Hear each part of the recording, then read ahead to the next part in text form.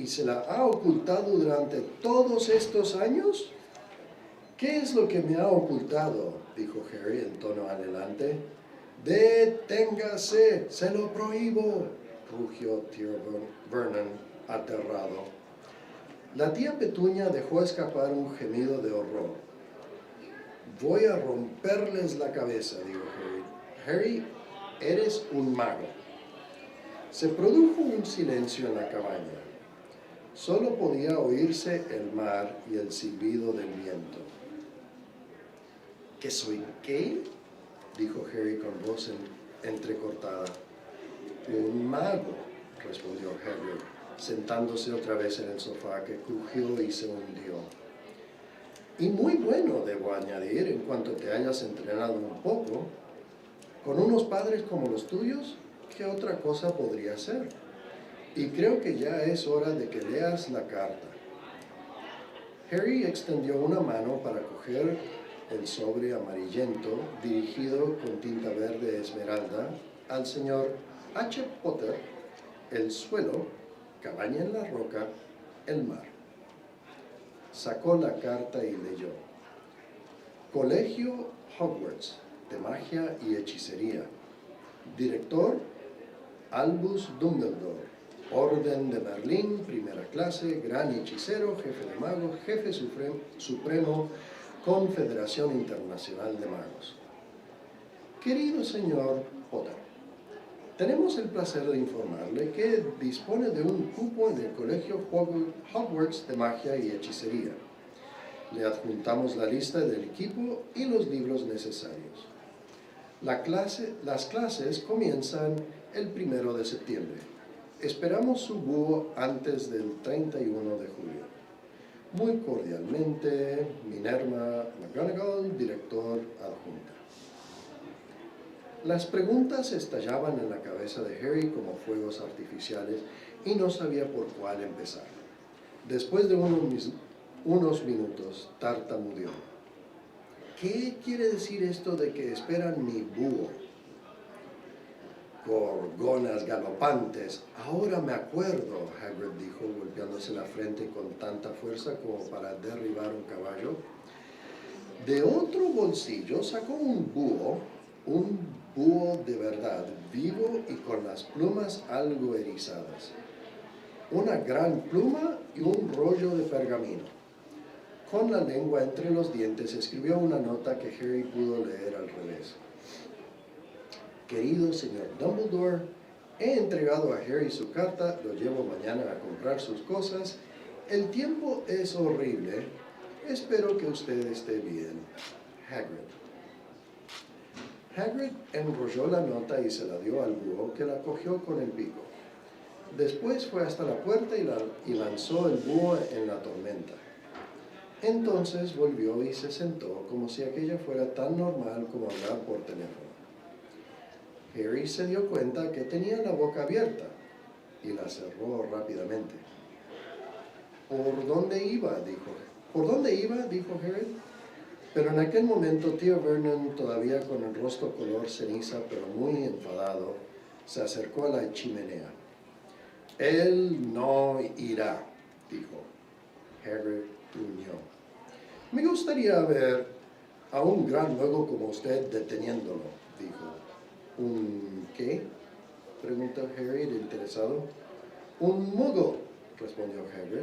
Es como llamamos a la gente no mágica, como ellos. Y tuviste la mala suerte de crecer en una familia de los más grandes magos que haya visto. Cuando los adoptamos, juramos que íbamos a detener toda esa porquería, dijo tío Vernon. Juramos que íbamos a sacarle de él. Un mago, nada menos. ¿Ustedes lo sabían?, preguntó Harry. ¿Ustedes sabían que yo era un mago? Saber, chilló de pronto Petunia. Saber. Por supuesto que lo sabíamos. ¿Cómo ibas a hacerlo, siendo lo que era mi condenada hermana?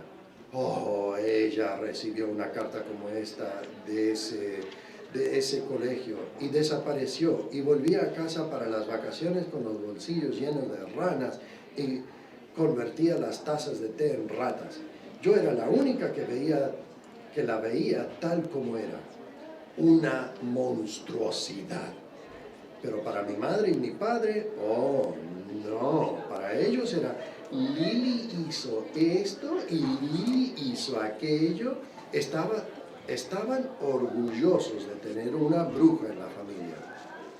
Se detuvo para respirar profundamente y luego continuó. Parecía que hacía unos años que deseaba decir todo aquello. Luego conoció a este Potter en el colegio y se fueron y se casaron y te tuvieron a ti. Y por supuesto que yo sabía que ibas a ser igual de raro, igual de anormal.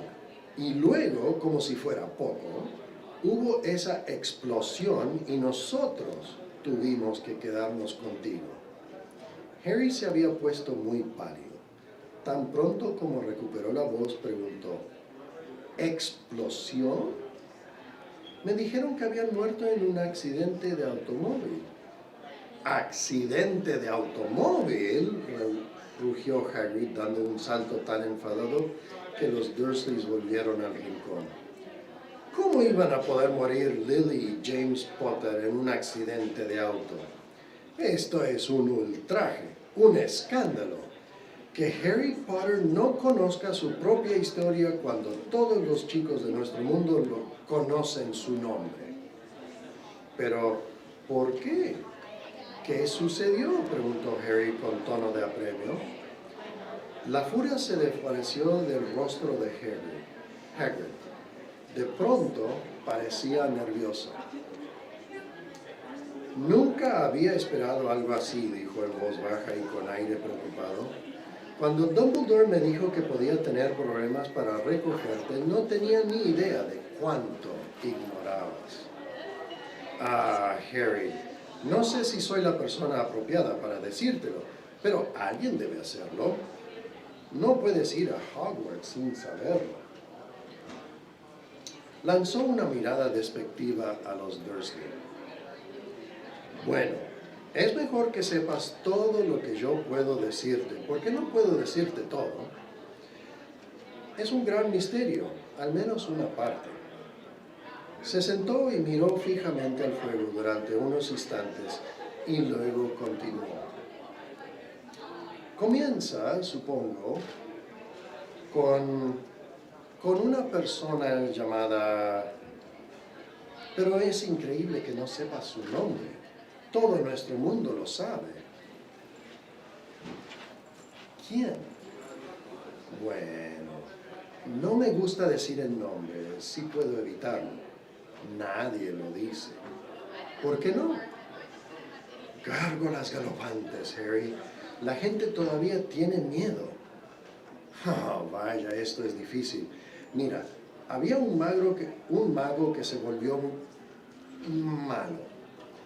Tan malo como te puedas imaginar. Peor que peor.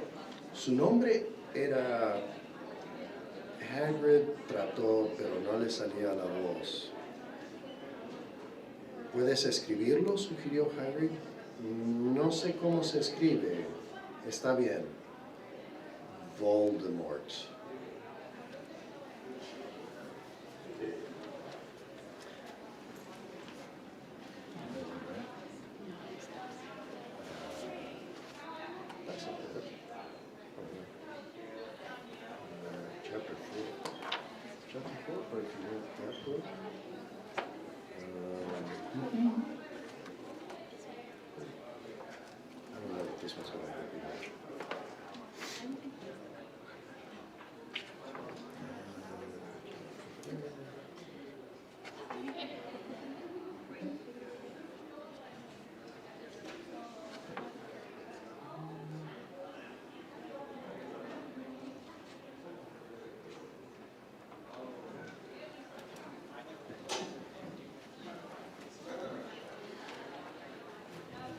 Hagrid shuddered. Don't make me say it again. Anyway, this wizard about 20 years ago now started looking for followers. Got him too. Some were afraid. Some just wanted a bit of his power because he was giving himself power all right. Dark days, Harry. Didn't know who to trust. Didn't dare get friendly with strange wizards or witches. Terrible things happened. He was taken over. Of course, some stood up to him and he killed them. Horribly. One of the only safe places left was Hogwarts. Reckon Dumbledore's the only one you know who was afraid of. Didn't dare try to take in the schools. Not just then, anyway. Now, your mom and dad were as good as a witch and wizard as I ever knew. Head boy and girl at Hogwarts in their day. Suppose the mystery is why you know who never tried to get him on his side before. Probably knew they were too close to Dumbledore to want anything to do with the dark side. Maybe he thought he could persuade him. Maybe he just wanted him out of the way. All anyone knows is he turned up in the village where you was all living on Halloween 10 years ago. You was just a year old. He came to your house and Hagrid suddenly pulled out a very dirty spotted handkerchief and blew his nose with a sound like a foghorn. Sorry, he said, but it's that sad. I knew your mom and dad and nicer people. You couldn't find any. You know who killed him. And then, and this is the real mystery of the thing, he tried to kill you too. Wanted to make a clean job of it, I suppose. Or maybe he just liked killing by then. But he couldn't do it. Never wondered how you got that mark on your forehead? That was no ordinary cut. That's what you get when a powerful, evil curse touches you. Took care of your mom and dad. And your house even. But it didn't work on you, and that's why you're famous, Harry. No one ever lived after he decided to kill them. No one except you. And he'd killed some of the best witches and wizards of the age. The McKinnons, the Bones, the Pruitts, and you were only a baby and you lived. Something very painful was going on in Harry's mind. As Hagrid's story came to a close, he saw again the blinding flash of green light, more clearly than he had ever remembered it before, and he remembered something else for the first time in his life. A high, cold, cruel laugh. Hagrid was watching him sadly. Took you from the ruined house myself on Dumbledore's orders, brought you to the lot. Load of old tosh, said Uncle Vernon. Harry jumped. He had almost forgotten that the Dursleys were there. Uncle Vernon certainly seemed to have got back his courage. He was glaring at Hagrid and his fists were clenched. Now you listen here, boy, he snarled. I accept that there's something strange about you. Probably nothing a good beating wouldn't have cured. And as for all of this about your parents, well, they were weirdos, no denying it, and the world's better off without them, in my opinion. Ask for what they got getting mixed up with these wizarding types. Just what I expected. Always knew they'd come to a sticky end. But at that moment, Hagrid leapt from the sofa and drew a battered pink umbrella from inside his coat. Pointing this at Uncle Vernon like a sword, he said, I'm warning you, Dursley. I'm warning you. One more word. In danger of being speared on the end of an umbrella by a bearded giant, Uncle Vernon's courage failed again. He flattened himself against the wall and fell silent. That's better, said Hagrid, breathing heavily and sitting back down on the sofa, which this time sagged right down to the floor. Harry, meanwhile, still had questions to ask, hundreds of them. But what happened to you know who. Good question, Harry. Disappeared, vanished. Same night he tried to kill you. Makes it even more famous. That's the biggest mystery, see. He was getting more and more powerful. Why'd he go? Some say he died. Codswallop, in my opinion. Don't know if he had enough human left in him to die. Some say he's still out there, biding his time. But I don't believe it. People was on his side never came back to ours. Some of them came out of kind of trances. Don't reckon they could have done it if he was coming back. Most of us reckon he's still out there somewhere, but lost his powers. Too weak to carry on. 'Cause something about you finished him, Harry. There was something going on that night, and he hadn't counted on it. I don't know what it was. No one does. But something about you stumped him all right. Hagrid looked at Harry with warmth and respect blazing in his eyes, but Harry, instead of feeling pleased and proud, felt quite sure there had been a horrible mistake. A wizard? Him? How could he possibly be? He'd spent his life being clouded by Dudley and bullied by Aunt Petunia and Uncle Vernon. If he was really a wizard, why hadn't they been turned into warty toads every time they tried to lock him in his cupboard? If he'd once defeated the greatest sorcerer in the world, how come Dudley had always been able to kick him around like a football? Hagrid, he said quietly, I think you must have made a mistake. I don't think I can be a wizard. And to his surprise, Hagrid chuckled. Not a wizard? Never made things happen when you were scared or angry? Harry looked into the fire. Now he came to think of it. Every odd thing that had ever made his aunt and uncle furious with him had happened when he, Harry, had been upset or angry. Chased by Dudley's gang, he had somehow found himself out of their reach. Dreading going to school with that ridiculous haircut, he'd managed to make it grow back. And the very last time Dudley had hit him, hadn't he got his revenge without even realizing he was doing it? Hadn't he set a boa constrictor on him? Harry looked back at Hagrid, smiling, and saw that Hagrid was positively beaming at him. See, said Hagrid, Harry Potter, not a wizard. You wait, you'll be right famous at Hogwarts. But Uncle Vernon wasn't going to give in without a fight. Haven't I told you he's not going? He hissed. He's going to Stonewall High, and he'll be grateful for it. I've read those letters, and he needs all sorts of rubbish, spell books and wands, and if he wants to go, a great muggle like you won't stop him, growled Hagrid. Stop Lily and James Potter's son going to Hogwarts? You're mad. His name's been down ever since he was born. He's off to the finest school of witchcraft and wizardry in the world. 7 years there and he won't know himself. He'll be with youngsters of his own sort for a change, and he'll be under the greatest headmaster Hogwarts ever had, Albus Dumbledore. I am not paying for some crackpot old fool to teach him magic tricks, yelled Uncle Vernon, but he had finally gone too far. Hagrid seized his umbrella and whirled it over his head. Never, he thundered, insult Albus Dumbledore in front of me. He brought the umbrella swishing down through the air to point it at Dudley. There was a flash of violet light, a sound like a firecracker, a sharp squeal, and next second, Dudley was dancing on the spot with his hands clasped over his fat bottom, howling in pain. When he turned his back on them, Harry saw a curly pig's tail poking through a hole in his trousers. Uncle Vernon roared.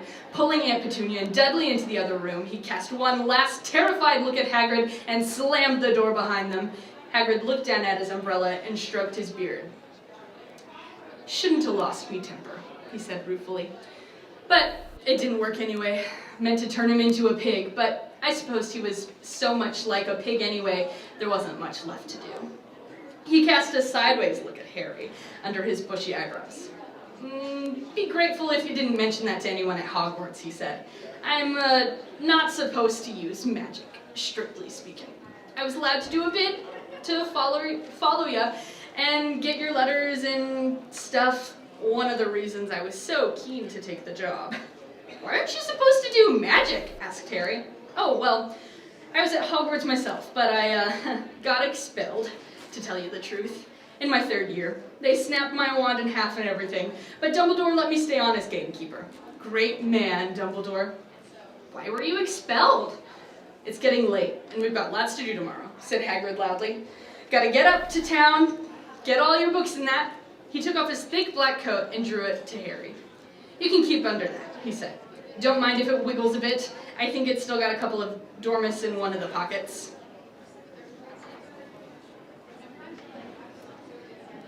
Harry woke early the next morning, although he could tell it was daylight, and he kept his eyes shut tight. It was a dream, he told himself firmly. I dreamed a giant called Hagrid came to me and told me I was going to a school for wizards. When I open my eyes, I'll be at home in my cupboard.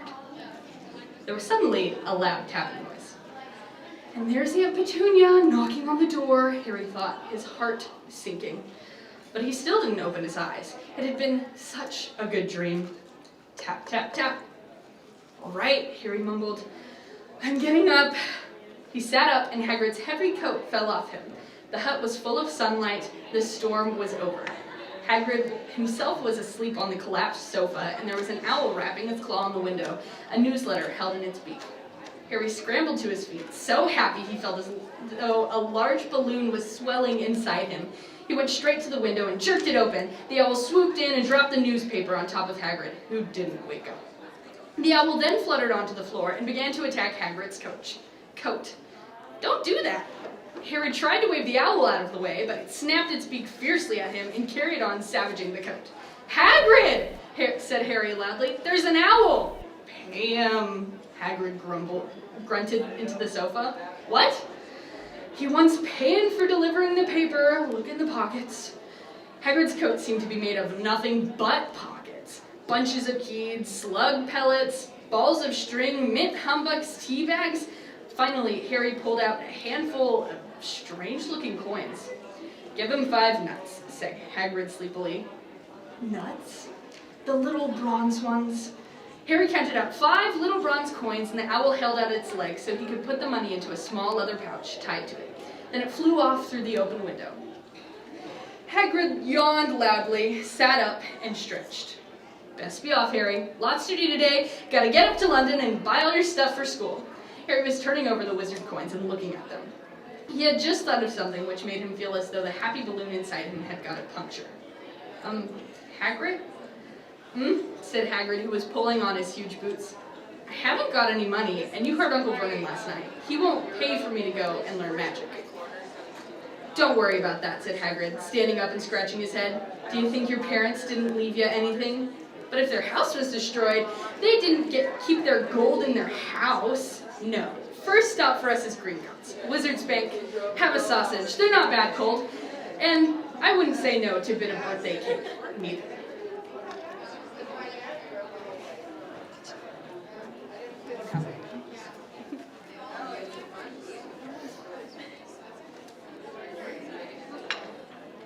Wizards have banks? Just the one, Gringotts, run by goblins. Harry dropped the bit of sausage he was holding. Goblins? Yeah, so you'd be mad to try and rob it, I tell you that. Never mess with goblins, Harry. Gringotts is the safest place in the world for anything you want to keep safe. Except maybe Hogwarts. As a matter of fact, I gotta visit Gringotts anyway. For Dumbledore, Hogwarts business. Hagrid drew himself up proudly. He usually gets me to do important stuff for him. Fetching you, getting things from Gringotts. Knows he can trust me, see? Got everything? Come on then. Harry followed Hagrid out onto the rock. The sky was quite clear now, and the sea gleamed in the sunlight. The boat Uncle Vernon had hired was still there, with a lot of water in the bottom after the storm. "How did you get here?" Harry asked, looking around for another boat. "Flew," said Hagrid. "Flew? Yeah, but we'll go back in this. Not supposed to use magic, now I've got you." They settled down in the boat, Harry still staring at Hagrid, trying to imagine him flying. "Seems a shame to row, though," said Hagrid, giving Harry another of his sideways looks. "If I was to speed things up a bit, would you mind not mentioning it at Hogwarts?" "Of course not," said Harry, eager to see more magic. Hagrid pulled out the pink umbrella again, tapped it twice on the side of the boat, and they sped off toward land. "Why would you be mad to try and rob Gringotts?" Harry asked. "Spells, enchantments," said Hagrid, unfolding his newspaper as he spoke. "They say there's dragons guarding the high-security vaults, and then you gotta find your way. Gringotts is hundreds of miles under London, see? Deep under the underground. You'd die of hunger trying to get out, even if you did manage to get your hands on something." Harry sat and thought about this while Hagrid read his newspaper, the Daily Prophet. Harry had learned from Uncle Vernon that people liked to be left alone while they did this, but it was very difficult. He never had so many questions in his life. "Ministry of Magic, messing things up as usual," Hagrid muttered, turning the page. "There's a Ministry of Magic?" Harry asked, before he could stop himself. "Of course," said Hagrid. "They wanted Dumbledore for minister, of course. But he leave Hogwarts, so old Cornelius Fudge got the job. Bungler, if there ever was one. So he pelts Dumbledore with owls every morning, asking for advice. But what does a Ministry of Magic do? Well, their main job is to keep it from the Muggles. That there's still witches and wizards up and down the country. Why? Why? Blimey, Harry. Everyone been wanting magic solutions to their problems. Nah, we're best left alone. At this moment, the boat bumped gently into the harbor wall. Hagrid folded up his newspaper and they clambered up the stone steps onto the street. Passers-by stared a lot at Hagrid as they walked through the little town to the station. Harry couldn't blame them. Not only was Hagrid twice as tall as everyone else, he kept pointing at perfectly ordinary things like parking meters and saying loudly, "See that, Harry? Things these Muggles dream of, eh?" "Hagrid," said Harry, panting a bit as he ran to keep up. "Did you say there are dragons at Gringotts?" "Well, so they say," said Hagrid. "Crikey, I'd like a dragon." "You'd like one?" "Wanted one ever since I was a kid. Here we go." They had reached the station. There was a train to London in 5 minutes' time. Hagrid, who didn't understand Muggle money, as he called it, gave the bills to Harry so he could buy their tickets. People still stared more than ever on the train. Hagrid took up 2 seats and sat knitting what looked like a canary yellow circus tent. "Still got your letter, Harry?" he asked as he counted stitches. Harry took the parchment envelope out of his pocket.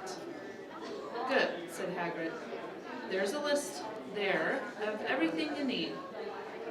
Harry unfolded a second piece of paper he hadn't noticed the night before and read, "Hogwarts School of Witchcraft and Wizardry. Uniform. First-year students will require, number 1, 3 sets of plain work robes, black. 2, 1 plain pointed hat, black, for day wear. 3, 1 pair of protective gloves, dragonhide or similar. Number 4, 1 winter cloak, black, silver fastenings. Please note that all pupils' clothes should carry name tags. Course books. All students should have a copy of each of the following. The Standard Book of Spells, Grade 1, by Miranda Gosshawk. A History of Magic by Bathilda Bagshot. Magical Theory by Aldebert Waffling. A Beginner's Guide to Transfiguration by Emmerich Switch. 1000 Magical Herbs and Fungi by Philidia Spore. Magical Draughts and Potions by Arsenius Jigger. Fantastic Beasts and Where to Find Them by Newt Scamander. The Dark Forces, A Guide to Self-Protection by Quentin Trimble. Other equipment. 1 wand, 1 cauldron, pewter, standard size 2, 1 set glass or crystal files, 1 telescope, 1 set brass scales. Students may also bring an owl or a cat or a toad. Parents are reminded that first years are not allowed their own broomsticks. Can we buy all of this in London? Harry wondered aloud. If you know where to go, said Hagrid. Harry had never been to London before. Although Hagrid seemed to know where he was going, he was obviously not used to getting there in an ordinary way. He got stuck in the ticket barrier on the underground and complained loudly that the seats were too small and the trains were too slow. "I don't know how the Muggles manage without magic," he said, as they climbed a broken-down escalator that led up to a bustling road lined with shops. Hagrid was so huge that he parted the crowd easily. All Harry had to do was keep close behind him. They passed bookshops and music stores, hamburger restaurants and cinemas, but nowhere that looked as if it would sell you a magic wand. This was just an ordinary street full of ordinary people. Could there really be piles of wizard gold buried miles beneath them? Might this not all be some huge joke that the Dursleys had cooked up? If Harry hadn't known that the Dursleys had no sense of humor, he might have thought so.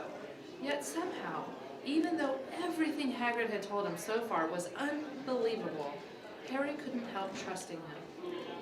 "This is it," said Hagrid, coming to a halt. The Leaky Cauldron. It's a famous place. It was a tiny, grubby-looking pub. If Hagrid hadn't pointed it out, Harry wouldn't have noticed it was there. The people hurrying by didn't glance at it. Their eyes slid from the big bookshop on one side to the record shop on the other, as if they couldn't even see the Leaky Cauldron at all. In fact, Harry had the most peculiar feeling that only he and Hagrid could see it. Before he could mention this, Hagrid had steered him inside. For a famous place, it was very dark and shabby. A few old women were sitting in a corner drinking tiny glasses of sherry. One of them was smoking a long pipe. A little man in a top hat was talking to the old bartender, who was quite bald and looked like a toothless walnut. The low buzz of chatter stopped when they walked in. Everyone seemed to know Hagrid.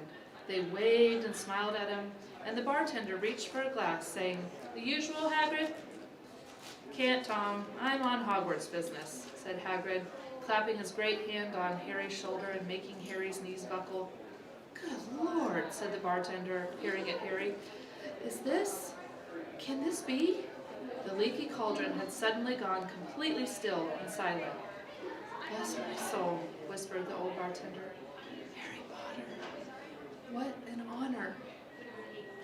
He hurried out from behind the bar, rushed towards Harry, and seized his hand, tears in his eyes. "Welcome back, Mr. Potter, welcome back." Harry didn't know what to say. Everyone was looking at him. The old woman with the pipe was puffing on it without realizing it had gone out. Hagrid was beaming. Then there was a great scraping of chairs, and the next moment Harry found himself shaking hands with everyone in the Leaky Cauldron. "Doris Crockford, Mr. Potter, I can't believe I'm meeting you at last." "So proud, Mr. Potter, I'm just so proud. Always wanted to shake your hand. I'm all of a flutter." "Delighted, Mr. Potter. Just can't tell you. Diggle's the name, Daedalus Diggle." "I've seen you before," said Harry, as Daedalus Diggle's top hat fell off in his excitement. "You bowed to me once, in a shop." "He remembers," cries Daedalus Diggle, looking around at everyone. "Did you hear that? He remembers me." Harry shook hands again and again. Doris Crockford kept coming back for more. A pale young man made his way forward very nervously. One of his eyes was twitching. "Professor Quirrell," said Hagrid. "Harry, Professor Quirrell will be one of your teachers at Hogwarts." "Potter," stammered Professor Quirrell, grasping Harry's hand. "Can't tell you how pleased I am to meet you." "What sort of magic do you teach, Professor Quirrell?" "Defense against the dark arts," muttered Professor Quirrell, as though he'd rather not think about it. "Not that you'll need it, eh, Potter?" He laughed nervously. "You'll be getting all of your equipment, I suppose. I've got to pick up a new book of vampires myself." He looked terrified at the very thought. But the others wouldn't let Professor Quirrell keep Harry to himself. It took almost 10 minutes to get away from them all. At last, Hagrid managed to make himself heard over the babble. "Must get on, lots to buy. Come on, Harry." Doris Crockford shook Harry's hand one last time, and Hagrid led them through the bar and out into the small walled courtyard, where there was nothing but a trash can and a few weeds. Hagrid grinned at Harry. "Told you, didn't I? Told you he was famous.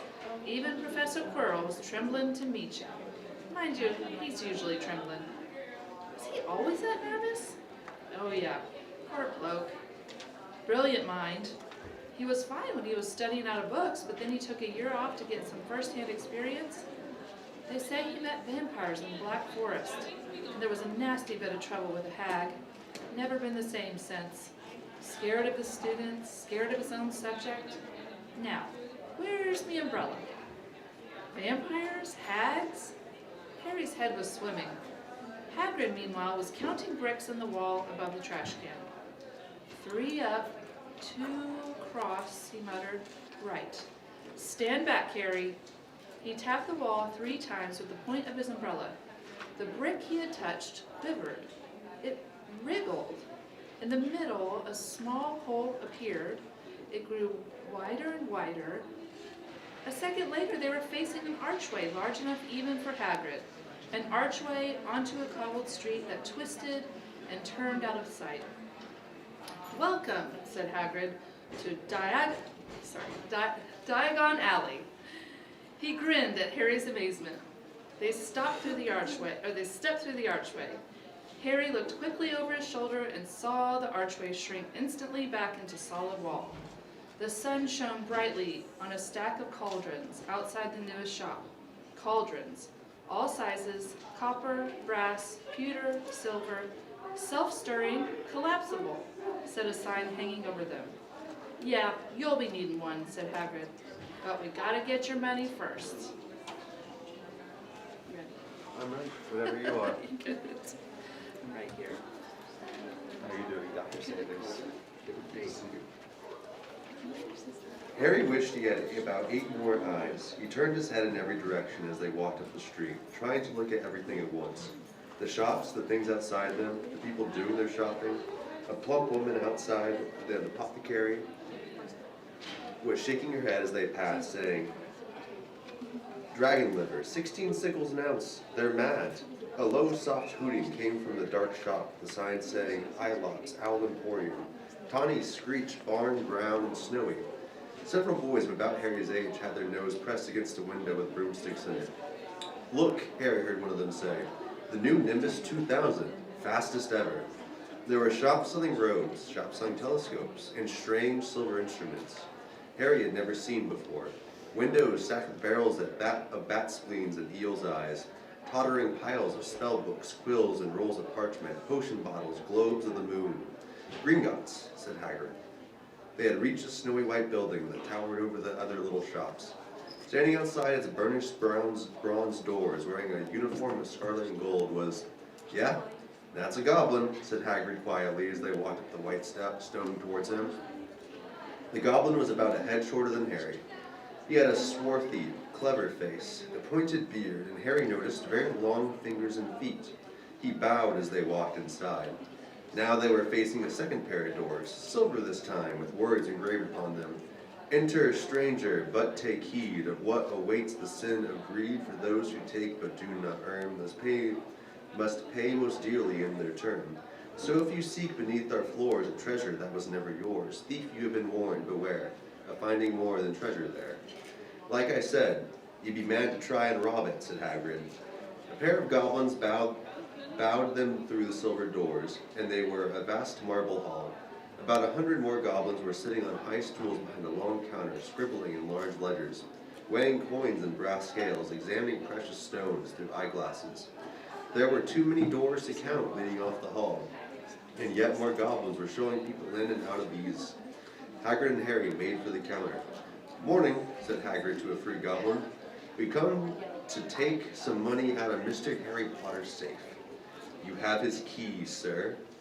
"Got it here somewhere," said Hagrid, and he started emptying his pockets onto the counter, scattering a handful of moldy dog biscuits over the goblin's book of numbers.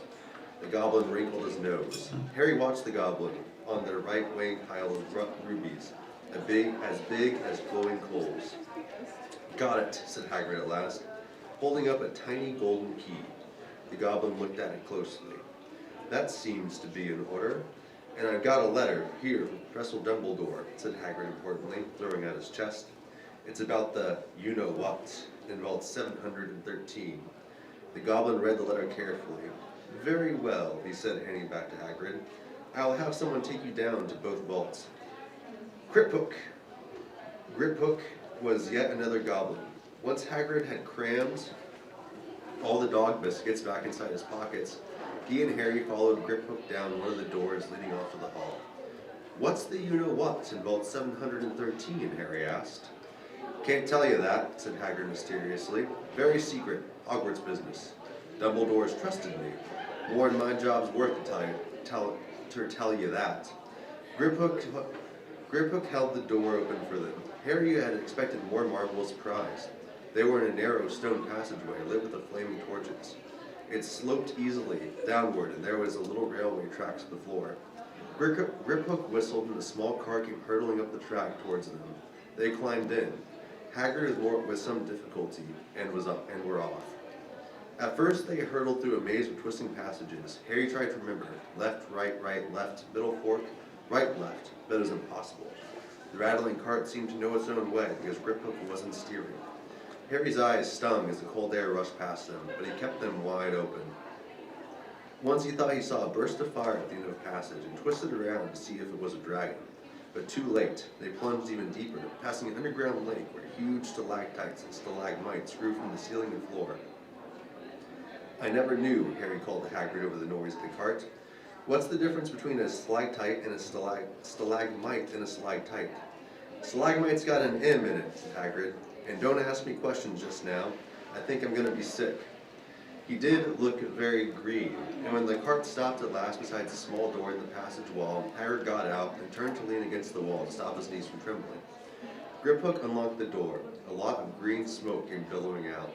As it cleared, Harry gasped. Inside were mounds of gold coins, columns of silver, heaps of little bronze nuts. All yours, smiled Hagrid. All Harry's. It was incredible. The Dursleys could have known about this, or they would have had it from him much faster than blinking. How often had they complained at how much Harry cost them to keep? And all the time there had been a small fortune belonging to him, buried deep under London. Hagrid helped Harry pile some of it into a bag. The gold ones are galleons, he explained. 17 silver sickles to a galleon, and 29 nuts to a sickle. It's easy enough, right? That should be enough for a couple of terms. We'll keep the rest safe for you. He turned to Griphook. Vault 713 now, please. And can we go more slowly? One speed only, said Griphook. They were going even deeper now and gathered speed. The air became colder and colder as they hurtled around tight corners. They were rattling over an underground ravine, and Harry leaned over the side to see what was down at the dark bottom. But Hagrid groaned and pulled him back by the scruff of his neck. Vault 713 had no keyhole. Stand back, said Griphook importantly.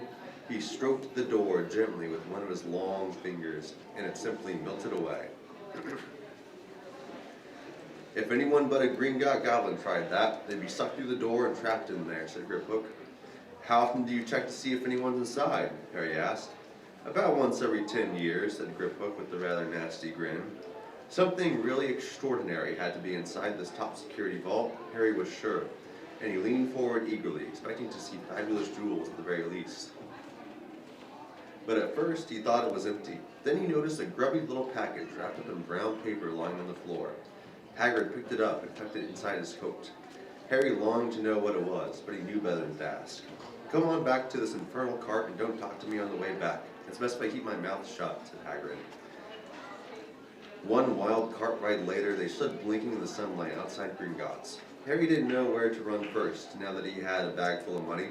He didn't have to know how many galleons there were as to a pound to know that he was holding more money than he had had in his whole life. More money than even Dudley had ever had. Might as well get your uniform, said Hagrid, nodding towards Madame Malkin's robes for all occasions. Listen, Harry, would you mind if I slipped off for picking me up in the leaky cauldron? I hate them Gringotts carts. He did still look a bit sick, so Harry entered Madame Malkin's shop alone, feeling nervous. Madame Malkin was a squat, smiling witch dressed all in mauve. Hogwarts, dear, she said when Harry started to speak. Got the lot here. Another young man being fitted up just now, in fact. In the back of the shop, a boy with a pale, pointed face was standing on a footstool, the second witch pinned up his long, black robes.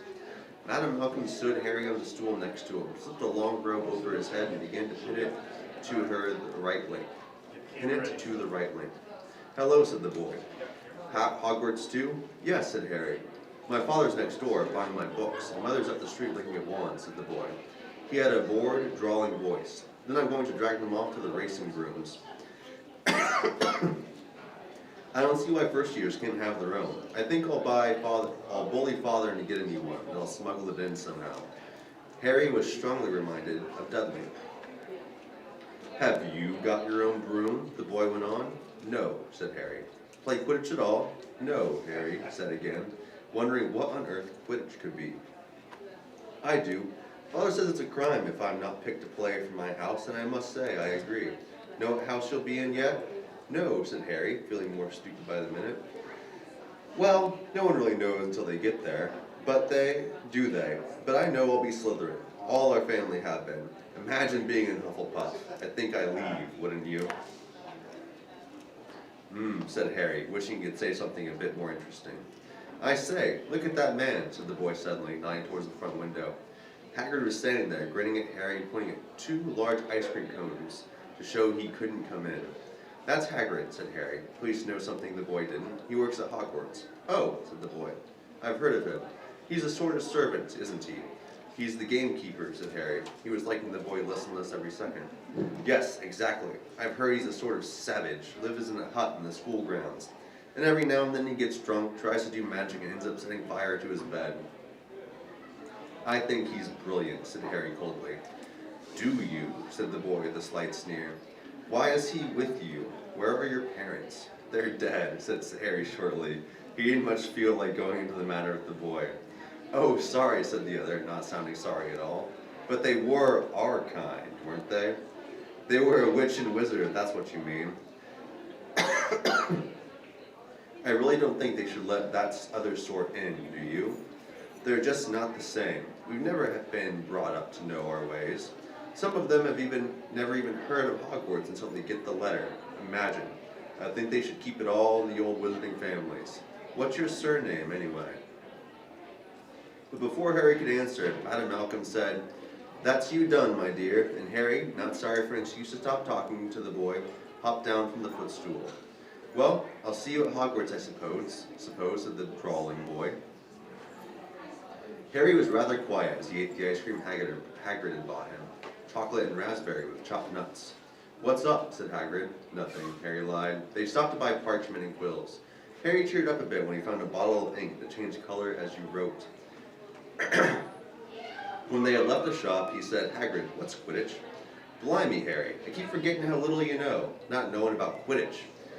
Don't make me feel worse, said Harry. He told Hagrid about the pale boy, Madame Malkin's. And he said people from Muggle families shouldn't even be allowed in. You're not from a Muggle family. If you'd known who you were, you'd be growing up around your name if your parents were wizarding folk. You saw what everyone in the Leaky Cauldron was like when they saw you. Anyway, what does he know about it? Some of the best I ever saw were the only ones with magic in them and a long line of Muggles.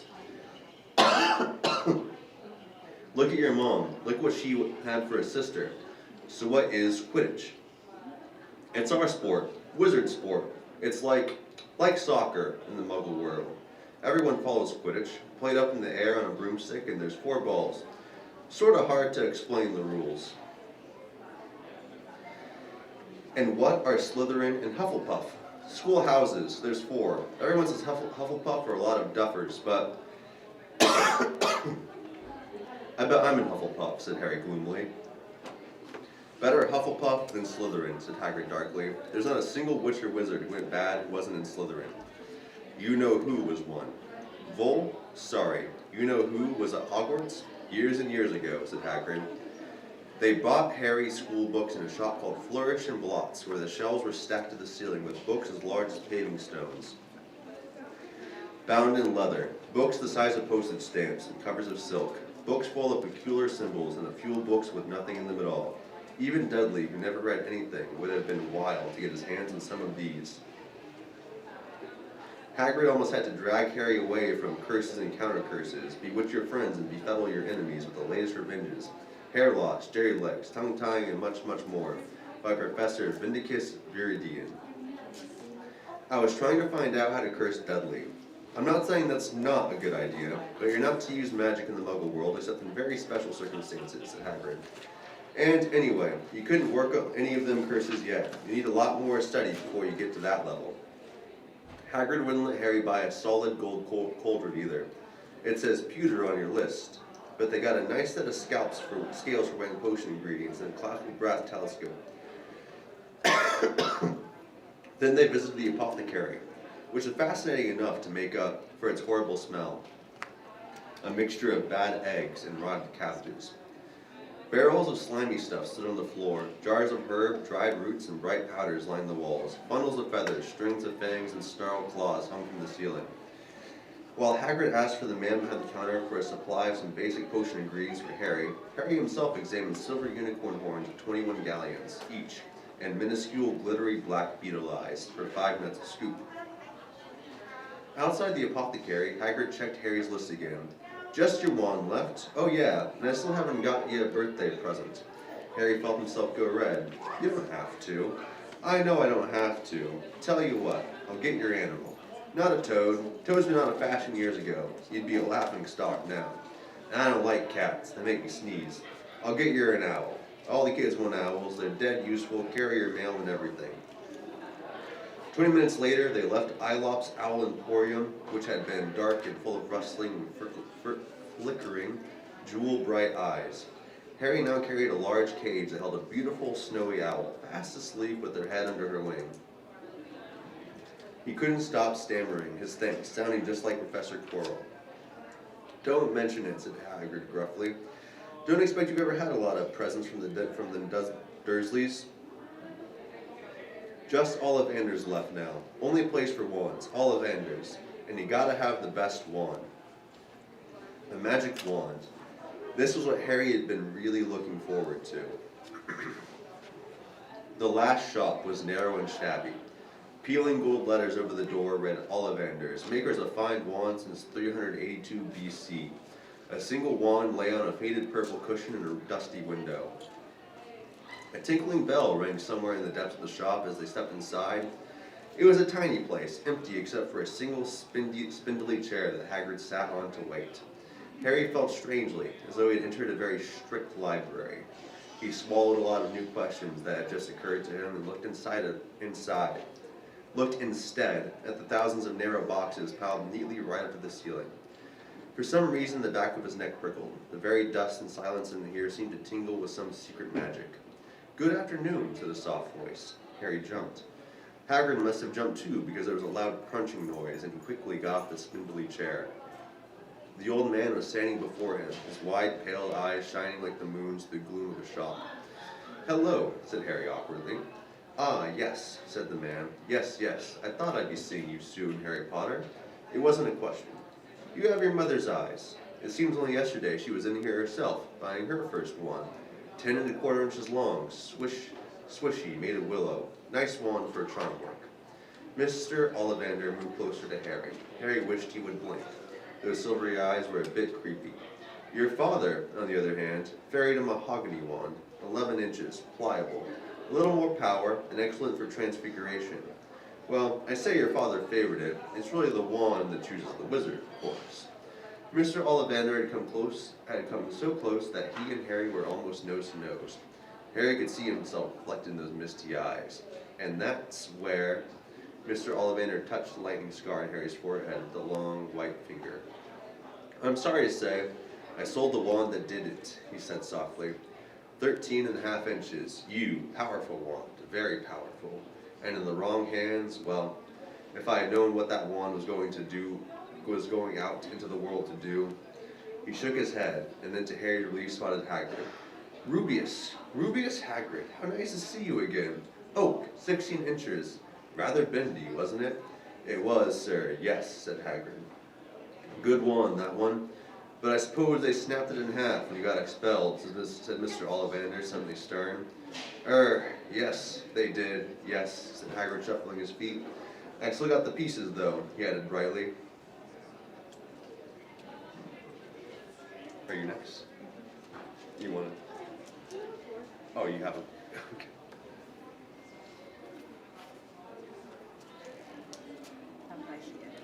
I got, but you don't use them, right? Pero no las utiliza. Los videos. Pero no los utiliza, ¿verdad? Preguntó con sequedad. Oh, no, señor, dijo Hagrid rápidamente. Harry se dio cuenta de que agarraba con fuerza su paraguas rosado. Dijo el señor Ollivander, lanzando una mirada inquisidora a Hagrid. Bueno, ahora, señor Potter, déjeme ver. Sacó de su bolsillo una cinta métrica con marcas plateadas. ¿Con qué brazo coge la varita? Ah, bien, soy diestro, respondió Harry. Extendiendo el brazo, eso es, midió al niño del hombro al dedo, luego de la muñeca al codo, del hombro al suelo, de la rodilla a la axila y alrededor de la cabeza. Mientras medía, dijo, cada varita, Ollivander, tiene un núcleo central de una poderosa sustancia mágica, señor Potter. Utilizamos pelos de unicornio, plumas de cola de fénix y nervios de corazón de dragón. No hay dos varitas, Ollivander, iguales, como no hay dos unicornios, dragones o aves fénix iguales. Y por supuesto, nunca obtendrá tan buenos resultados con la varita de otro mago.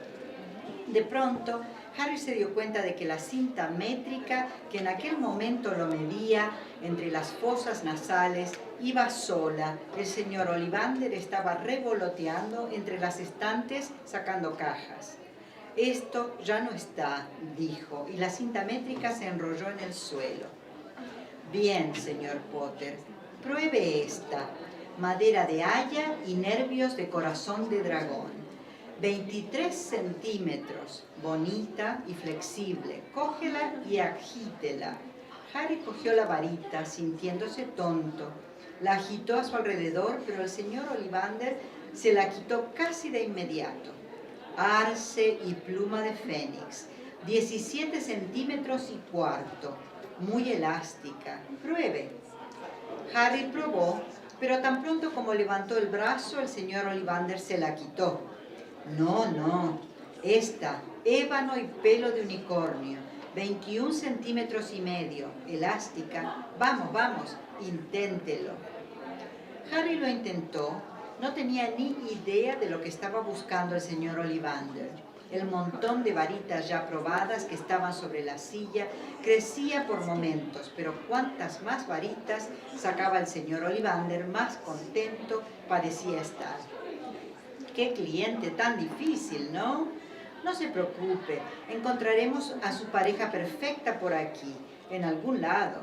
Me pregunto, sí, ¿por qué no? Una combinación poco usual, acebo y pluma de fénix, 28 centímetros, bonita y flexible». Harry tocó la varita, sintió un súbito calor en los dedos. La levantó sobre su cabeza, la hizo bajar silbando por el aire polvoriento, y una corriente de chispas rojas y doradas estallaron en la punta como fuegos artificiales, arrojando manchas de luz que bailaban en las paredes. Hagrid lo vitoreó y aplaudió, y el señor Ollivander dijo: «Oh, bravo, oh, sí, oh, muy bien, bien, bien, bien, qué curioso, realmente curioso». Puso la varita de Harry en su caja y la envolvió en papel, murmurando todavía: «Curioso, curioso». «Perdón», dijo Harry, «¿pero qué es tan curioso?». El señor Ollivander se fijó en Harry, su mirada pálida. «Recuerdo cada varita que he vendido, señor Potter, cada una de ellas, y resulta que la cola de fénix, de donde salió la pluma que está en su varita, dio otra pluma, solo una más. Y realmente es muy curioso que estuviera destinado a esa varita, cuando fue de su hermana. Sí, fue su hermana la que le hizo esta cicatriz». Harry tragó sin poder hablar. «Sí, 28 centímetros. Ajá. Realmente curioso cómo suceden las cosas. La varita escoge al mago, recuérdelo. Creo que debemos esperar grandes cosas de usted, señor Potter. Después de todo, el que no debe ser nombrado hizo grandes cosas, terribles, sí, pero grandiosas». Harry se estremeció.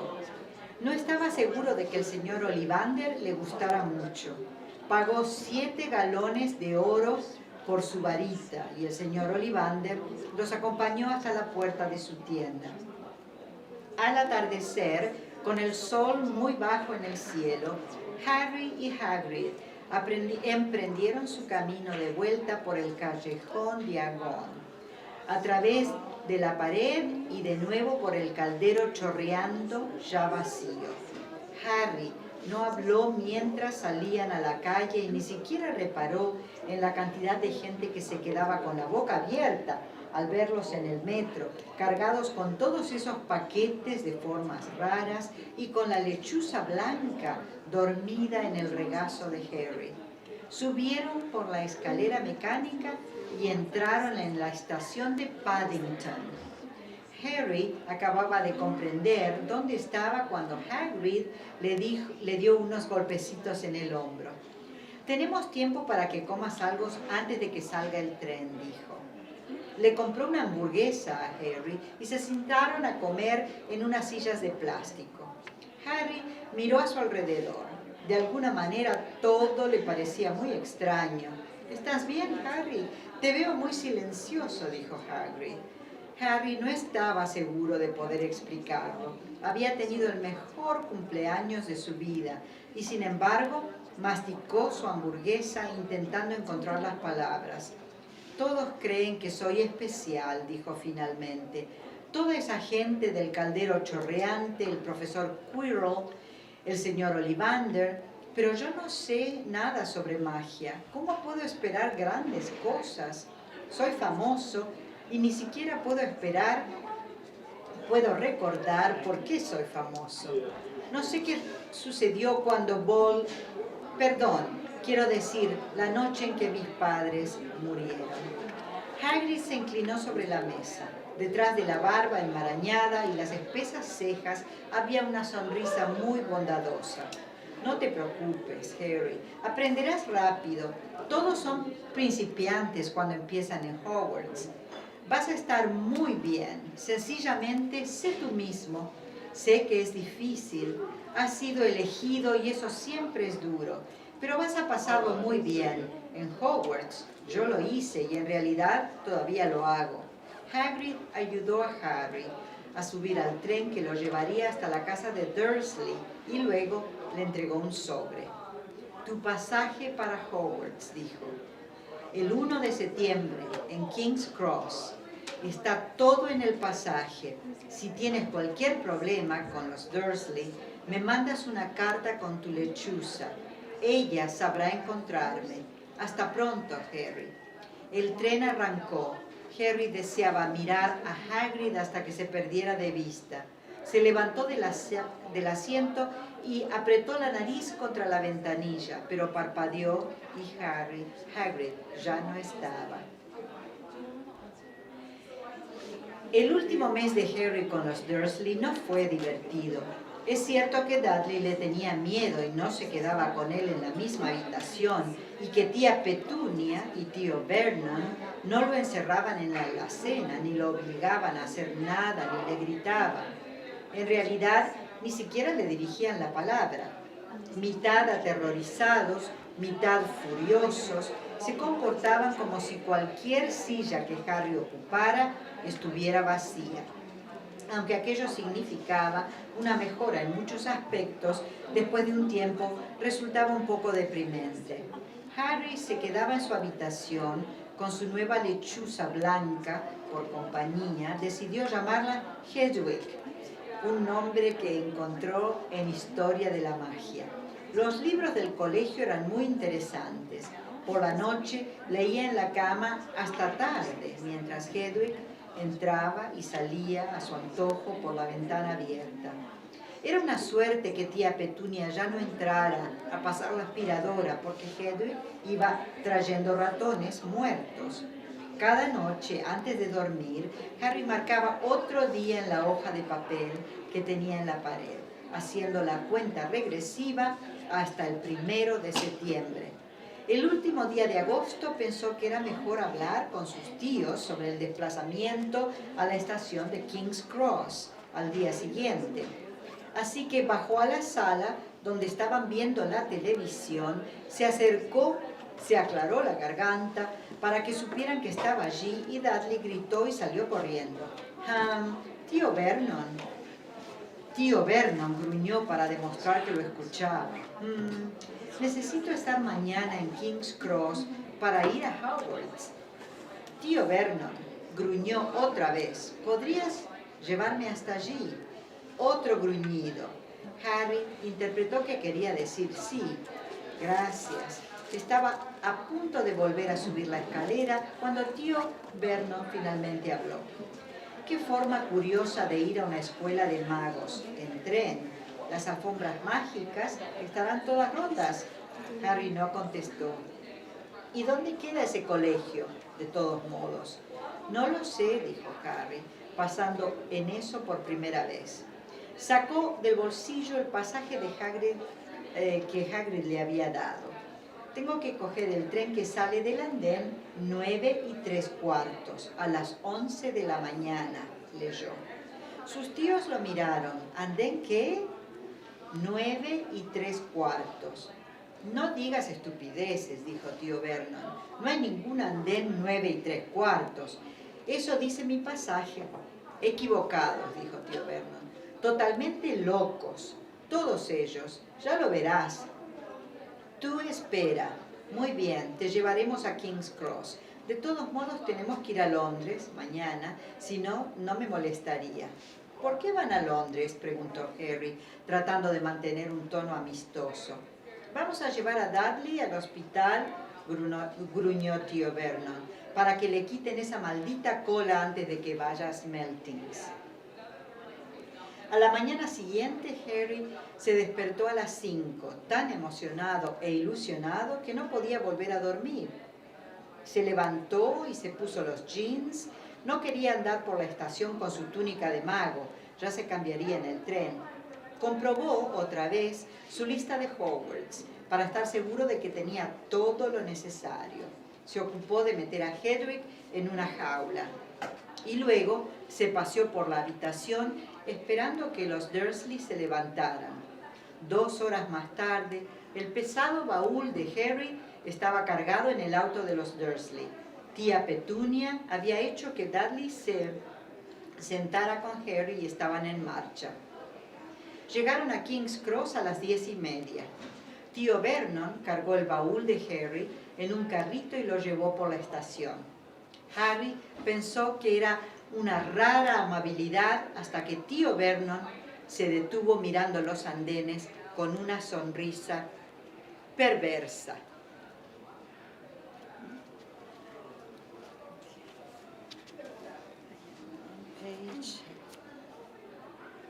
Uncle Vernon Uncle Vernon Dump. put the trunk Okay. Wheeled it to the station. in the I station. saw that. Okay.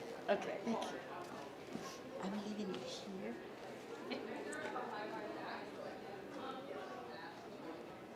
They reached King's Cross at 10:30. Uncle Vernon dumped Harry's trunk onto the cart and wheeled it into the station for him. Harry thought this was kindly strange until Uncle Vernon stopped dead, facing the platforms with a nasty grin on his face. Well, there you are, boy. Platform 9, platform 10. Your platform should be somewhere in the middle, but they don't seem to have built it yet, do they? He was quite right, of course. There was a big plastic number 9 over one platform and a big plastic number 10 over the one next to it. And in the middle, nothing at all. Have a good term, said Uncle Vernon with an even nastier smile. He left without another word. Harry turned and saw the Dursleys drive away. All 3 of them were laughing. Harry's mouth went rather dry. What on earth was he going to do? He was starting to attract a lot of funny looks because of Hedwig. He had to ask somebody. He stopped a passing guard and didn't dare mention platform 9 3/4. The guard had never heard of Hogwarts, and when Harry couldn't even tell him what part of the country it was in, he started to get annoyed, as though Harry was being stupid on purpose. Getting desperate, Harry asked for the train that left at 11 o'clock, but the guard said there wasn't one. In the end, the guard strode away, muttering about time wasters. Harry was now trying hard not to panic. According to the large clock over the arrivals board, he had 10 minutes left to get on the train to Hogwarts, and he had no idea how to do it. He was stranded in the middle of a station with a trunk he could hardly lift, a pocket full of wizard money, and a large owl. Hagrid must have forgotten to tell him something you had to do, like tapping the 3rd brick on the left to get into Diagon Alley. He wondered if he should get out his wand and start tapping the ticket inspector's stand between platforms 9 and 10. At that moment, a group of people passed just behind him, and he caught a few words of what they were saying. Packed with muggles, of course. Harry swung around. The speaker was a plump woman who was talking to 4 boys, all with flaming red hair. Each of them was pushing a trunk like Harry's in front of him. And they had an owl. Heart hammering, Harry pushed his cart after them. They stopped, and so did he, just near enough to hear what they were saying. Now, what's the platform number? Said the boy's mother. 9 3/4, piped a small girl, also red-headed, who was holding her head. Mom, can't I go? You're not old enough, Jenny. Now be quiet. All right, Percy, you go first. What looked like the oldest boy marched toward platforms 9 and 10. Harry watched, careful not to blink in case he missed it. But just as the boy reached the dividing barrier between the 2 platforms, a large crowd of tourists came swarming in front of him, and by the time the last backpack had cleared away, the boy had vanished. Fred, you next, the plump woman said. I'm not Fred, I'm George, said the boy. Honestly, woman, you call yourself our mother. Can't you tell I'm George? Sorry, George, dear. Only joking. I am Fred, said the boy, and off he went. His twin called after him to hurry up, and he must have done so, because a second later, he had gone. But how had he done it? Now the 3rd brother was walking briskly toward the barrier. He was almost there, but then quite suddenly, he wasn't anywhere. There was nothing else for it. Excuse me, Harry said to the plump woman. Hello, dear, she said. First time at Hogwarts? Ron's new, too. She pointed at the last and youngest of her sons. He was tall, thin, and gangling, with freckles, big hands and feet, and a long nose. Yes, said Harry. The thing is, I don't know how to get on the platform, she said kindly. Harry nodded. Not to worry, she said. All you have to do is walk straight at the barrier between platforms 9 and 10. Don't stop, and don't be scared you'll crash into it. That's very important. Best do it at a bit of a run if you're nervous. Go on now, before Ron. Okay, said Harry. He pushed his trolley around and stared at the barrier. It looked very solid. He started to walk toward it. People jostled him on their way to platforms 9 and 10. Harry walked more quickly. He was going to smash right into that barrier and then he'd be in trouble. Leaning forward on his cart, he broke into a heavy run. The barrier was coming nearer and nearer. He wouldn't be able to stop. The cart was out of control. He was a foot away. He closed his eyes, ready for the crash. It didn't come. He kept on running. He opened his eyes. A scarlet steam engine was waiting next to a platform packed with people. A sign overhead said, Hogwarts Express, 11 o'clock. Harry looked behind him and saw a wrought iron archway where the barrier had been with the words, Platform 9 3/4 on it. He had done it. Smoke from the engine drifted over the heads of the chattering crowd, while cats of every color wound here and there between their legs. Owls hooted to one another in a disgruntled sort of way over the babble and scraping of heavy trunks. The first few carriages were already packed with students, some hanging out of the windows to talk to their families, some fighting over seats. Harry pushed his cart off down the platform in search of an empty seat. He passed a round-faced boy who was saying, Gran, I've lost my toad again. Oh, Neville, he heard the old woman sigh. A boy with dreadlocks was surrounded by a small crowd. Give us a look, Lee, go on. The boy lifted the lid of a box in his arms, and the people around him shrieked and yelled as something inside poked out a long, hairy leg. Harry pressed on through the crowd until he found an empty compartment near the end of the train. He put Hedwig inside first, and then he started to shove and heave his trunk toward the train door. He tried to lift it up the steps, but he could hardly raise one end, and twice he dropped it painfully on his foot. Want a hand? It was one of the red-haired twins he'd followed through the barrier. Yes, please, Harry panted. Hey, Fred, come here and help. With the twins' help, Harry's trunk was at last tucked away in a corner of the compartment. Thanks, said Harry, pushing his sweaty hair out of his eyes. What's that? Said one of the twins, suddenly pointing at Harry's lightning scar. Blimey, said the other twins. Are you? He is, said the first twin. Aren't you? He said to Harry. What? Said Harry. Harry Potter, chorused the twins. Oh, him, yes, I am. The two boys gawked at him, and Harry felt himself turning red. Then, to his relief, a voice came floating in through the train's open door. Fred, George, are you here? Coming, Mom. With a last look at Harry, the twins hopped off the train. Harry sat down next to the window where, half hidden, he could watch the red-haired family on the platform and hear what they were saying. Their mother had just taken out her handkerchief. Ron, you've got something on your nose. The youngest boy tried to jerk out of the way, but she grabbed him and began rubbing the end of his nose. Mom, get off! He wiggled free.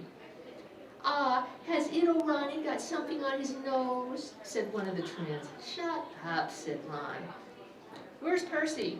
Said their mother. He's coming now. The oldest boy came striding into sight. He had already changed into his billowing black Hogwarts robes, and Harry noticed a shiny red and gold badge on his chest with the letter P on it. Can't stay long, Mother, he said. I'm up front. The prefects have got 2 compartments to themselves. Oh, are you a prefect, Percy? Said one of the twins with an air of great surprise. You should have said something. We had no idea. Hang on, I think I remember him saying something about it, said the twin. Once or twice, a minute, all summer. Oh, shut up, said Percy the prefect. How come Percy gets new robes anyway, said one of the twins. Because he's a prefect, said their mother fondly. All right, dear, well, have a good term. Send me an owl when you get there. She kissed Percy on the cheek and he left. Then she turned to the twins. Now you two, this year you behave yourselves. If I get one more owl telling me you've blown up a toilet or blown up a toilet, we've never blown up a toilet. Great idea though. Thanks, Mom. It's not funny. And look after Ron. Don't worry, little Ronnykins is safe with us. Shut up, said Ron again. He was almost as tall as the twins already, and his nose was still pink where his mother had rubbed it. Hey, Mom, guess what? Guess who we just met on the train? Harry leaned back quickly so they wouldn't see him looking. You know that black-haired boy who was near us in the station? Know who he is? Who? Harry Potter. Harry heard the little girl's voice. Oh, Mom, can I go on the train and see him? Mom, oh, please. You've already seen him, Jenny, and the poor boy isn't something you goggle at in the zoo. Is he really, Fred? How do you know? Asked him, saw his scar. It's really there, like lightning. Poor dear. No wonder he was all alone. I wonder. He was ever so polite when he asked how to get onto the platform. Never mind that. Do you think he remembers what you know who looked like? Their mother suddenly became very stern. I forbid you to ask him, Fred. No, don't you dare. As though he needs reminding of that on his first day at school. All right, keep your hair on. A whistle sounded. Hurry up, their mother said. And the 3 boys clambered onto the train. They leaned out of the window for her to kiss them goodbye. And their younger sister began to cry. Don't, Jenny. We'll send you loads of owls. We'll send you a Hogwarts toilet seat. George. Only joking, Mom. The train began to move. Harry saw the boy's mother waving and their sister, half laughing, half crying, running to keep up with the train until it gathered too much speed. Then she fell back and waved. Harry watched the girl and her mother disappear as the train rounded the corner. Houses flashed past the window. Harry felt a great leap of excitement. He didn't know what he was going to, but it had to be better than what he was leaving behind. The door of the compartment slid open and the youngest red-headed boy came in. "Anyone sitting there?" he asked, pointing at the seat opposite Harry. "Everywhere else is full." Harry shook his head and the boy sat down. He glanced at Harry, then looked quickly out of the window, pretending he hadn't looked. Harry saw he still had a black mark on his nose. "Hey, Ron!" The twins were back. "Listen, we're going down the middle of the train. Lee Jordan's got a giant tarantula down there." "Right," mumbled Ron. "Harry," said the other twin, "did we introduce ourselves? Fred and George Weasley. And this is Ron, our brother. See you later then." "Bye," said Harry and Ron. The twins slid the compartment door shut behind them. "Are you really Harry Potter?" Ron blurted out. Harry nodded. "Oh, well, I thought it might be one of Fred and George's jokes," said Ron. "And have you really got, you know," he pointed at Harry's forehead. Harry pulled back his bangs to show the lightning scar, and Ron stared. "So that's where you know who—" "Yes," said Harry, "but I can't remember it." "Nothing?" said Ron eagerly. "Well, I remember a lot of green light, but nothing else." "Wow," said Ron. He sat and stared at Harry for a few moments then, as though he had suddenly realized what he was doing, but then he looked quickly out of the window again. "Are all your family wizards?" asked Harry, who found Ron just as interesting as Ron found him. Yes, I think so," said Ron. "I think Mom's got a second cousin who's an accountant, but we never talk about him." "So you must know loads of magic already." The Weasleys were clearly one of those old wizarding families the Pale Boy and Diagon Alley had talked about. "I heard you went to live with Muggles," said Ron. "What are they like?" "Horrible. Well, not all of them. My aunt and uncle and cousin are, though. Wish I'd had 3 wizard brothers." "5, said Ron. For some reason, he was looking gloomy. "I'm the 6th in our family to go to Hogwarts. You could say I've got a lot to live up to. Bill and Charlie have already left. Bill was head boy and Charlie was captain of Quidditch. Now Percy's a prefect. Fred and George mess around a lot, but they still get really good marks and everyone thinks they're really funny. Everyone expects me to do as well as the others. But if I do, it's no big deal because they did it first. You never get anything new either with 5 brothers. I've got Bill's old robes, Charlie's old wands, and Percy's old rat." Ron reached inside his jacket and pulled out a fat gray rat, which was asleep. "His name's Scabbards, and he's useless. He hardly ever wakes up. Percy got an owl from my dad for being made a prefect, but they couldn't, I got Scabbards instead." Ron's ears went pink. He seemed to think he'd said too much, because he went back to staring out of the window. Harry didn't think there was anything wrong with not being able to afford an owl. After all, he never had any money in his life until a month ago, and he told Ron so, all about having to wear Dudley's old clothes and never getting proper birthday presents. This seemed to cheer Ron up.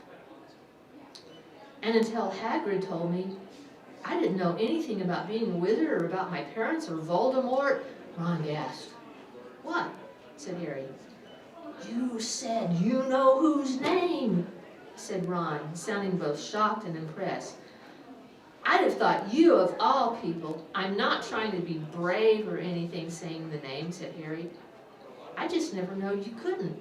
See what I mean? I've got loads to learn." "I bet," he added, voicing for the first time something that had been worrying him a lot lately. "I bet I'm the worst in the class." "You won't be. There's loads of people who come from Muggle families and they learn quickly enough."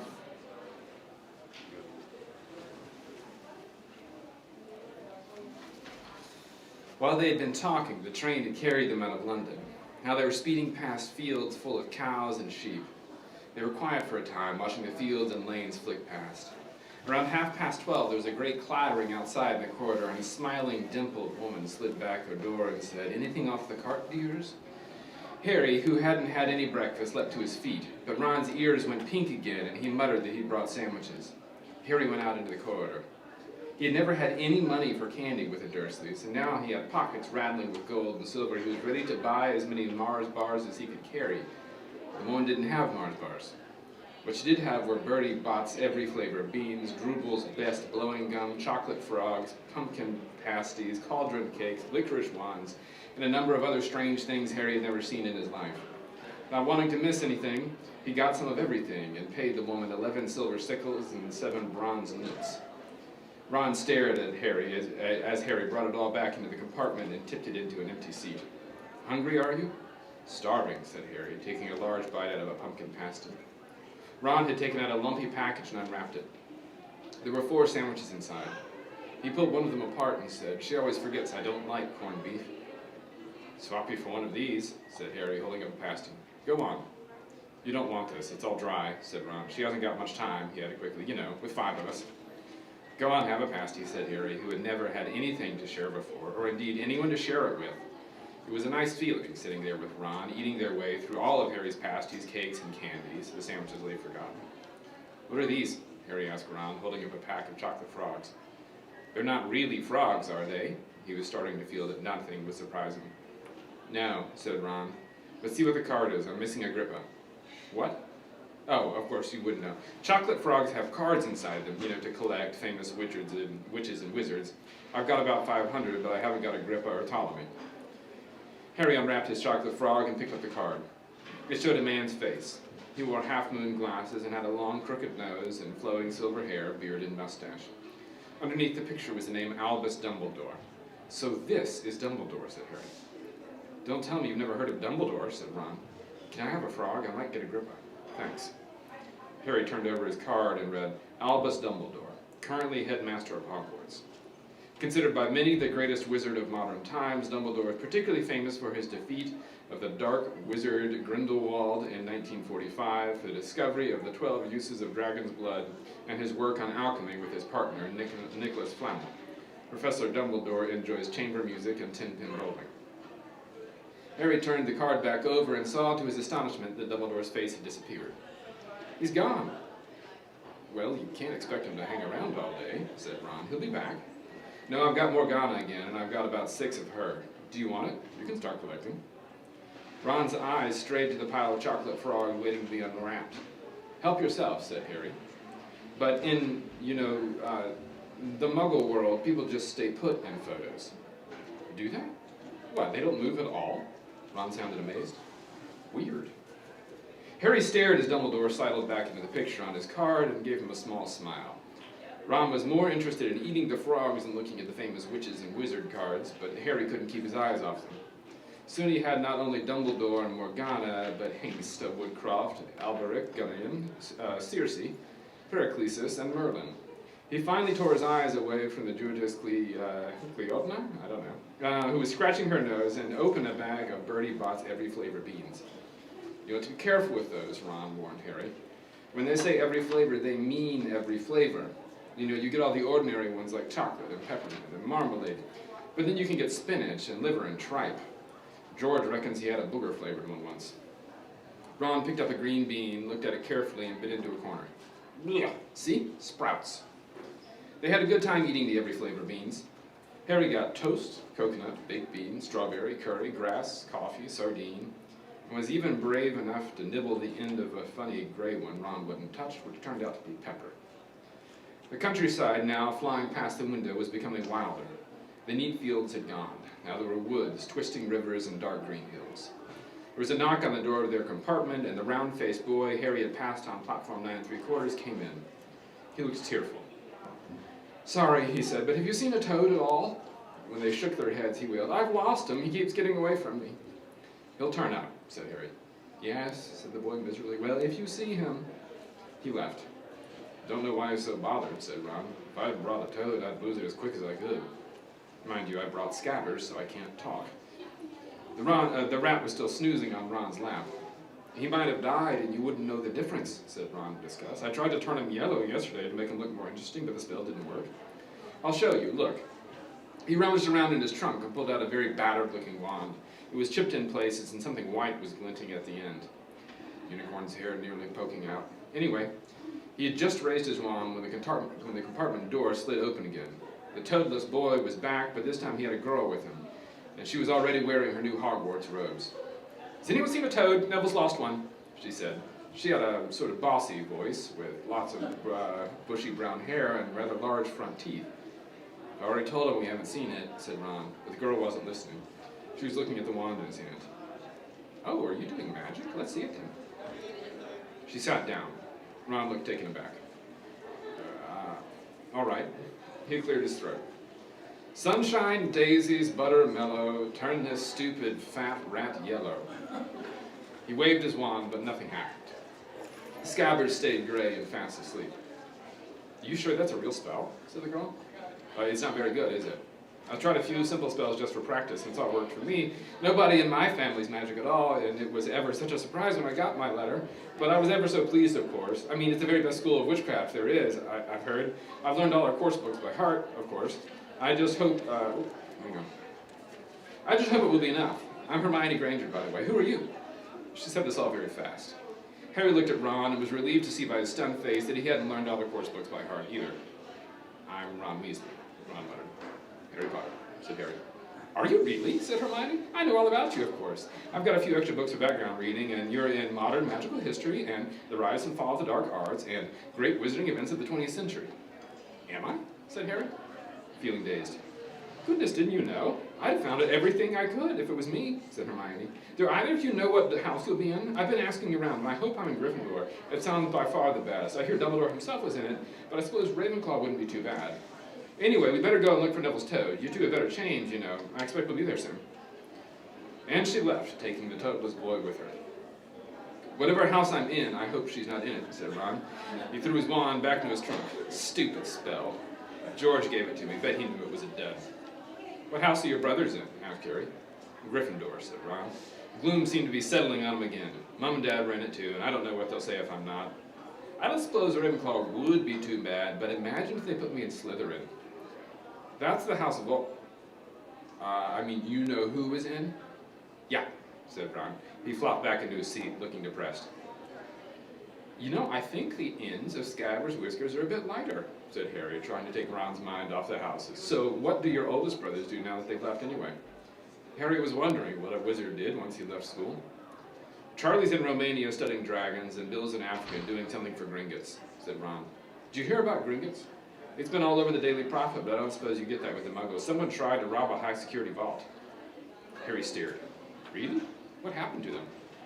Nothing. That's why it's such big news. They haven't been caught. My dad said it must have been a powerful dark wizard to get around Gringotts, but they don't think they took anything. That's what's odd. Because, of course, everyone gets scared when something like this happens, in case you know who's behind it. Harry turned this news over in his mind. He was starting to get a prickle of fear every time you know who was mentioned. He supposed this was all part of entering the magical world, but it had been a lot more comfortable saying Voldemort without worrying. What's your Quidditch team? Ron asked. I don't know any, Harry confessed. What? Ron looked dumbfounded. Oh, you wait. It's the best game in the world. And he was off, explaining all about the 4 balls and the positions of the 7 players, describing famous games he'd been to with his brothers and the broomstick he'd like to get if he had the money. He was just taking Harry through the finer points of the game when the compartment door slid open yet again, but this time it wasn't Neville, the toadless boy, or Hermione Granger this time. 3 boys entered, and Harry recognized the middle one at once. It was the pale boy from Madame Malkin's robe shop. He was looking at Harry with a lot more interest than he'd shown back in Diagon Alley. Is it true? He said. They're saying all down the train that Harry Potter's in this compartment, so it's you, is it? Yes, said Harry. He was looking at the other boys. Both of them were thick-set and looked extremely mean. Standing on either side of the pale boy, they looked like bodyguards. Oh, this is Crabbe and this is Goyle, said the pale boy, carelessly, noticing where Harry was looking. And my name's Malfoy, Draco Malfoy. Ron gave a slight cough, which might have been hiding a snigger. Draco Malfoy looked at him. Think my name's funny, do you? No need to ask who you are. My father told me all the Weasleys have red hair, freckles, and more children than they can afford. He turned back to Harry. You'll soon find out some wizarding families are much better than others, Potter. You don't want to go making friends with the wrong sort. I can help you there. He held out his hand to shake Harry's, but Harry didn't take it. I think I can tell who the wrong sort are for myself, thanks, he said coolly. Draco Malfoy didn't go red, but a pink tinge appeared in his pale cheeks. I'd be careful if I were you, Potter, he said slowly. Unless you're a bit politer, you'll go the same way as your parents. They didn't know what was good for them, either. You hang around with a riffraff like the Weasleys and that Hagrid, and it'll rub off on you. Both Harry and Ron stood up. Say that again, Ron said, his face as red as his hair. Oh, you're going to fight us now, are you? Malfoy sneered. Unless you get out now, said Harry, more bravely than he felt, because Crabbe and Goyle were a lot bigger than him or Ron. But we don't feel like leaving, do we, boys? We've eaten all our food, and you still seem to have some. Goyle reached towards the chocolate frogs next to Ron. Ron leapt forward, but before he'd as much as touched Goyle, Goyle let out a horrible yell. Scabbers the rat was hanging off his finger, sharp little teeth sunk deep into Goyle's knuckle. Crabbe and Malfoy backed away as Goyle swung Scabbers round and round, howling, and when Scabbers finally flew off and hit the window, all three of them disappeared at once.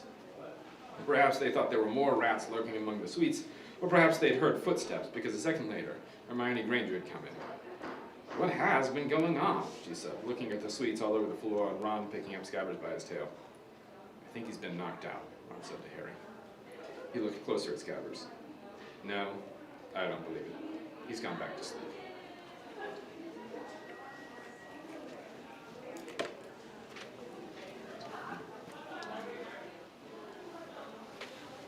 And so he had.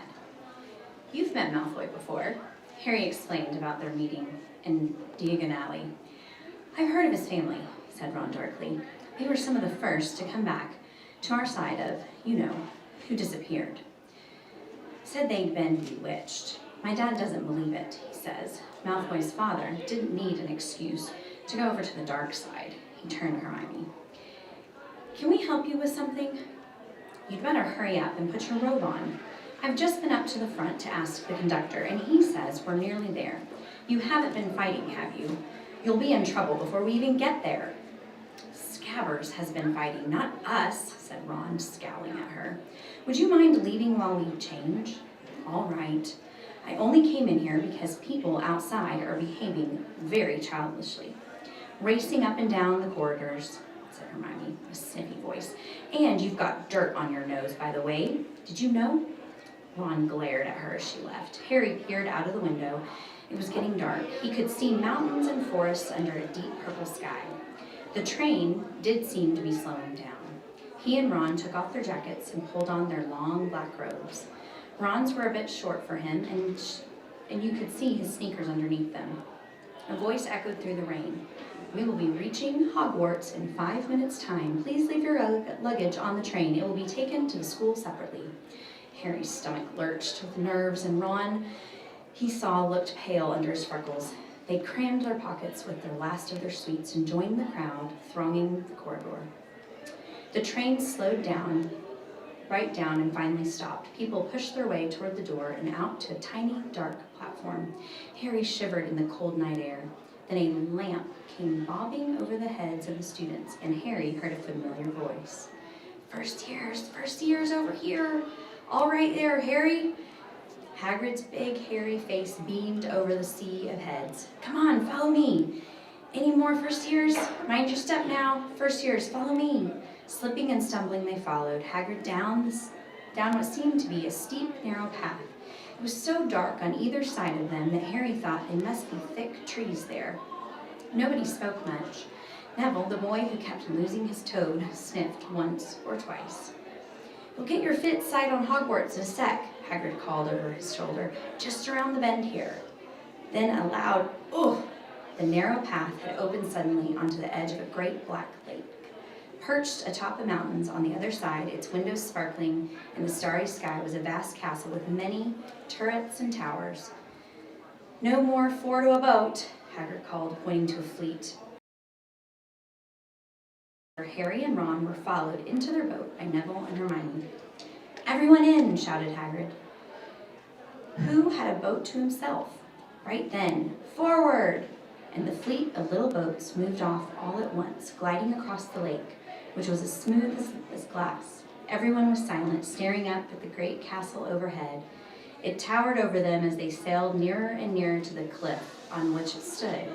"Heads down!" yelled Hagrid. As the first boats reached to the cliff, they all bent their heads, and the little boats carried them through a curtain of ivy that hid a wide opening in the cliff face. They were carried along a dark tunnel which seemed to be taking them right underneath the castle until they reached a kind of underground harbor where they clambered out onto the rocks and pebbles. "Boy, you there! Is this your toad?" said Hagrid, who was checking the boats as people climbed out of them. "Trevor!" cried Neville, wastefully, holding out his hands. Then they clambered up the passageway in the rock after Hagrid's lamp, coming out at last onto smooth, damp grass right in the shadow of the castle. They walked up a flight of stone steps and crowded around the huge oak front door. "Everyone here? You there? Still got your toad?" Hagrid raised a gigantic fist and knocked 3 times on the castle door. The Sorting Hat. The door swung open at once. A tall, black-haired witch in emerald green robes stood there. She had a very stern face, and Harry's fist thought was not someone to cross. "The first year's Professor McGonagall and Hagrid," said Hagrid. "Thank you, Hagrid. I will take that from here." She pulled the door wide. The entrance hall was so big you could have fit the whole of the Dursleys' house in it. The stone walls were lit with flaming torches like the ones at Gringo's. The ceiling was too high to make out, and the magnificent marble staircase facing them led to the upper floors. They followed Professor McGonagall across the flagged stone floor. Harry could hear the drone of hundreds of voices from a doorway to the right. The rest of the school must already be here. But Professor McGonagall showed the first years into a small, empty chamber off the hall. They crowded in, standing rather closer together than they would usually have done, peering about nervously. "Welcome to Hogwarts," said Professor McGonagall. "The start of the term banquet will begin shortly, but before you take your seats in the Great Hall, you will be sorted into your houses. The sorting is a very important ceremony because, while you are here, your house will be something like your family within Hogwarts. You will have classes with the rest of your house, sleep in your house dormitory, and spend free time in your house common room. The 4 houses are called Gryffindor, Hufflepuff, Ravenclaw, and Slytherin. Each house has its own noble history, and each has produced outstanding witches and wizards. While you are at Hogwarts, your triumphs will earn your house points, while any rule breaking will lose house points. At the end of the year, the house with the most points is awarded the House Cup, a great honor. I hope each of you will be a credit to whichever house becomes yours. The sorting ceremony will take place in a few minutes in front of the rest of the school. I suggest you all smarten yourselves up as much as you can while you're waiting." Her eyes lingered for a moment on Neville's cloak, which was fastened under his left ear, and on Ron's smudged nose. Harry nervously tried to flatten his hair. "I shall return when we are ready for you," said Professor McGonagall. "Please wait here." She left the chamber. Harry swallowed. "How exactly do they sort us into the houses?" asked Ron. "Some sort of test, I think. Fred said it hurts a lot, but I think he's joking." Harry's heart gave a horrible jolt. A test in front of the whole school? But he didn't know any magic yet. What on earth would he have to do? He hadn't expected something like this the moment they arrived. He looked around anxiously and saw that everyone else looked terrified too. No one was talking much except Hermione Granger, who was whispering very fast about the spells she'd learned and wondering which ones she'd need. Harry tried hard not to listen to her. He'd never been more nervous, never not, even when he had to take school report home to the Dursleys saying that he'd somehow turned the teacher's wig blue. He kept his eyes fixed on the door. Any second now, Professor McGonagall would come back and lead him to his room. Or doom. Then something happened that made him jump. About a foot in the air, several people behind him screamed, "What the?" he gasped. So did the people around him. About 20 ghosts had just streamed through the back wall. Pearly white and slightly transparent, they gilded across the room, talking to one another and hardly glancing at the first years. They seemed to be arguing. What looked like a fat little monk was saying, "Forgive and forget, I say. We ought give him a second chance. My dear friar, haven't we given Peeves all the chances he deserves? He gives us all the bad names, and you know he's not really even a ghost. I say, what are you all doing here?" A ghost, wearing a ruff and tights, had suddenly noticed the first years. Nobody answered. "New students," said the fat friar, smiling around them. "About to be sorted, I suppose." A few people nodded mutely. "Hope to see you in Hufflepuff," said the friar. "My old house, you know." "Move along now," said a sharp voice, sorting ceremonies about to start. Professor McGonagall had returned. One by one, the ghosts floated away through the opposite wall. "Now, form a line," Professor McGonagall told the first years, "and follow me." Feeling oddly, as though his legs had turned to lead, Harry got into line behind a boy with sandy hair, with Ron behind him, and they walked out of the chamber, back across the hall, and through a pair of double doors into the Great Hall. Harry had never even imagined such a strange and splendid place. It was lit by thousands and thousands of candles that were floating in midair, even 4 long tables where the rest of the students were sitting. These tables were laid with glittering golden plates and goblets. At the top of the hall was another long table where the teachers were sitting. Professor McGonagall led the first years up here, so they came to a halt in a line facing the other students, with the teachers behind them. The hundreds of faces staring at them looked like pale lanterns in the flickering candlelight. Dotted here and there among the students, the ghosts shone misty silver. Mainly to avoid all the staring eyes, Harry looked upward and saw a velvety black ceiling dotted with stars. He heard Hermione whisper, "It's bewitched, so look like the sky outside. I read about it in Hogwarts, a history." It was hard to believe that there was a ceiling there at all, and that the Great Hall didn't simply open up into the heavens. Harry quickly looked down again at Professor McGonagall, silently placed a 4-legged stool in front of the first years. On top of the stool, she put a pointed wizard hat. This hat was patched and frayed and extremely dirty.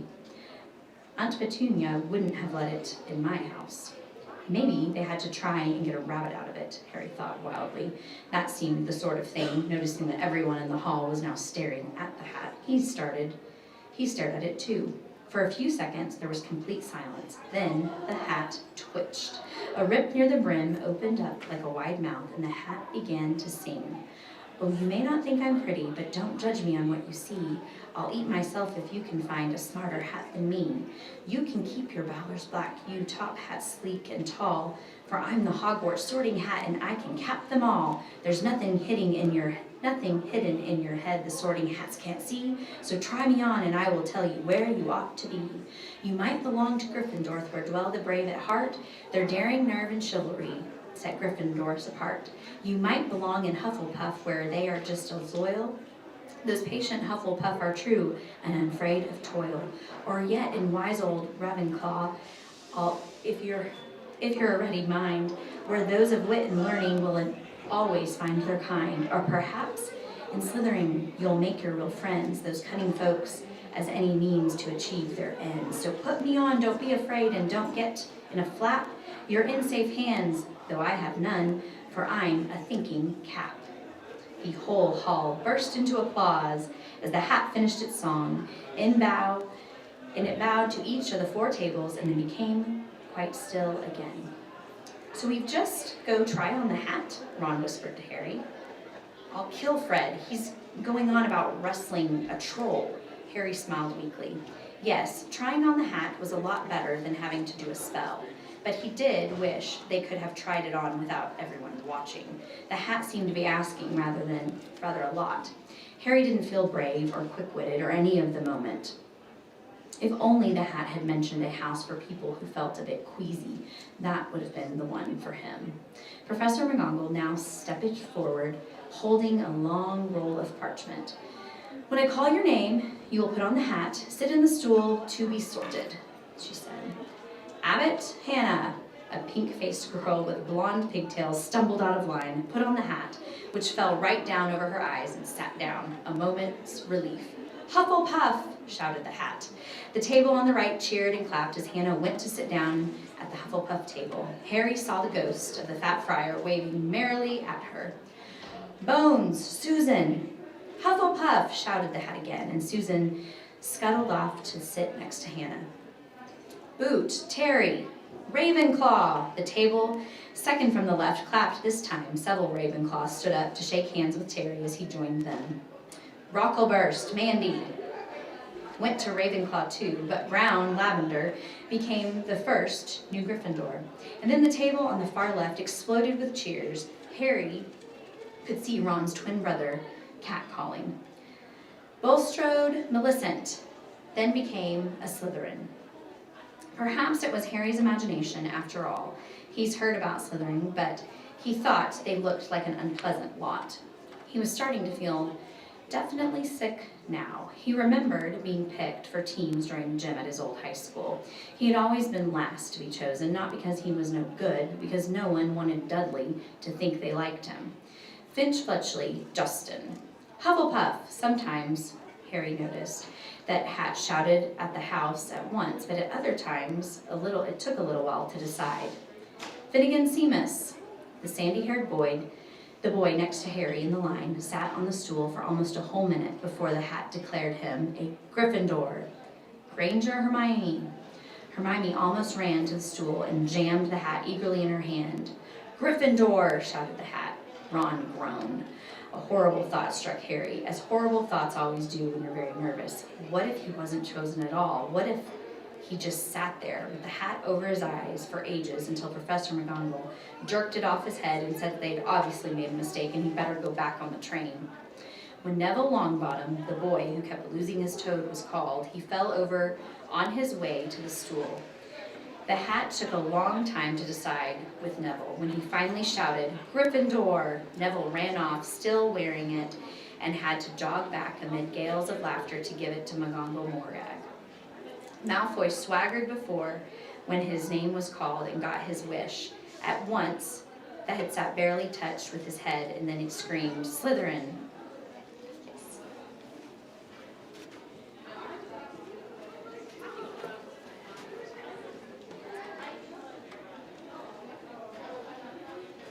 Malfoy went to join his friends Crabbe and Goyle, looking pleased with himself.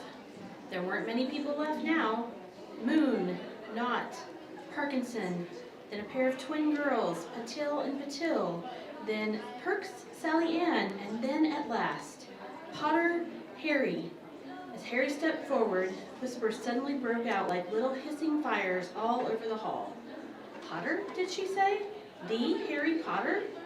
The last thing Harry saw before the hat dropped over his eyes was the hall full of people craning to get a good look at him. Next second, he was looking at the black inside of the hat. He waited. Said a small voice in his ear. Difficult. Very difficult. Plenty of courage, I see. Not a bad mind either. There's talent. Oh my goodness, yes. And a nice thirst to prove yourself. Now that's interesting.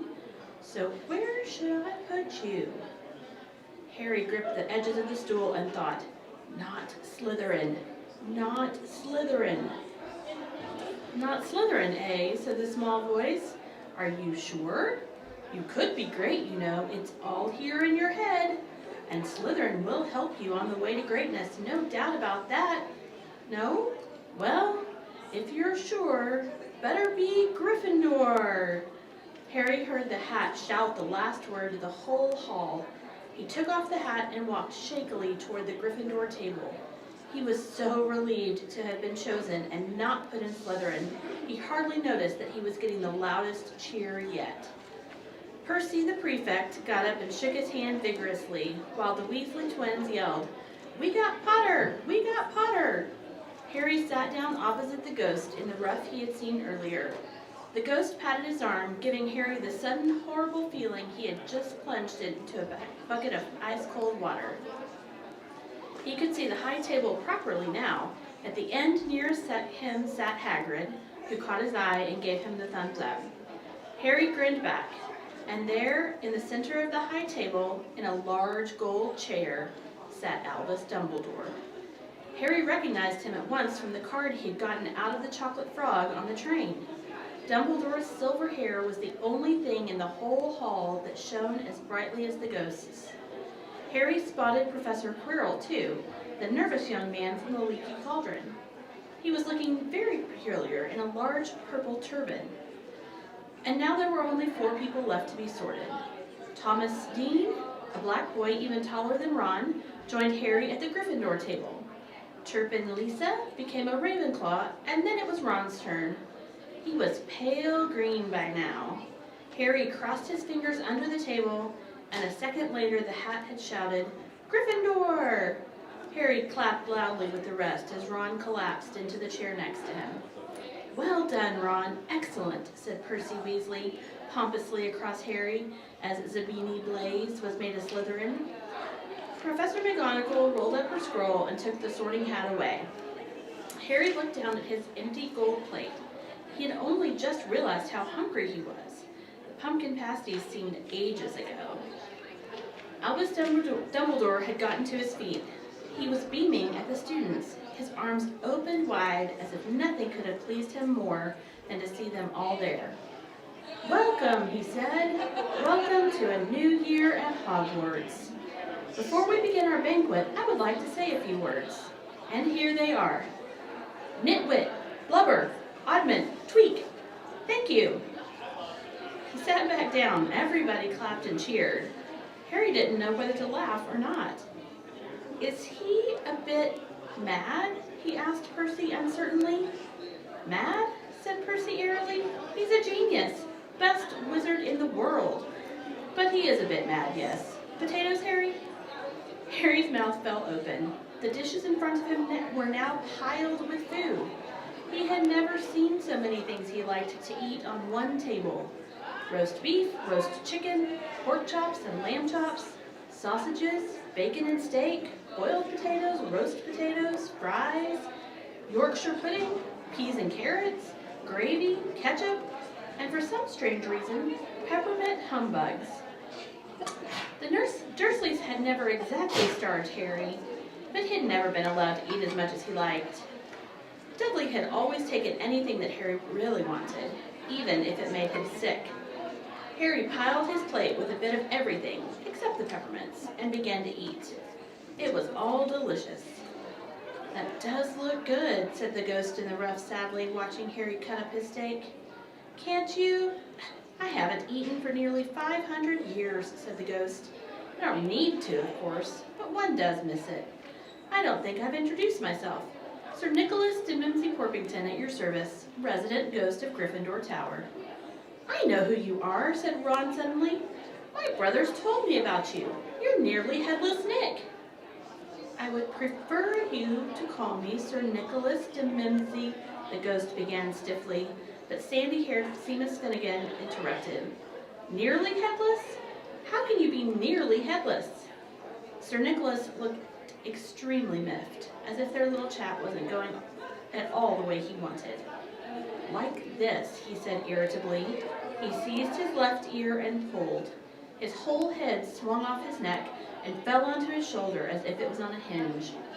Someone had obviously tried to behead him, but not done it properly. Looking pleased at the stunned looks on their faces, nearly headless Nick flipped his head back onto his neck, coughed, and said, "So, new Gryffindors. I hope you're going to help us win the house championship this year. Gryffindors have never gone so long without winning. Slytherins have got the cup 6 years in a row. The bloody Baron's becoming almost unbearable." He's the Slytherin ghost.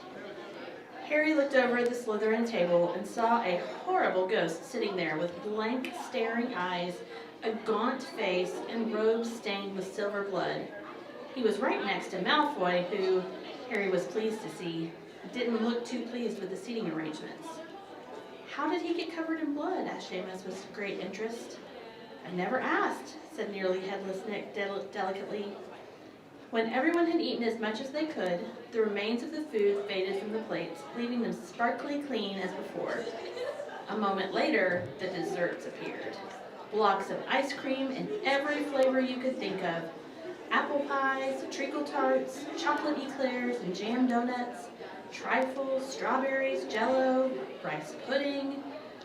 As Harry helped himself to a treacle tart, the talk turned to their families. "I'm I'm half and half, said Seamus. My dad's a muggle. Mum didn't tell him she was a witch till after they were married. Bit of a nasty shock for him, the others laughed. What about you, Neville, said Ron. Well, my gran brought me up, and she's a witch, said Neville. But the family thought I was all muggle for ages. My great-uncle Algy kept trying to catch me off my guard and force some magic out of me. He pushed me off the end of the Blackpool Pier once. I nearly drowned. But nothing happened until I was 8. Great-uncle Algy came around for dinner, and he was hanging me out of an upstairs window by the ankles when my great-auntie Enid offered him a meringue and he accidentally let go. But I bounced all the way down the garden and into the road. They were all really pleased. Gran was crying, she was so happy. And you should have seen their faces when I got in here. They thought I might not be magic enough to come. You see, Great-uncle Algy was so pleased he brought me my toad. On Harry's other side, Percy Weasley and Hermione was talking about lessons. I do hope they start right away. There's so much to learn. I'm particularly interested in transfiguration, you know, turning something into something else. Of course, it's supposed to be very difficult. You'll be starting small, just matches into needles and that sort of thing. Harry, who was starting to feel warm and sleepy, looked up at the high table again. Hagrid was drinking deeply from his goblet. Professor McGonagall was talking to Professor Dumbledore.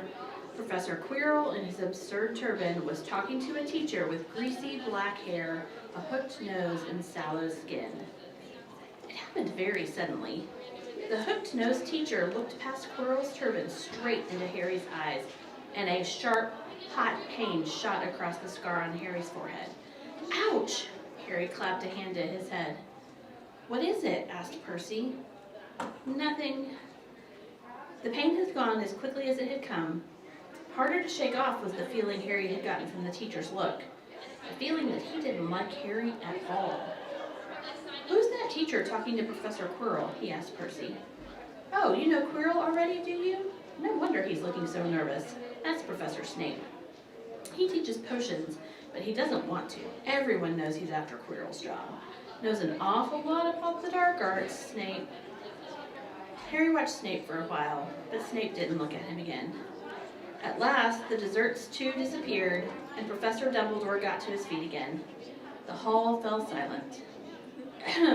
Just a few more words now that we're all fed and watered. I have a few start-of-term notices to give you. First years should know that the forest on the grounds is forbidden to all pupils. And a few of our older students would do well to remember that as well. Dumbledore's twinkling eyes flashed in the direction of the Weasley twins. I've also been asked by Mr. Filch, the caretaker, to remind you all that no magic should be used between classes in the corridors. Quidditch trials will be held in the second week of the term. Anyone interested in playing for their house team should contact Madam Hooch. And finally, I must tell you that this year, the third floor corridor on the right-hand side is out of bounds to everyone who does not wish to die a very painful death. Harry laughed, but he was one of the few who did. He's not serious, he muttered to Percy. Must be, said Percy, frowning at Dumbledore. It's odd, because he usually gives us a reason why we're not allowed to go somewhere. The forest's full of dangerous beasts, everyone knows that. I do think he might have told us prefects at least. And now, before we go to bed, let us sing the school song, cried Dumbledore. Harry noticed that the other teachers' smiles had become rather fixed. Dumbledore gave his wand a little flick, as if it was trying to get a fly off the end, and a long golden ribbon flew out of it, which rose high above the tables and twisted itself snake-like into words. Everyone pick their favorite tune, said Dumbledore, and off we go. The school bellowed, Hogwarts, Hogwarts, Huggy-Warty Hogwarts, teach us something, please. Whether we be old and bald or young with scabby knees, our heads could do with filling with some interesting stuff, for now they're bare and full of air, dead flies and bits of fluff. So teach us things worth knowing, bring back what we forgot. Just do your best, we'll do the rest, and learn until our brains all rot. Everyone finished the song at different times. At last, only the Weasley twins were left singing along to a very slow funeral march. Dumbledore conducted their last few lines with his wand when they had finished, and he was the one of those who clapped the loudest. Ah, music, he said, wiping his eyes, a magic beyond all we do here. And now, bedtime. Off you trot! The Gryffindor first years followed Percy through the chattering crowds, out of the great hall, and up the marble staircase. Harry's legs were like lead again, but only because he was so tired and full of food. He was too sleepy to even be surprised that the people in the portraits along the corridors whispered and pointed as they passed, or that twice Percy led them through doorways hidden behind sliding panels and hanging tapestries. They climbed more staircases, yawning and dragging their feet, and Harry was just wondering how much farther they had to go when they came to a sudden halt. A bundle of walking sticks was floating in midair ahead of them, and Percy took a step toward them and started throwing themselves at him. Peeves, Percy whispered to the first years, a poltergeist. He raised his voice. Peeves, show yourself. A loud, rude sound, like the air being let out of a balloon, answered. Do you want me to go to the Bloody Baron? There was a pop, and a little man with wicked, dark eyes and a wide mouth appeared, floating cross-legged in the air, clutching the walking sticks. Ooh, he said with an evil cackle. Ickle firsties, what fun! He swooped suddenly at them. They all ducked. Go away, Peeves, or the Baron will hear about this. I mean it, barked Percy. Peeves stuck out his tongue and vanished, dropping the walking sticks on Neville's head. They heard him zooming away, rattling coats of armor as he passed. You want to watch out for Peeves, said Percy, as they set off again. The Bloody Baron's the only one who can control him. He won't even listen to us prefects. Here we are. Here you go. Okay. I'm gonna put this Ravenclaw scarf on. So. Thank you. Okay. Yeah, we are. Okay. Peeves, Percy whispered to the first years, a poltergeist. He raised his voice, that's my name. Peeves, show yourself. A loud, rude sound, like the air vent being let out of a balloon, answered. Do you want me to go to the Bloody Baron? There was a pop, and a little man with wicked, dark eyes and a wide mouth appeared, floating cross-legged in the air, clutching the walking sticks. Ooh, he said with an evil cackle. Ickle firsties, what fun! He swooped suddenly at them. They all ducked. Go away, Peeves, or the Baron will hear about this. I mean it, barked Percy. Peeves stuck out his tongue and vanished, dropping the walking sticks on Neville's head. They heard him zooming away, rattling coats of armor as he passed. You want to watch out for Peeves, said Percy, as they set off again. The Bloody Baron's the only one who can control him. He won't even listen to us prefects. Here we are. At the end of the corridor hung a portrait of a very fat woman in a pink silk dress. Password, she said. Caput Draconis, said Percy, and the portrait swung forward to reveal a round hole in the wall. They all scrambled through it, Neville needed a leg up, and found themselves in the Gryffindor common room, a cozy round room full of squashy armchairs. Percy directed the girls through one door to their dormitory and the boys through another. At the top of a spiral staircase, they were obviously in one of the towers, they found their beds at last. 5 four-posters hung with deep red velvet curtains. Their trunks had already been brought up. Too tired to talk much, they pulled on their pajamas and fell into bed. Great food, isn't it? Ron muttered to Harry through the hangings. Get off, Scabbers. He's chewing my sheets. Harry was going to ask Ron if he'd had any of the treacle tart, but he fell asleep almost at once. Perhaps Harry had eaten a bit too much because he had a very strange dream. He was wearing Professor Quirrell's turban, which kept talking to him, telling him he must transfer to Slytherin at once because it was his destiny. Harry told the turban he didn't want to be in Slytherin. It got heavier and heavier. He tried to pull it off, but it tightened painfully. And there was Malfoy laughing at him as he struggled with it. Then Malfoy turned into the hook-nosed teacher, Snape, whose laugh became high and cold. There was a burst of green light, and Harry woke, sweating and shaking. He rolled over and fell asleep again, and when he woke the next day, he didn't remember the dream at all. Chapter 8, The Potions Master. There, look. Where? Next to the tall kid with the red hair, wearing the glasses. Did you see his face? Did you see his scar?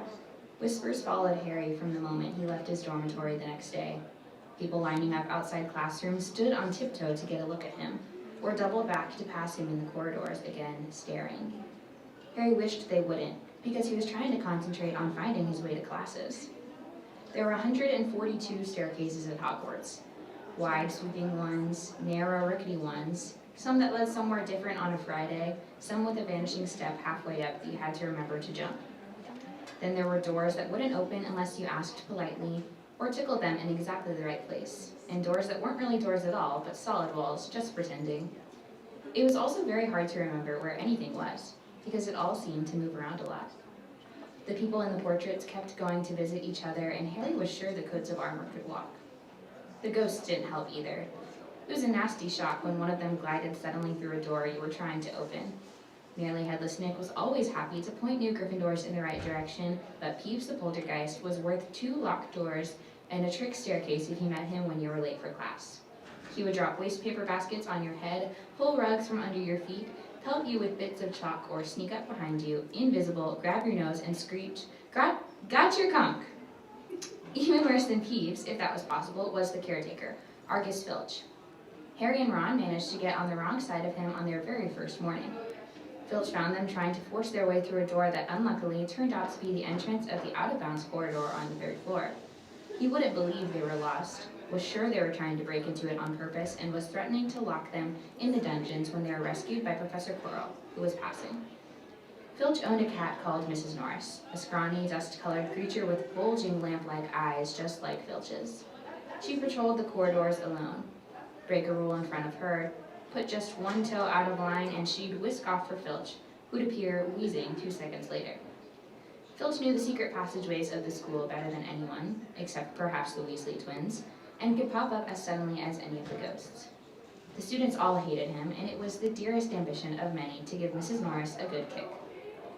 And then, once you managed to find them, there were the classes themselves. There's a lot more to magic, as Harry quickly found out, than waving your wand and saying a few funny words. They had to study the night skies through their telescopes every Wednesday at midnight and learn the names of different stars and the movements of the planets. 3 times a week, they went out to the greenhouses behind the castle to study herbology, with the dumpy little witch called Professor Sprout, where they learned how to take care of all the strange plants and fungi and found out what they were used for. Easily the most boring class was History of Magic, which was the only one taught by a ghost. Professor Binns had been very old indeed when he had fallen asleep in front of the staff room fire and got up next morning to teach, leaving his body behind him. Binns droned on and on while they scribbled down names and dates and got Emmerich the Evil and Uruk the Oddball mixed up. Professor Flitwick, the charms teacher, was a tiny little wizard who had to stand on a pile of books to see over his desk. At the start of their first class, he took the roll call, and when he reached Harry's name, he gave an excited squeak and toppled out of sight. Professor McGonagall was again different. Harry had been quite right to think she wasn't a teacher to cross. Strict and clever, she gave them a talking to the moment they sat down in her first class. Transfiguration is some of the most complex and dangerous magic you will learn at Hogwarts. Anyone messing around in my class will leave and not come back. You have been warned. Then she changed her desk into a pig and back again. They were all very impressed and couldn't wait to get started, but soon realized they weren't going to be changing the furniture into animals for a long time. After taking a lot of complicated notes, they were each given a match and started trying to turn it into a needle. By the end of the lesson, only Hermione Granger had made any difference to her match. Professor McGonagall showed the class how it had gone all silvery and pointy and gave Hermione a rare smile. The class everyone had really been looking forward to was Defense Against the Dark Arts, but Quirrell's lessons turned out to be a bit of a joke. His classroom smelled strongly of garlic, which everyone said was to ward off a vampire he'd met in Romania, and was afraid would be coming back to get him one of these days. His turban, he told them, had been given to him by an African prince as a thank you for getting rid of a troublesome zombie, but they weren't sure they believed his story. For one thing, when Seamus Finnegan asked eagerly to hear how Quirrell had fought off the zombie, Quirrell went pink and started talking about the weather.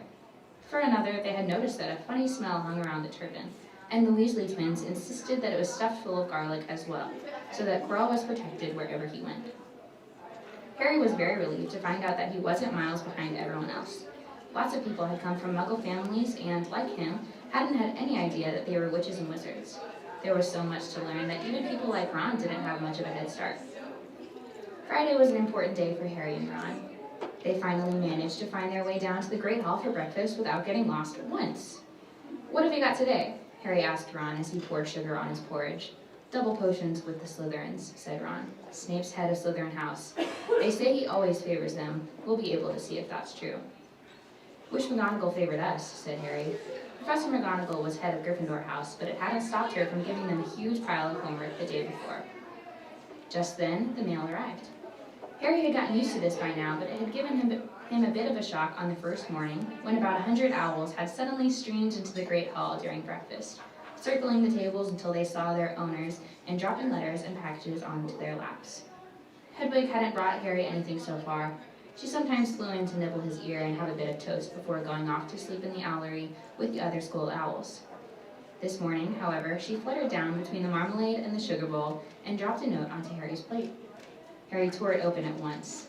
It said, in a very untidy scrawl, "Dear Harry, I know you get Friday afternoons off, so would you like to come and have a cup of tea with me around 3? I want to hear all about your first week. Send us an answer back with Hedwig, Hagrid." Harry borrowed Ron's quill, scribbled, "Yes, please, see you later," on the back of the note and sent Hedwig off again. It was lucky that Harry had tea with Hagrid to look forward to, because the potions lesson turned out to be the worst thing that had happened to him so far. At the start of term banquet, Harry had gotten the idea that Professor Snape disliked him. By the end of the first potions lesson, he knew he'd been wrong. Snape didn't dislike Harry. He hated him. Potions lessons took place down in one of the dungeons. It was colder here than up in the main castle and would have been quite creepy enough without the pickled animals floating in glass jars all around the walls. Snape, like Flitwick, started the class by taking the roll call, and, like Flitwick, he paused at Harry's name. "Ah, yes," he said softly. "Harry Potter, our new celebrity." Draco Malfoy and his friends Crabbe and Goyle sniggered behind their hands. Snape finished calling the names and looked up at the class. His eyes were black like Hagrid's, but they had none of Hagrid's warmth. They were cold and empty and made you think of dark tunnels. "You are here to learn the subtle science and exact art of potion making," he began. He spoke in barely more than a whisper, but they caught every word. Like Professor McGonagall, Snape had the gift of keeping a class silent without effort. "As there is little foolish wand waving here, many of you will hardly believe this is magic. I don't expect you will really understand the beauty of this softly simmering cauldron with its shimmering fumes, the delicate power of liquids that creep through human veins, bewitching the mind, ensnaring the senses. I can teach you how to bottle fame, brew glory, even stopper death. If you aren't as big a bunch of dunderheads as I usually have to teach." More silence followed this little speech. Harry and Ron exchanged looks with their raised eyebrows. Hermione Granger was on the edge of her seat and looked desperate to start proving that she wasn't a dunderhead. "Potter," said Snape suddenly, "what would I get if I added powdered root of asphodel to an infusion of wormwood?" Powdered root of what to an infusion of what? Harry glanced at Ron, who looked as stumped as he was. Hermione's hand had shot into the air. "I don't know, sir," said Harry. Snape's lips curled into a sneer. "Tut tut, fame clearly isn't everything." He ignored Hermione's hand. "Let's try again. Potter, where would you look if I told you to find me a bezoar?" Hermione stretched her hand as high into the air as it would go without her leaving her seat, but Harry didn't have the faintest idea what a bezoar was. He tried not to look at Malfoy, Crabbe, and Goyle, who were shaking with laughter. "I don't know, sir." "Thought you wouldn't open a book before coming, eh, Potter?"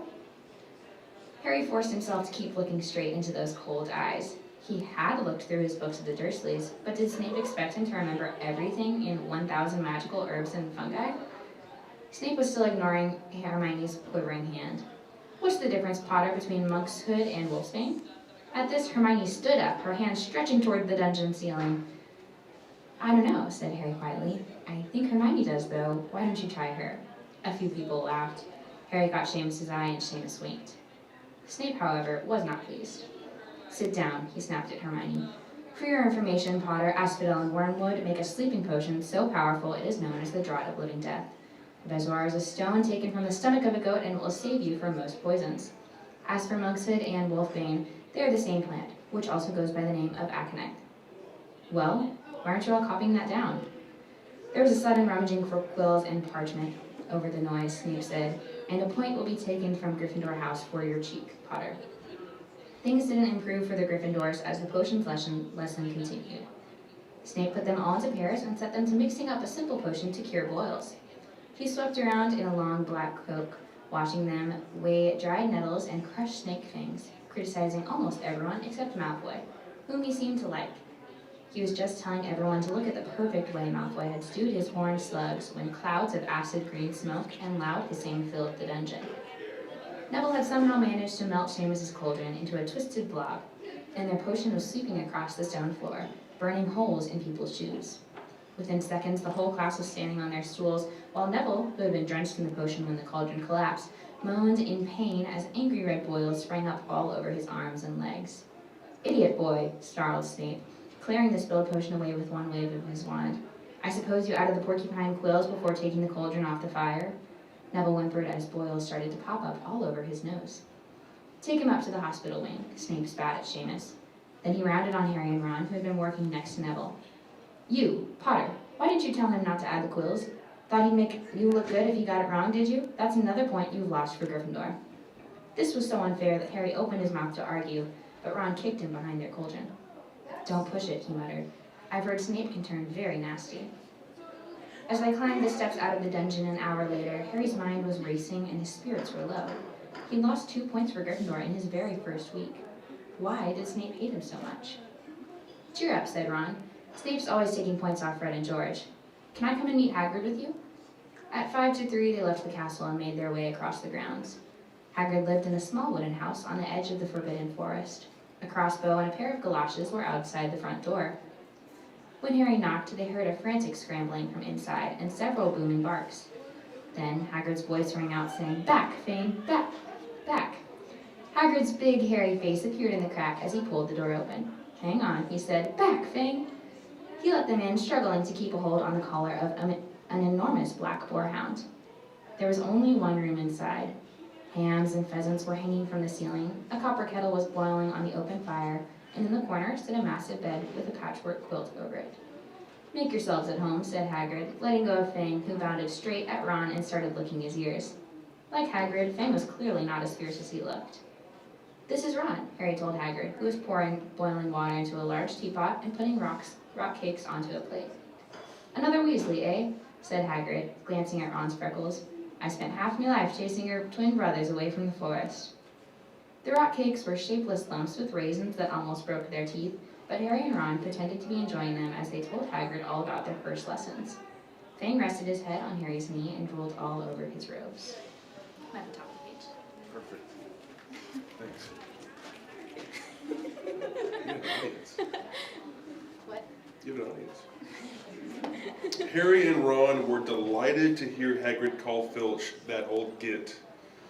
And as for that cat, Mrs. Norris, I'd like to introduce her to Fang sometime. Do you know, every time I go up to the school, she follows me everywhere. Can't get rid of her. Filch puts her up to it. Harry told Hagrid about Snape's lesson. Hagrid, like Ron, told Harry not to worry about it, that Snape liked hardly any of the students. But he seemed to really hate me. Rubbish, said Hagrid. Why should he? Yet Harry couldn't help thinking that Hagrid didn't quite meet his eyes when he said that. How's your brother Charlie? Hagrid asked Ron. I liked him a lot. Great with animals. Harry wondered if Hagrid had changed the subject on purpose. While Ron told Hagrid all about Charlie's work with dragons, Harry picked up a piece of paper that was lying on the table under the tea cozy. It was a cutting from the Daily Prophet. Gringotts break-in latest. Investigations continue into the break-in at Gringotts on 31 July, widely believed to be the work of dark wizards or witches unknown. Gringotts goblins today insisted that nothing had been taken. The vault that was searched had in fact been emptied the same day. But we're not telling you that what was in there, so keep your noses out if you know what's good for you, said a Gringotts spokesgoblin this afternoon. Harry remembered Ron telling him on the train that someone had tried to rob Gringotts, but Ron hadn't mentioned the date. Hagrid, said Harry, that Gringotts break-in happened on my birthday. It might have been happening while we were there. There was no doubt about it. Hagrid definitely didn't meet Harry's eyes this time. He grunted and offered him another rock cake. Harry read the story again. The vault that was searched had in fact been emptied earlier that same day. Hagrid had emptied Vault 713, if you could call it emptying, taking out that grubby little package. Had that been what the thieves were looking for? As Harry and Ron walked back to the castle for dinner, their pockets weighed down with rock cakes they'd been too polite to refuse, Harry thought that none of the lessons he'd had so far had given him as much to think about as tea with Hagrid. Had Hagrid collected that package just in time? Where was it now? And did Hagrid know something about Snape that he didn't want to tell Harry? Chapter 9, The Midnight Duel. Harry had never believed he would meet a boy he hated more than Dudley, but that was before he met Draco Malfoy. Still, first-year Gryffindors only had potions with the Slytherins, so they didn't have to put up with Malfoy much. Or at least they didn't until they spotted the notice pinned up in the Gryffindor common room that made them all groan. Flying lessons would be starting on Tuesday, and Gryffindor and Slytherin would be learning together. Typical, said Harry darkly. Just what I always wanted, to make a fool of myself on a broomstick in front of Malfoy. He had been looking forward to learning to fly more than anything else. You don't know that you'll make a fool of yourself, said Ron reasonably. Anyway, I know Malfoy's always going on about how good he is at Quidditch, but I bet that's all talk. Malfoy certainly did talk about flying a lot. He complained loudly about first years never getting on the house Quidditch teams, and told long, boastful stories that always seemed to end with him narrowly escaping muggles and helicopters. He wasn't the only one, though. The way Seamus Finnegan told it, he'd spent most of his childhood zooming around the countryside on his broomstick. Even Ron would tell anyone who'd listen about the time he'd almost hit a hang glider on Charlie's old broom. Everyone from wizarding families talked about Quidditch constantly. Ron had already had a big argument with Dean Thomas, who shared their dormitory, about soccer. Ron couldn't see what was exciting about a game with only one ball where nobody was allowed to fly. Harry had caught Ron prodding Dean's poster of West Ham's soccer team, trying to make the players move. Neville had never been on a broomstick in his life, because his grandmother had never let him near one. Privately, Harry felt she'd had good reason, because Neville managed to have an extraordinary number of accidents, even with both feet on the ground. Hermione Granger was almost as nervous about flying as Neville was. This was something you couldn't learn by heart out of a book. Not that she hadn't tried. At breakfast on Thursday, she bored them all stupid with flying tips she'd gotten out of a library book called Quidditch Through the Ages. Neville was hanging on to her every word, desperate for anything that might help him hang on to his broomstick later. But everybody else was very pleased when Hermione's lecture was interrupted by the arrival of the mail. Harry hadn't a single letter since Hagrid's note, something that Malfoy had been quick to notice, of course. Malfoy's eagle owl was always bringing him packages of sweets from home, which he opened gloatingly at the Slytherin table. A barn owl brought Neville a small package from his grandmother. He opened it excitedly and showed them a glass ball the size of a large marble, which seemed to be full of white smoke. It's a remembrall, he explained. Gran knows I forget things. This tells you if there's something you've forgotten to do. Look, you hold it tight like this, and if it turns red, oh, his face fell because the remembrall had suddenly glowed scarlet. You've forgotten something. Neville was trying to remember what he'd forgotten when Draco Malfoy, who was passing the Gryffindor table, snatched the remembrall out of his hand. Harry and Ron jumped to their feet. They were half hoping for a reason to fight Malfoy. Professor McGonagall, who could spot trouble quicker than any teacher in the school, was there in a flash. What's going on? Malfoy's got my remembrall, Professor. Scowling, Malfoy quickly dropped the remembrall back on the table. Just looking, he said, and he sloped away with Crabbe and Goyle behind him. At 3:30 that afternoon, Harry, Ron, and the other Gryffindors hurried down the front steps onto the grounds for their first flying lesson. It was a clear, breezy day, and the grass rippled under their feet as they marched down the sloping lawns toward a smooth, flat lawn on the opposite side of the grounds to their forbidden forest, whose trees were swaying darkly in the distance. The Slytherins were already there, and so were 20 broomsticks lying in neat lines on the ground. Harry had heard Fred and George Weasley complain about the school brooms, saying that some of them started to vibrate if you flew too high, or always flew slightly to the left. Their teacher, Madame Hooch, arrived. She had short gray hair and yellow eyes like a hawk. Well, what are you all waiting for? She barked. Everyone stand by a broomstick. Come on, hurry up. Harry glanced down at his broom. It was old and some of the twigs stuck out at odd angles. Stick out your right hand over your broom, called Madame Hooch at the front, and say, up. Up, everyone shouted. Harry's broom jumped into his hand at once, but it was one of the few that did.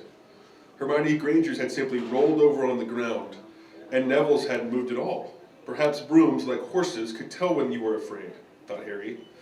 There was a quaver in Neville's voice that said only too clearly that he wanted to keep his feet on the ground. Madam Hooch then showed them how to mount their brooms without sliding off the end, and walked up and down the rows, correcting their grips.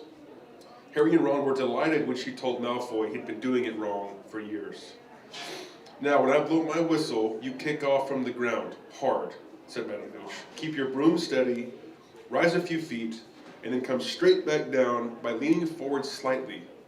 On my whistle, 3, 2, but Neville, nervous and jumpy and frightened of being left on the ground, pushed off hard before the whistle had touched Madam Hooch's lips.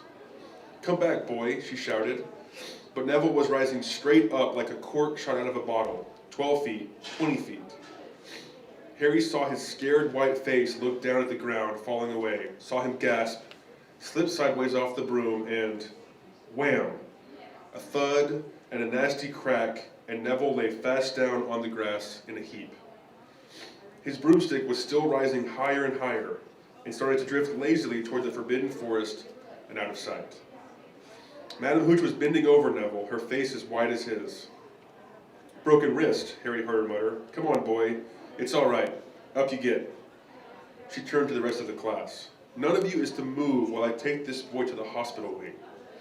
You leave those brooms where they are, or you'll be out of Hogwarts before you can say Quidditch. Come on, dear.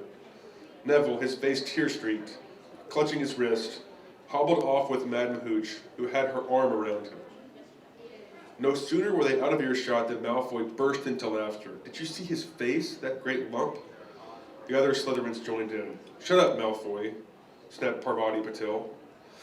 Oh, sticking up for Longbottom, said Pansy Parkinson, a hard-faced Slytherin girl. Never thought you'd like fat little crybabies, Parvati. Look, said Malfoy, darting forward and snatching something out of the grass. It's that stupid thing Longbottom's Gran sent him. The Remembrall glittered in the sun as he held it out. Give that here, Malfoy, said Harry quietly. Everyone stopped talking to watch. Malfoy smiled nastily. I think I'll leave it somewhere for Longbottom to find. How about up a tree? Give it here, Harry yelled. But Malfoy had leapt onto his broomstick and taken off. He hadn't been lying. He could fly well. Hovering level with the topmost branches of an oak, he called, Come and get it, Potter. Harry grabbed his broom. No, shouted Hermione Granger. Madam Hooch told us not to move. You'll get us all into trouble. Harry ignored her. Blood was pounding in his ears. He mounted the broom and kicked hard against the ground, and up he soared. Air rushed through his hair, and his robes whipped out behind him. And in a rush of fierce joy, he realized he'd found something he could do without being taught. This was easy. This was wonderful. He pulled his broomstick up a little to take it even higher, and heard screams and gasps of girls back on the ground, and an admiring whoop from Ron. He turned his broomstick sharply to face Malfoy in midair. Malfoy looked stunned. Give it here, Harry called, or I'll knock you off that broom. Oh yeah, said Malfoy, trying to sneer but looking worried. Harry knew somehow what to do. He leaned forward and grasped the broom tightly in both hands, and it shot toward Malfoy like a javelin. Malfoy only just got out of the way in time. Harry made a sharp about face and held the broom steady. A few people below were clapping. No Crabbe and Goyle up here to save your neck, Malfoy, Harry called. The same thought seemed to have struck Malfoy. Catch it if you can, then, he shouted, and he threw the glass ball high into the air and streaked back toward the ground. Harry saw, as though in slow motion, the ball rise up in the air and then start to fall. He leaned forward and pointed his broom, handle down. Next second, he was gathering speed in a steep dive, racing the ball. Wind whistled in his ears, mingled with the screams of people watching. He stretched out his hand. A foot from the ground, he caught it, just in time to pull his broom straight, and he toppled gently onto the grass with the Remembrall clutched safely in his fist. Harry Potter! His heart sank faster than he'd just dived. Professor McGonagall was running toward them. He got to his feet, trembling. Never in all my time at Hogwarts. Professor McGonagall was almost speechless with shock. and her glasses flashed furiously. How dare you? Might have broken your neck. It wasn't his fault, Professor. Be quiet, Miss Patil. But Malfoy, that's enough, Mr. Weasley. Potter, follow me, now. Harry caught sight of Malfoy, Crabbe, and Goyle's triumphant faces as he left, walking numbly in Professor McGonagall's wake as she strode toward the castle. He was going to be expelled, he just knew it. He wanted to say something to defend himself, but there seemed to be something wrong with his voice. Professor McGonagall was sweeping along without even looking at him. He had to jog to keep up. Now he'd done it. He hadn't even lasted 2 weeks. He'd be packing his bags in 10 minutes. What would the Dursleys say when he turned up on the doorstep? Up the front steps, up the marble staircase inside, and still Professor McGonagall didn't say a word to him. She wrenched open doors and marched along corridors, while Harry trotting miserably behind her. Maybe she was taking him to Dumbledore. He thought of Hagrid, expelled but allowed to stay on as a gameskeeper. Perhaps he could be Hagrid's assistant. His stomach twisted as he imagined it, watching Ron and the others becoming wizards, while he stumped around the grounds carrying Hagrid's bag. Professor McGonagall stopped outside the classroom. She opened the door and poked her head inside. "Excuse me, Professor Flitwick, could I borrow wood for a moment?" Wood, thought Harry, bewildered. Was wood a cane she was going to use on him? But Wood turned out to be a person, a burly fifth-year boy who came out of Flitwick's class looking confused. "Follow me, you two," said Professor McGonagall, and they marched up the corridor, Wood looking curiously at Harry. "In here."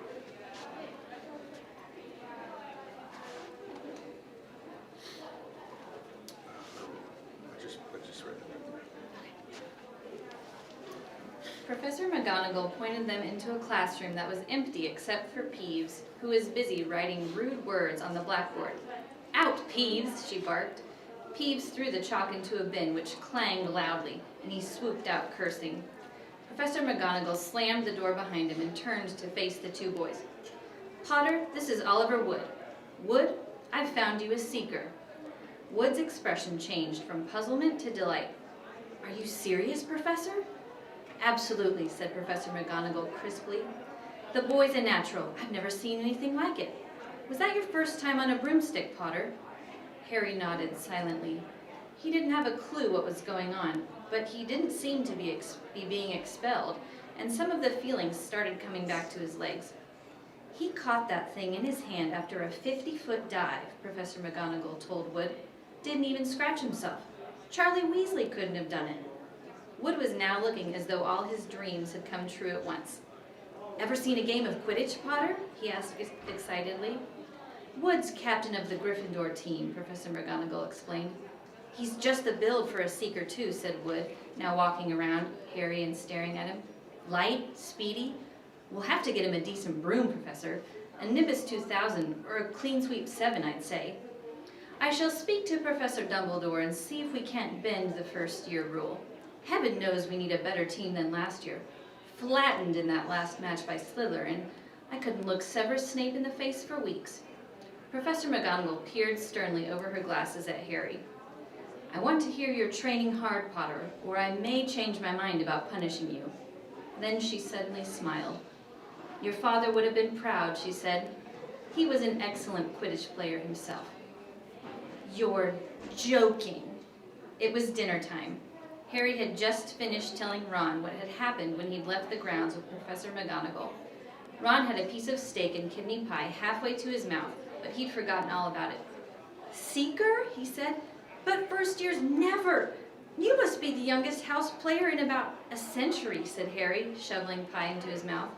He felt particularly hungry after the excitement of the afternoon. "Wood told me." Ron was so amazed, so impressed, he just sat and gaped at Harry. "I start training next week," said Harry. "Only don't tell anyone. Wood wants to keep it a secret." Fred and George Weasley now came into the hall, spotted Harry, and hurried over. "Well done," said George in a low voice. "Wood told us. We're on the team too, beaters."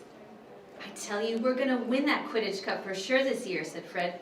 "We haven't won since Charlie left, but this year's team is going to be brilliant. You must be good, Harry. Wood was almost skipping when he told us. Anyway, we've got to go.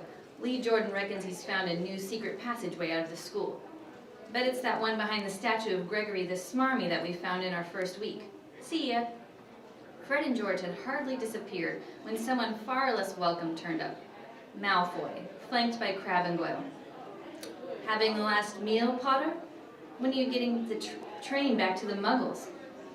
You're a lot braver now that you're back on the ground and you've got your little friends with you, said Harry coolly. There was, of course, nothing at all little about Crabbe and Goyle, but as the high table was full of teachers, neither of them could do more than crack their knuckles and scowl. I'd take you any time on my own, said Malfoy. Tonight if you want. Wizard's duel. Wands only, no contact. What's the matter? Never heard of a wizard's duel before, I suppose. Of course he has, said Ron, wheeling round. I'm his second. Who's yours? Malfoy looked at Crabbe and Goyle, sizing them up. Crabbe, he said. Midnight all right? We'll meet you in the trophy room. That's always unlocked. When Malfoy had gone, Ron and Harry looked at each other. What is a wizard's duel, said Harry, and what do you mean you're my second? Well, a second's there to take over if you die, said Ron casually, getting started at last on his cold pie. Catching the look on Harry's face, he added quickly, but people only die in proper duels, you know, with real wizards. The most you and Malfoy will be able to do is send sparks at each other. Neither of you knows enough magic to do any real damage. I bet he expected you to refuse anyway. And what if I wave my wand and nothing happens? Throw it away and punch him on the nose, Ron suggested. Excuse me. They both looked up.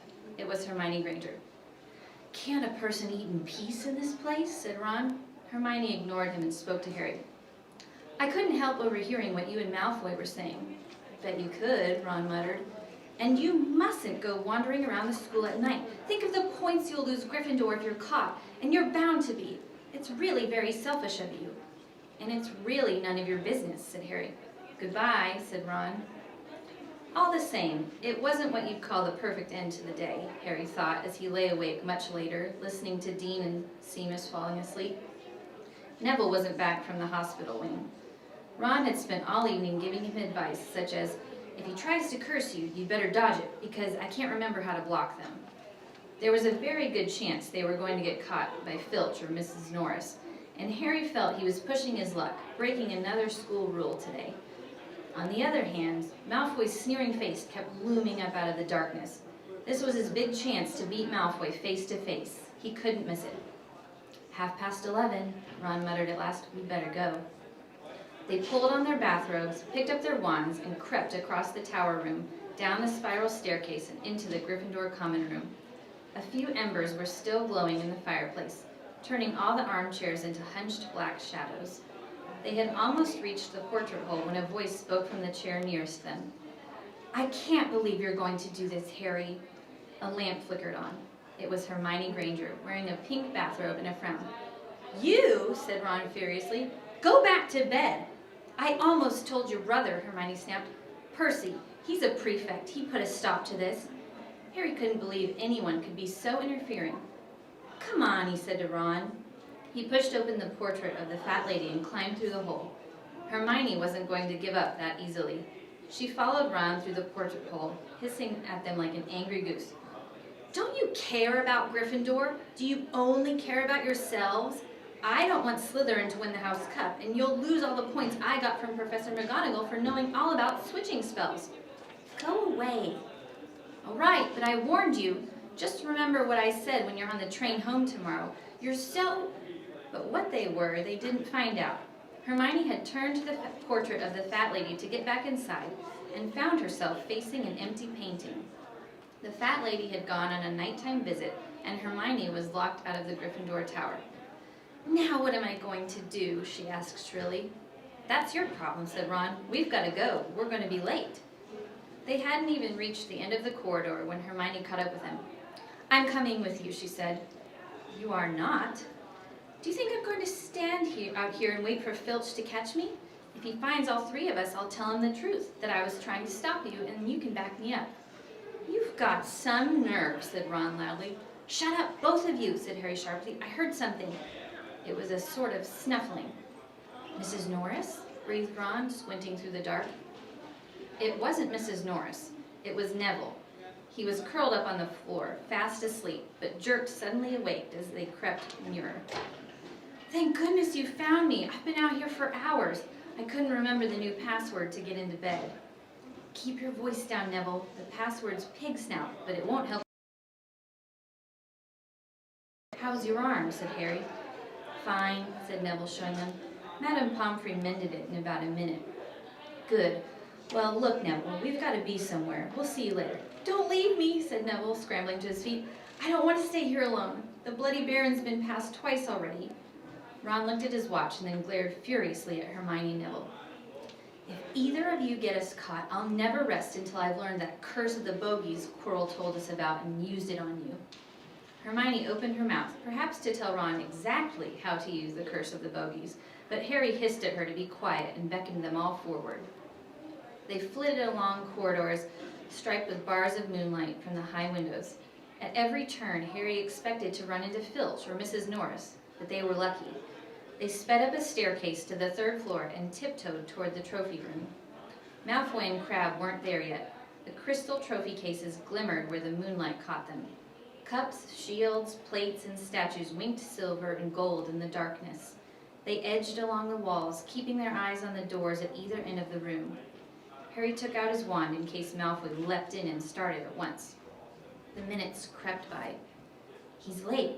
Maybe he's chickened out, Ron whispered. Then a noise in the next room made them jump. Harry had only just raised his wand when they heard someone speak, and it wasn't Malfoy. Sniff around, my sweet. They might be lurking in a corner. It was Filch speaking to Mrs. Norris. Horror-struck, Harry waved madly at the other three to follow him as quickly as possible. They scurried silently toward the door, away from Filch's voice.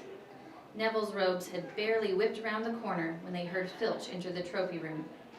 They're in here somewhere, they heard him mutter, probably hiding. This way, Harry mouthed to the others, and petrified, they began to creep down a long gallery full of suits of armor. They could hear Filch getting nearer. Neville suddenly let out a frightened squeak and broke into a run. He tripped, grabbed Ron around the waist, and the pair of them toppled right into his suit of armor. The clanging and crashing were enough to wake the whole castle. Run! Harry yelled, and the 4 of them sprinted down the gallery, not looking back to see whether Filch was following. They swung around the doorpost and galloped down one corridor, then another, Harry in the lead, without any idea where they were or where they were going. They ripped through a tapestry and found themselves in a hidden passageway, hurtled along it, and came out near their charms classroom, which they knew was miles from the trophy room. I think we've lost him, Harry panted, leaning against the cold wall and wiping his forehead. Neville was bent double, wheezing and spluttering. I told you, Hermione gasped, clutching at the stitch in her chest. I told you. We've got to get back to Gryffindor Tower, said Ron, quickly as possible. Malfoy tricked you, Hermione said to Harry. You realize that, don't you? He was never going to meet you. Filch knew someone was going to be in the trophy room. Malfoy must have tipped him off. Harry thought she was probably right, but he wasn't going to tell her that. Let's go. It wasn't going to be that simple. They hadn't gone more than a dozen paces when a doorknob rattled and something came shooting out of a classroom in front of them. It was Peeves. He caught sight of them and gave a squeal of delight. Shut up, Peeves, please, you'll get us thrown out. Peeves cackled. Wandering around at midnight, ickle firsties? Tut, tut, tut. Naughty, naughty, you'll get caughty. Not if you don't give us away, Peeves, please. Should tell Filch I should, said Peeves in his saintly voice, but his eyes glittered wickedly. It's for your own good, you know. Get out of the way, snapped Ron, taking a swipe at Peeves. This was a big mistake. Students out of bed, Peeves bellowed. Students out of bed, down the charms corridor. Ducking under Peeves, they ran for their lives right to the end of the corridor where they slammed into a door, and it was locked. This is it, Ron moaned as they pushed helplessly at the door. We're done for. This is the end. They could hear footsteps, Filch running as fast as he could towards Peeves' shouts. Oh, move over, Hermione snarled. She grabbed Harry's wand, tapped the lock, and whispered, Alohomora. The lock clicked and the door swung open. They piled through it, shut it quickly, and pressed their ears against it, listening. Which way did they go, Peeves? Filch was saying. Quick, tell me. Say please. Don't mess with me, Peeves. Now where did they go? "Shan't say nothing if you don't say please," said Peeves in his annoyingly sing-songy voice. "All right, please." "Nothing! Ha ha! Told you I wouldn't say nothing if you didn't say please! Ha ha ha!" And they heard the sound of Peeves whooshing away and Filch cursing in rage. "He thinks this door is locked," Harry whispered. "I think we'll be okay. Get off, Neville." For Neville had been tugging on the sleeve of Harry's bathrobe for the last minute. "What?" Harry turned around and saw quite clearly what. For a moment, he was sure he'd walked into a nightmare. This was too much on top of everything that had happened so far. They weren't in a room, as he had supposed. They were in a corridor, the forbidden corridor on the 3rd floor. And now they knew why it was forbidden. They were looking straight into the eyes of a monstrous dog, a dog that filled the whole space between ceiling and floor. It had 3 heads, 3 pairs of rolling mad eyes, 3 noses, twitching and quivering in their direction, 3 drooling mouths, saliva hanging in slippery ropes from yellowish fangs. It was standing quite still, all 6 eyes staring at them, and Harry knew that the only reason they weren't already dead was that their sudden appearance had taken it by surprise. But it was quickly getting over that. There was no mistaking what those thunderous growls meant. Harry groped for the doorknob. Between Filch and death, he'd take Filch. They fell backward. Harry slammed the door shut, and they ran. They almost flew back down the corridor. Filch must have hurried off to look for them somewhere else, because they didn't see him anywhere, but they hardly cared. All they wanted to do was to put as much space as possible between them and that monster. They didn't stop running until they reached the portrait of the fat lady on the 7th floor. "Where on earth have you all been?" she asked, looking at their bathrobes hanging off their shoulders and their flushed, sweaty faces. "Never mind that. Pig snout, panted Harry, and the portrait swung forward. They scrambled into the common room and collapsed, trembling, into armchairs.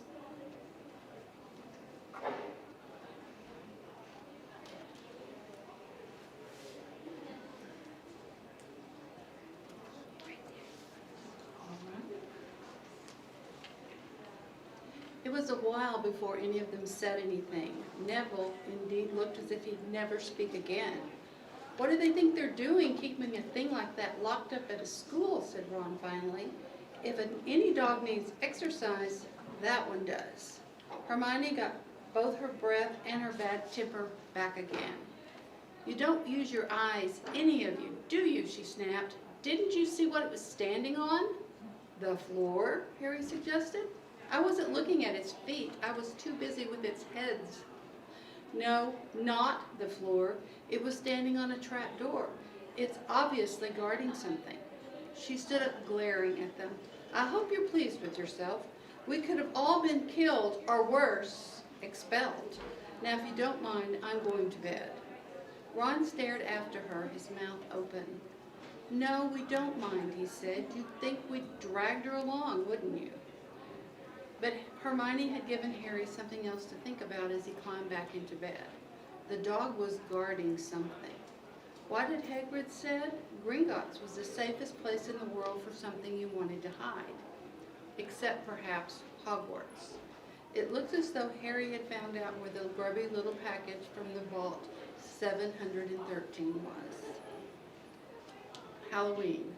Malfoy couldn't believe his eyes when he saw that Harry and Ron were still at Hogwarts the next day, looking tired but perfectly cheerful. Indeed, by the next morning, Harry and Ron thought that meeting the 3-headed dog had been an excellent adventure, and they were quite keen to have another one. In the meantime, Harry filled Ron in about the package that seemed to have been moved from Gringotts to Hogwarts, and they spent a lot of time wondering what could possibly need such heavy protection. "It's either really valuable or really dangerous," said Ron. "Or both," said Harry. But all they knew for sure about the mysterious object was that it was about 2 inches long, and they didn't have much chance of guessing what it was without further clues. Neither Neville nor Hermione showed the slightest interest in what lay underneath the dog and the trapdoor. All Neville cared about was never going near the dog again. Hermione was now refusing to speak to Harry and Ron, but she was such a bossy know-it-all that they saw this as an added bonus. All they really wanted now was a way of getting back at Malfoy, and to their great delight, later. As the owls flooded into the great hall as usual, everyone's attention was caught at once by a long, thin package carried by 6 large screech owls. Harry was just as interested as everyone else to see what was in this large parcel and was amazed when the owls soared down and dropped it right in front of him, knocking his bacon to the floor. They had hardly fluttered out of the way when another owl dropped a letter on top of the parcel. Harry ripped open the letter first, which was lucky because it said, "Do not open the parcel at the table.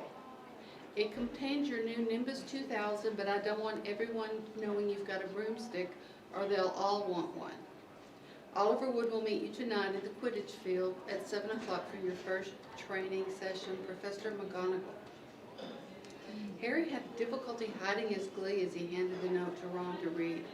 "A Nimbus 2000, Ron moaned enviously. "I've never even touched one." They left the hall quickly, wanting to unwrap the broomstick in private before their first class. But halfway across the entrance hall, they found the way upstairs barred by Crabbe and Goyle. Malfoy seized the package from Harry and felt it. "That's a broomstick," he said, throwing it back to Harry with a mixture of jealousy and spite on his face. "You'll be in it for this time, Potter. First years aren't allowed them." Ron couldn't resist. "It's not just any old broomstick," he said. "It's a Nimbus 2000. What did you say you've got at home, Malfoy? A Comet 260? Ron grinned at Harry. "Comets look flashy, but they're not in the same league as the Nimbus." "What would you know about it, Weasley? You couldn't afford half the handle," Malfoy snapped back. "I suppose you and your brothers have to save up twig by twig." Before Ron could answer, Professor Flitwick appeared at Malfoy's elbow. "Not arguing, I hope, boys," he squeaked. "Potter's been sent a broomstick, Professor," said Malfoy quickly. Yes, that's right," said Professor Flitwick, beaming at Harry. "Professor McGonagall told me all about the special circumstances, Potter. And what model is it?" "A Nimbus 2000, sir," said Harry, fighting not to laugh at the look of horror on Malfoy's face. "And it's really thanks to Malfoy here that I've got it," he added. Harry and Ron headed upstairs, smothering their laughter at Malfoy's obvious rage and confusion. "Well, it's true," Harry chortled as they reached the top of the marble staircase. "If he hadn't stolen Neville's room brawl, I wouldn't be on the team." "So I suppose you think that's a reward for breaking rules?" came an angry voice from just behind them. Hermione was stomping up the stairs, looking disapprovingly at the package in Harry's hand. "I thought you weren't speaking to us," said Harry. "Don't stop now," said Ron. "It was doing us so much good." Hermione marched away with her nose in the air. Harry had a lot of trouble keeping his mind on his lessons that day. It kept wandering up to the dormitory where his new broomstick was lying under his bed, or straying off to the Quidditch field where he'd be learning to play that night. He bolted his dinner that evening without noticing what he was eating, and then rushed upstairs with Ron to unwrap the Nimbus 2000 at last. "Wow," Ron sighed as the broomstick rolled onto Harry's bedspread. Even Harry, who knew nothing about the different brooms, thought it looked wonderful. Sleek and shiny with a mahogany handle, it had a long tail of neat straight twigs and Nimbus 2000 written in gold near the top. As 7 o'clock drew near, Harry left the castle and set off in the dust toward the Quidditch field. He'd never been inside the stadium before. Hundreds of seats were raised in stands around the field so that the spectators were high enough to see what was going on. At either end of the field were 3 golden poles with hoops on the end.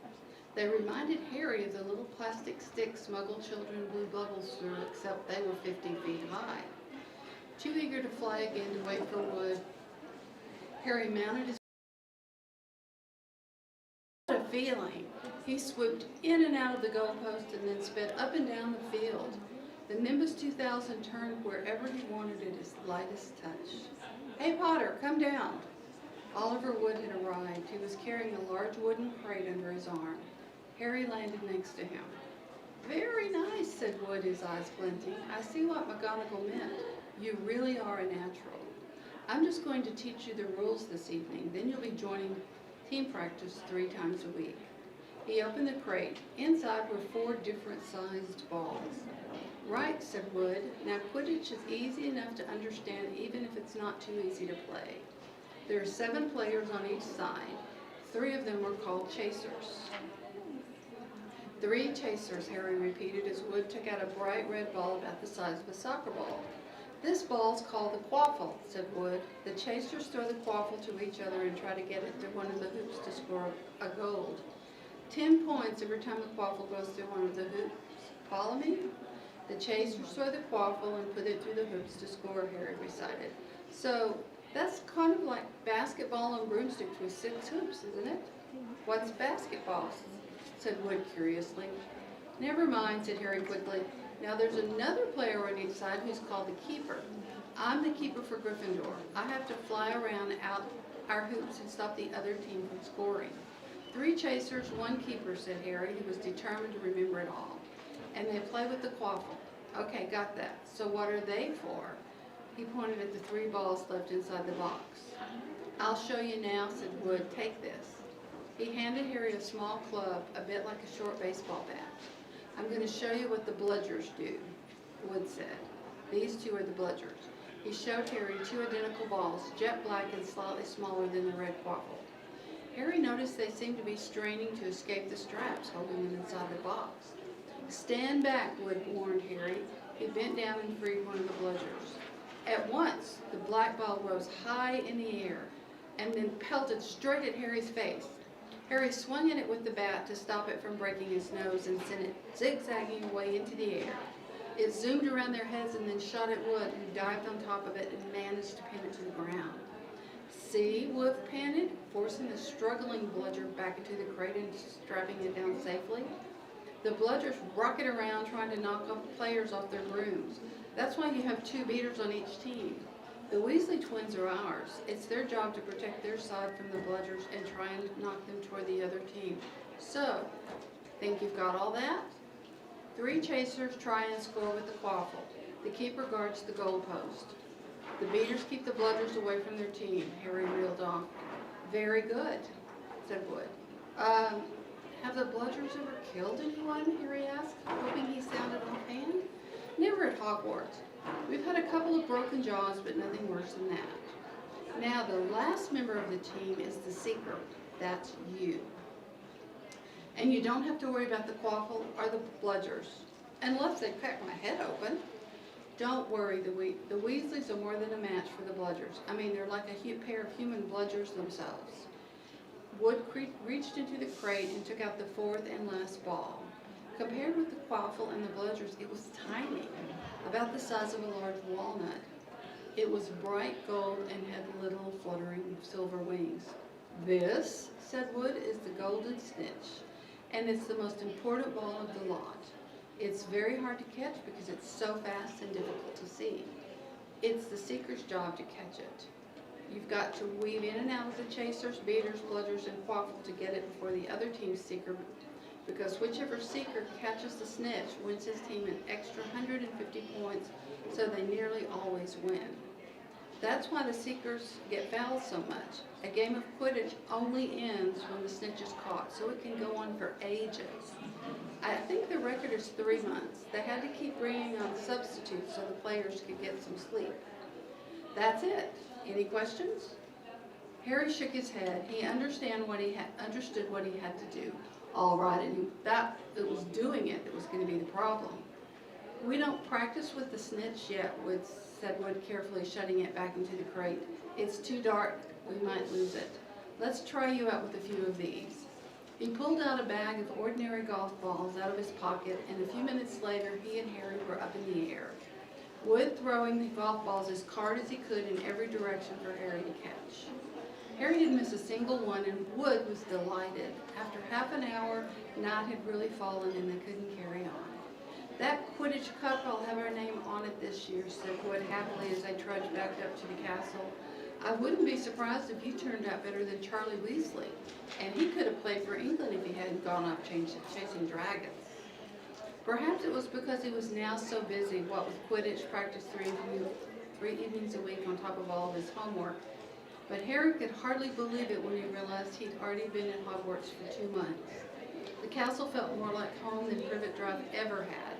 His lessons, too, were becoming more and more interesting now that they had mastered the basics.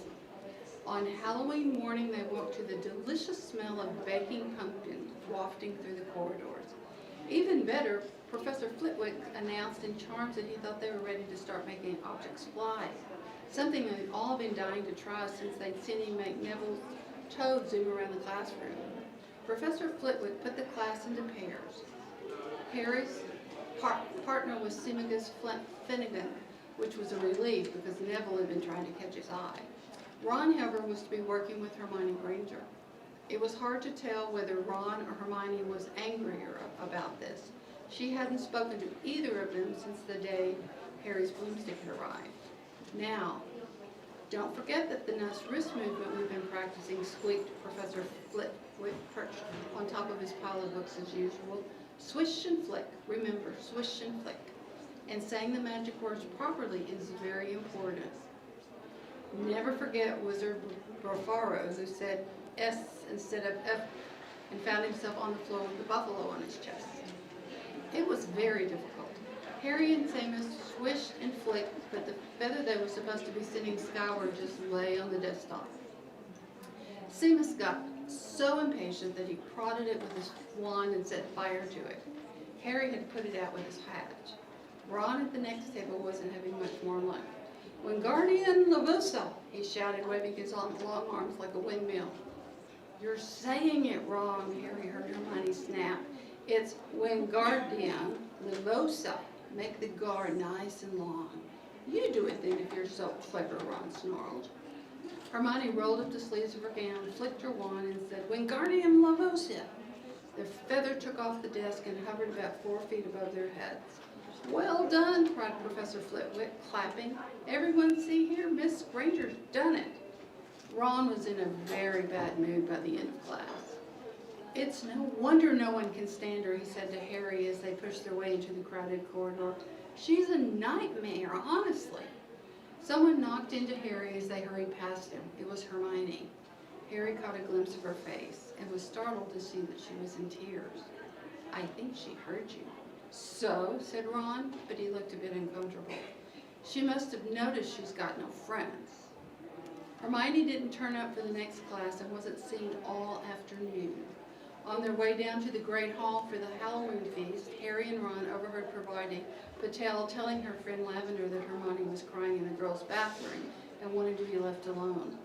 Ron looked still more awkward at this, but a moment later they entered the Great Hall where the Halloween decorations put Hermione out of their minds.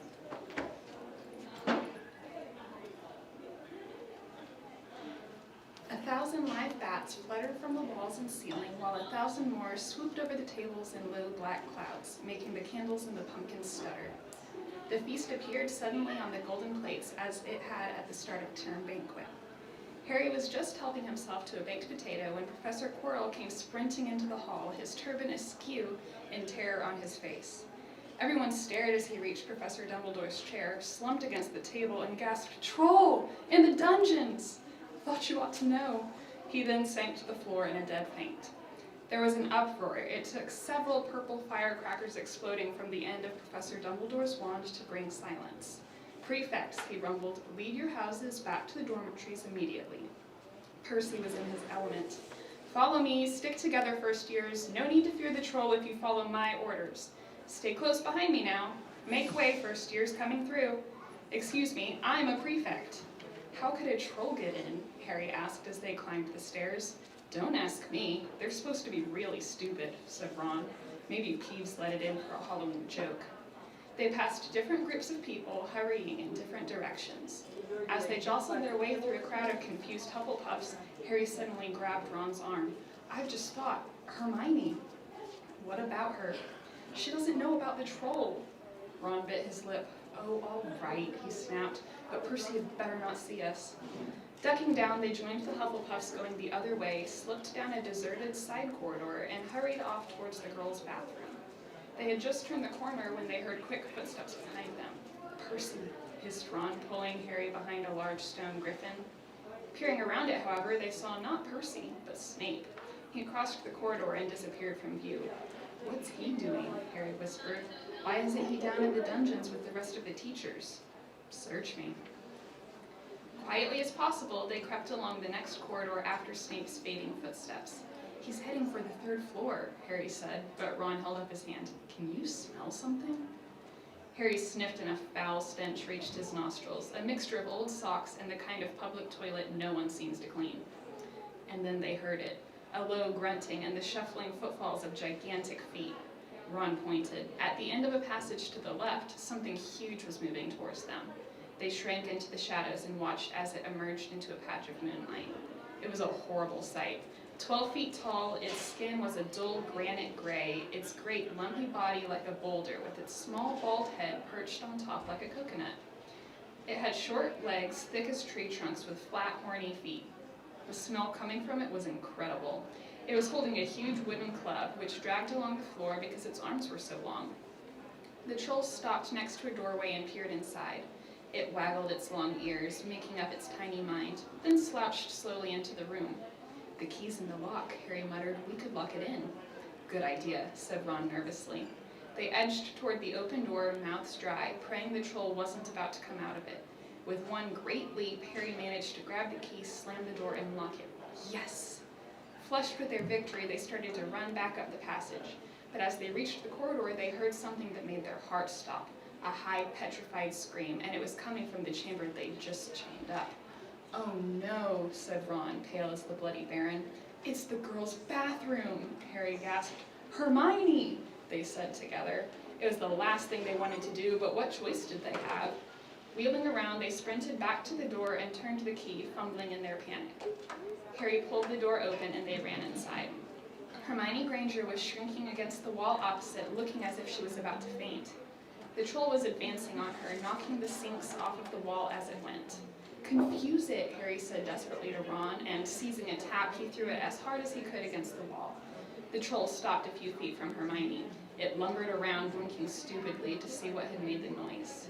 Its mean little eyes saw Harry. It hesitated, then made for him instead, lifting its club as it went.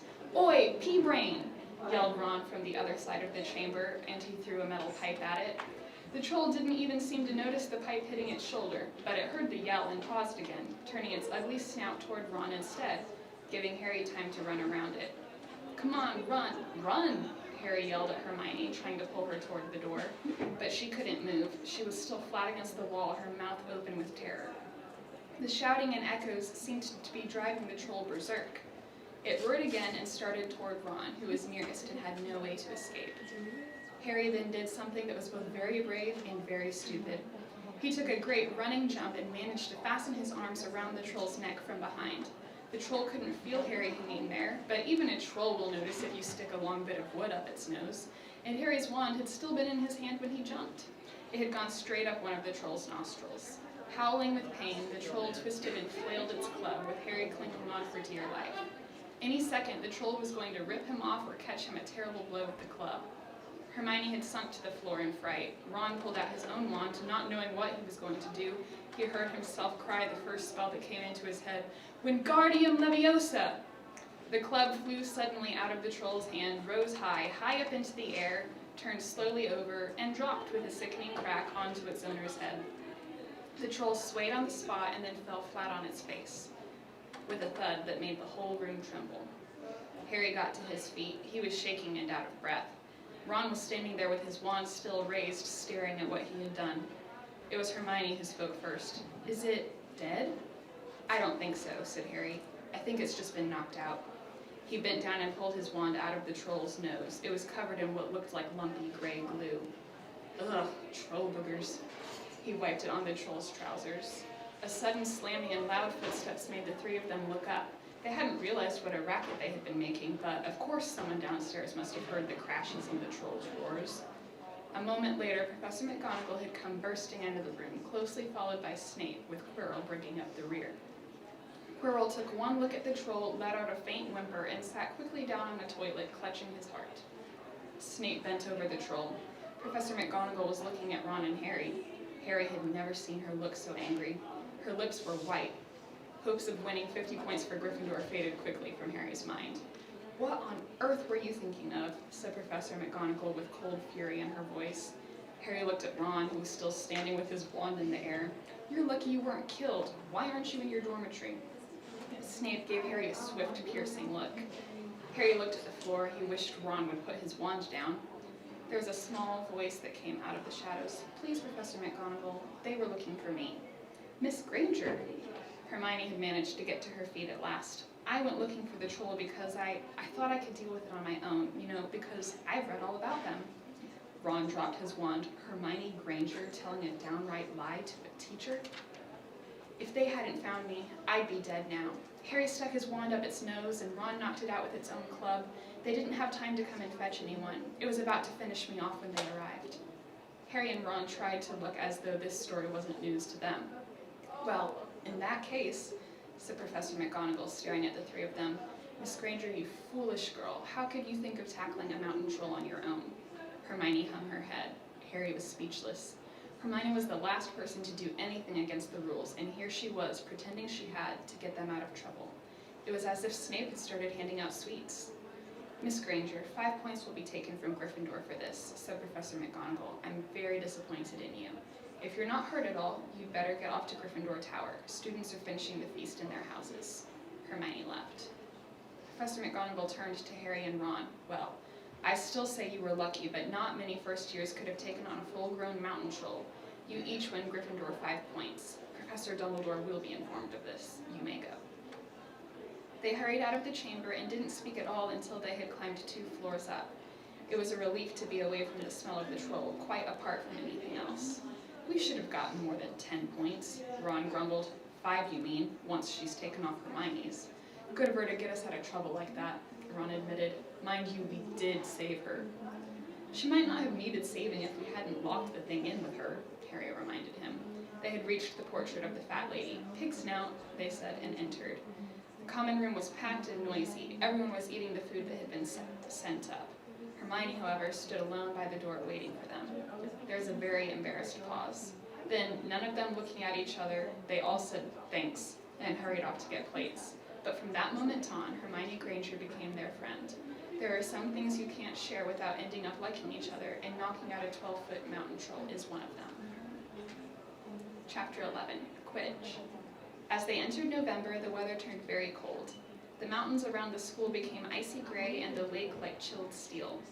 Every morning the ground was covered in frost. Hagrid could be seen from the upstairs windows defrosting broomsticks on the Quidditch field, bundled up in a long moleskin overcoat, rabbit fur gloves, and enormous beaver skin boots. The Quidditch season had begun. On Saturday, Harry would be playing in his first match after weeks of training, Gryffindor versus Slytherin. If Gryffindor won, they would move up into second place in the house championship. Hardly anyone had seen Harry play because Wood had decided that, as their secret weapon, Harry should be kept, well, secret.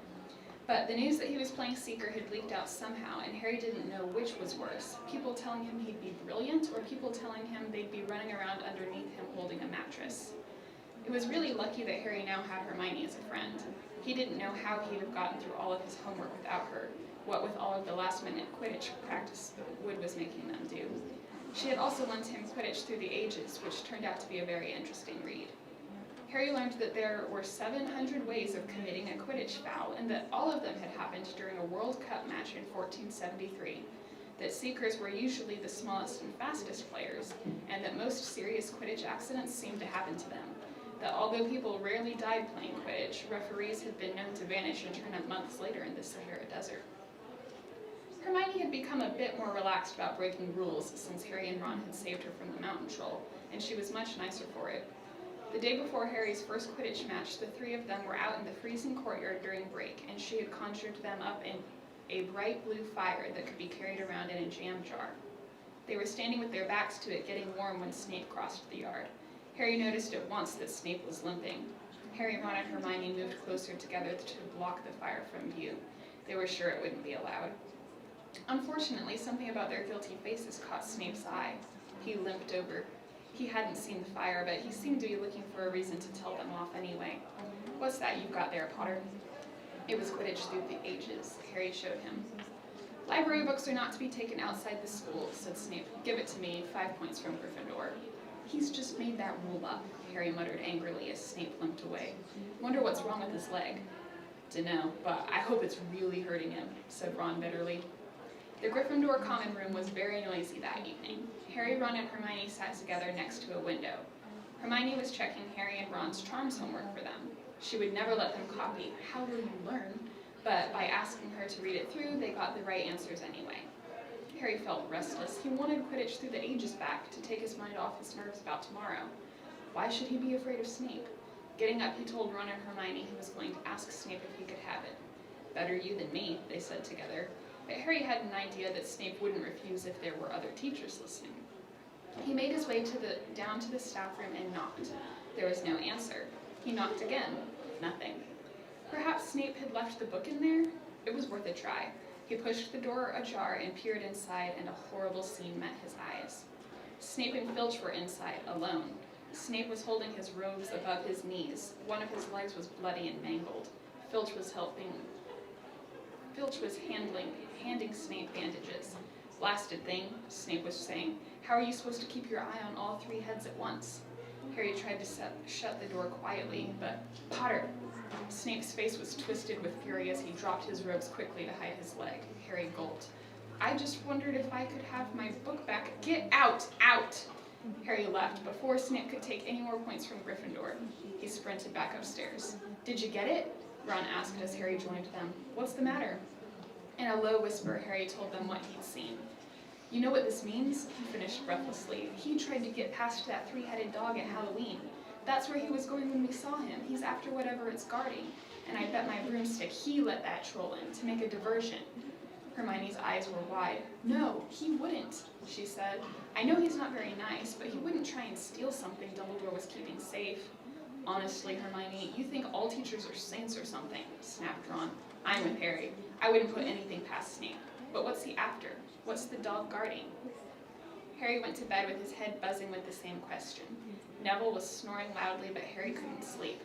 He tried to empty his mind. He needed to sleep. He had to. He had his first Quidditch match in a few hours. But the expression on Snape's face when Harry had seen his leg wasn't easy to forget. The next morning dawned very bright and cold. The great hall was full of the delicious smell of fried sausages and the cheerful chatter of everyone looking forward to a good Quidditch match. You've got to eat some breakfast. I don't want anything. Just a bit of toast, wheedled Hermione. I'm not hungry. Harry felt terrible. In an hour's time, he'd be walking onto the field. Harry, you need your strength, said Seamus Finnegan. Seekers are always the ones who get clobbered by the other team.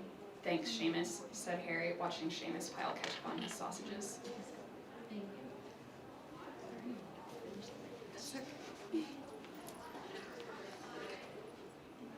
By 11 o'clock, the whole school seemed to be out in the stands around the Quidditch pitch.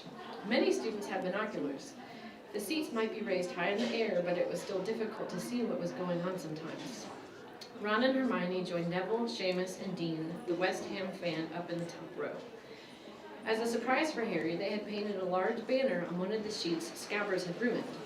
It said, Potter for President, and Dean, who was good at drawing, had done a large Gryffindor lion underneath. Then Hermione had performed a tricky little charm so that the paint flashed different colors. Meanwhile, in the locker room, Harry and the rest of the team were changing into their scarlet Quidditch robes. Slytherin would be playing in green. Wood cleared his throat for silence.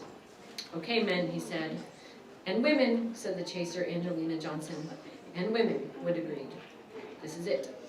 The big one, said Fred Weasley. The one we've all been waiting for, said George.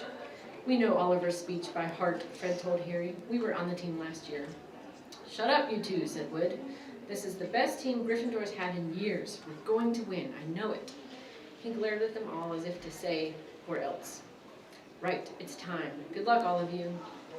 Harry followed Fred and George out of the locker room and, hoping his knees weren't going to give way, walked onto the field to loud cheers. Madame Hooch was refereeing. She stood in the middle of the field waiting for the two teams, her broom in her hand. Now, I want a nice fair game, all of you, she said, once they were all gathered around her. Harry noticed that she seemed to be speaking particularly to the Slytherin captain, Marcus Flint, a fifth year. Harry thought Flint looked as if he had some troll blood in him. Out of the corner of his eye, he saw the fluttering banner high above, flashing Potter for President over the crowd. His heart skipped. He felt braver. Mount your brooms, please. Harry clambered onto his Nimbus 2000. Madame Hooch gave a loud blast on her silver whistle. 15 brooms rose up, high, high into the air. They were off. And the quaffle is taken immediately by Angelina Johnson of Gryffindor. What an excellent chaser that girl is, and rather attractive too. Jordan! Sorry, Professor. The Weasley twins' friend, Lee Jordan, was doing the commentary for the match, closely watched by Professor McGonagall. And she's really belting along up there. A neat pass to Alicia Spinnet, a good find of Oliver Woods, last year only a reserve. Back to Johnson, and nope, the Slytherins have taken the quaffle. Slytherin Captain Marcus Flint gains the quaffle, and off he goes. Flint flying like an eagle up there. He's going to no, stopped by an excellent move by Gryffindor keeper Wood, and the Gryffindors take the quaffle. That's Chaser Katie Bell of Gryffindor there. Nice dive around Flint. Off up the field, and ouch! That must have hurt. Hit in the back of the head by a bludger. Quaffle taken by the Slytherins. That's Adrian Pusey speeding off towards the goalposts. But he's blocked by a second bludger. Sent his way by Fred or George Weasley, can't tell which.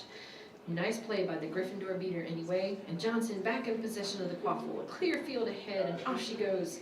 She's really flying, dodges a speeding bludger. The goalposts are ahead. Come on, Angelina. Keeper Bletchley dives, misses. Gryffindor scored. Gryffindor cheers filled the cold air with howls and moans from the Slytherins. Budge up there, move along. Hagrid! Ron and Hermione squeezed together to give Hagrid enough space to join them. Been watching from me hut, said Hagrid, patting a large pair of binoculars around his neck.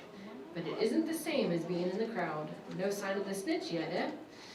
Nope, said Ron. Harry hasn't had much to do yet. Kept out of trouble, though. That's something, said Hagrid, raising his binoculars and peering skyward at the speck that was Harry. Way above them, Harry was gliding over the game, squinting above for some sign of the snitch. This was part of his and Wood's game plan. Keep out of the way until you catch sight of the snitch, Wood had said. We don't want you attacked before you have to be. When Angelina had scored, Harry had done a couple of loop-the-loops to let off his feelings. Now he was back to staring around for the snitch. Once he caught sight of a flash of gold, but it was just a reflection from one of the Weasleys' wristwatches. And once a bludger decided to come pelting his way, more like a cannonball than anything. But Harry dodged it, and Fred Weasley came chasing after it. All right there, Harry, he had time to yell, as he beat the bludger furiously toward Marcus Flint. Slytherin in possession, Lee Jordan was saying. Chaser Pusey ducks 2 bludgers, 2 Weasleys, and Chaser Bell, and speeds toward the... Wait a moment, was that the snitch? A murmur ran through the crowd as Adrian Pusey dropped the quaffle, too busy looking over his shoulder at the flash of gold that had passed his left ear. Harry saw it. In a great rush of excitement, he dived downward after the streak of gold. Slytherin seeker Terence Higgs had seen it too. Neck and neck, they hurtled toward the snitch. All the chasers seemed to have forgotten what they were supposed to be doing as they hung in midair to watch. Harry was faster than Higgs. He could see the little round ball, wings fluttering, darting up ahead. He put on an extra spurt of speed. Wham! A roar of rage echoed from the Gryffindors below. Marcus Flint had blocked Harry on purpose, and Harry's broom spun off course, Harry holding on for dear life. Foul! Screamed the Gryffindors. Madame Hooch spoke angrily to Flint and then ordered a free shot at the goalposts for Gryffindor. But in all the confusion, of course, the golden snitch had disappeared from sight again. Down in the stands, Dean Thomas was yelling, "Send him off, ref! Red card!" "What are you talking about, Dean?" said Ron. "Red card," said Dean furiously. "In soccer, you get shown the red card and you're out of the game." "But this isn't soccer, Dean," Ron reminded him. Hagrid, however, was on Dean's side. They ought to change the rules. Flint could have knocked Harry out of the air. Lee Jordan was finding it difficult not to take sides. "So, after that obvious and disgusting bit of cheating," "Jordan," growled Professor McGonagall. "I mean, after that open and revolting foul, Jordan, I'm warning you." All right. That his broom was goal. He couldn't turn it, he couldn't direct it at all. It was zigzagging through the air, and every now and then making violent swishing movements that almost unseated him. Lee was still commentating. Slytherin in possession, Flint with the quaffle, pass his spit-it, pass his belt, hit hard in the face by a bludger, hope it broke his nose. Only joking, Professor. Slytherin scored. Oh no! The Slytherins were cheering. No one seemed to have noticed that Harry's broom was behaving strangely. It was carrying him slowly higher, away from the game, jerking and twitching as it went. Dunno what Harry thinks he's doing, Hagrid mumbled. He stared through his binoculars. If I didn't know better, I'd say he lost control of his broom.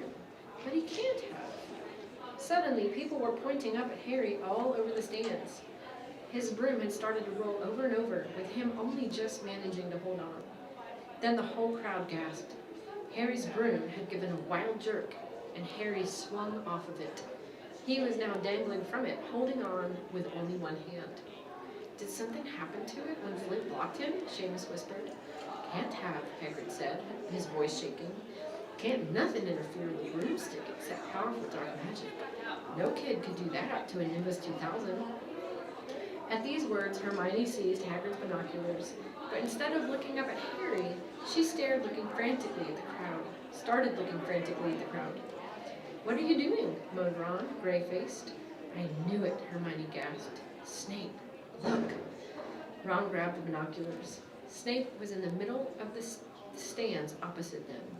He had his eyes fixed on Harry, and he was muttering non-stop under his breath. He's doing something. Jinxing the broom, said Hermione. What should I do? Leave it to me. Before Ron could say another word, Hermione had disappeared. Ron turned the binoculars back on Harry. His broom was vibrating so hard it was impossible for him to hang on much longer. The whole crowd was on its feet, watching, terrified, as the Weasleys flew up to try and pull Harry safely onto their brooms. But it was no good. Every time they got near him, the broom would jump higher still. They dropped lower and circled beneath him, obviously hoping to catch him if he fell. Marcus Flint seized the quaffle and scored 5 times without anyone noticing. Come on, Hermione, Ron muttered desperately. Hermione had fought her way across to the stand where Snape stood, and was now racing along the row behind him. She didn't even stop to say sorry as she knocked Professor Quirrell headfirst into the row in front.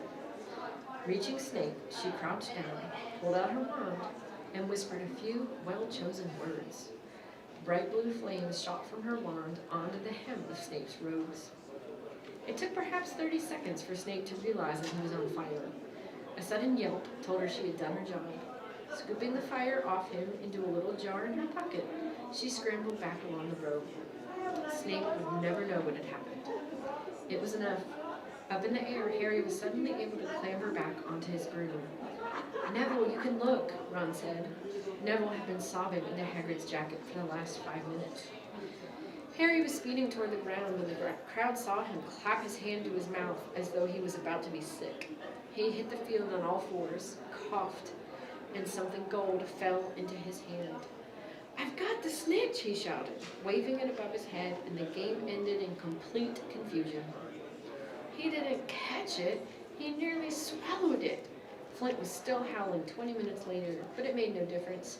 Harry hadn't broken any rules, and Lee Jordan was still happily shouting the results. Gryffindor had won by 170 points to 60. Harry heard none of this, though. He was being made a cup of strong tea back in Hagrid's hut with Ron and Hermione. It was Snape, Ron was explaining. Hermione and I saw him. He was cursing your broomstick, muttering he wouldn't take his eyes off you. Rubbish, said Hagrid, who hadn't heard a word of what had gone on next to him in the stands. Why would Snape do something like that?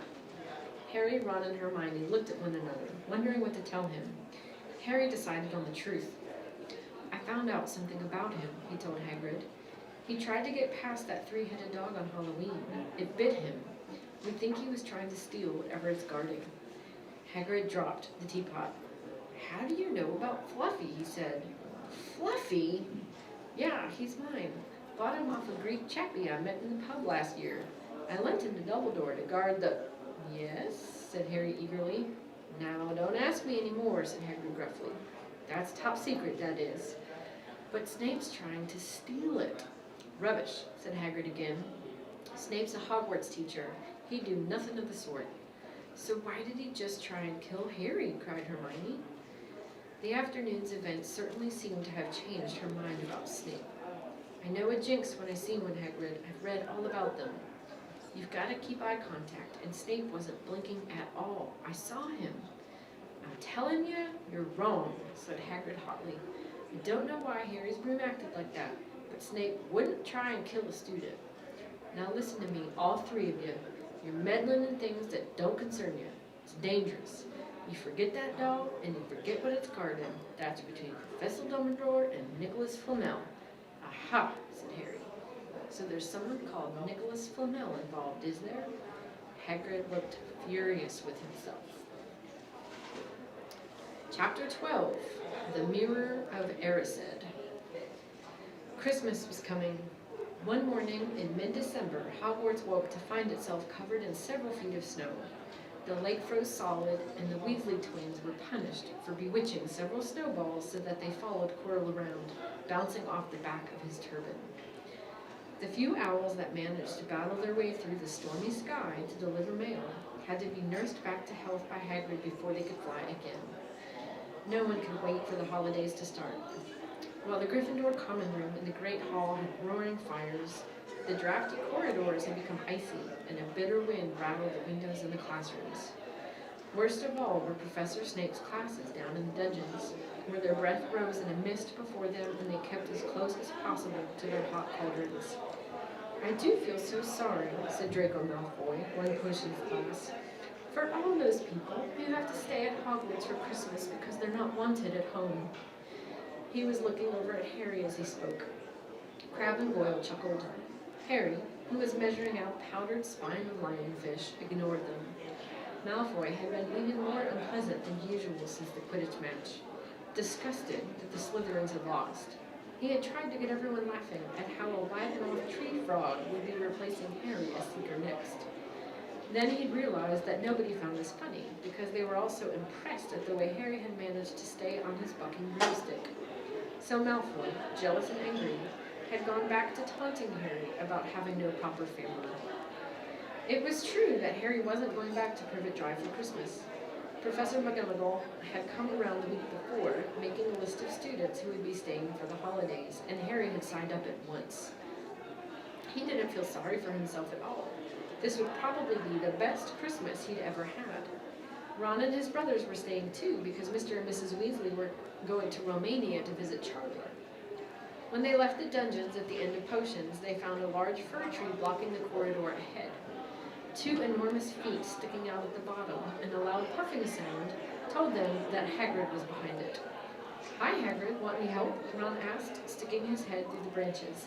Nah, I'm all right. Thanks, Ron.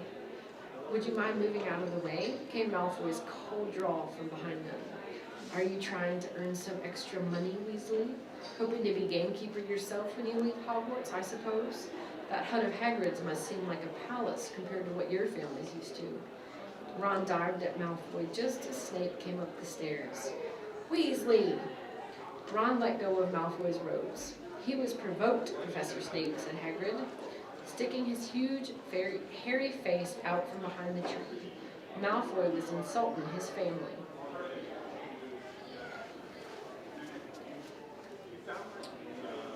Be that as it may, fighting is against Hogwarts rules, Hagrid, said Snape silkily. 5 points from Gryffindor, Weasley, and be grateful it isn't more. Move along, all of you. Malfoy, Crabbe, and Goyle pushed roughly past the tree, scattering needles everywhere and smirking. I'll get him, said Ron, grinding his teeth at Malfoy's back. One of these days, I'll get him. I hate them both, said Harry, Malfoy and Snape. Come on, cheer up. It's nearly Christmas, said Hagrid. Tell you what, come with me and see the Great Hall. Looks a treat. So the three of them followed Hagrid and his tree off to the Great Hall, where Professor McGonagall and Professor Flitwick were busy with the Christmas decorations. Ah, Hagrid, the last tree. Put it in the far corner, would you? The hall looked spectacular. Festoons of holly and mistletoe hung all around the walls, and no less than 12 towering Christmas trees stood around the room, some sparkling with tiny icicles, some glittering with hundreds of candles. How many days you got left until your holidays? Hagrid asked. Just one, said Hermione. And that reminds me, Harry, Ron, we've got half an hour before lunch. We should be in the library. Oh yeah, you're right, said Ron, tearing his eyes away from Professor Flitwick, who had golden baubles blossoming out of his wand and was trailing them over the branches of the new tree. The library, said Hagrid, following them out of the hall. Just before the holidays? Bit keen, aren't you?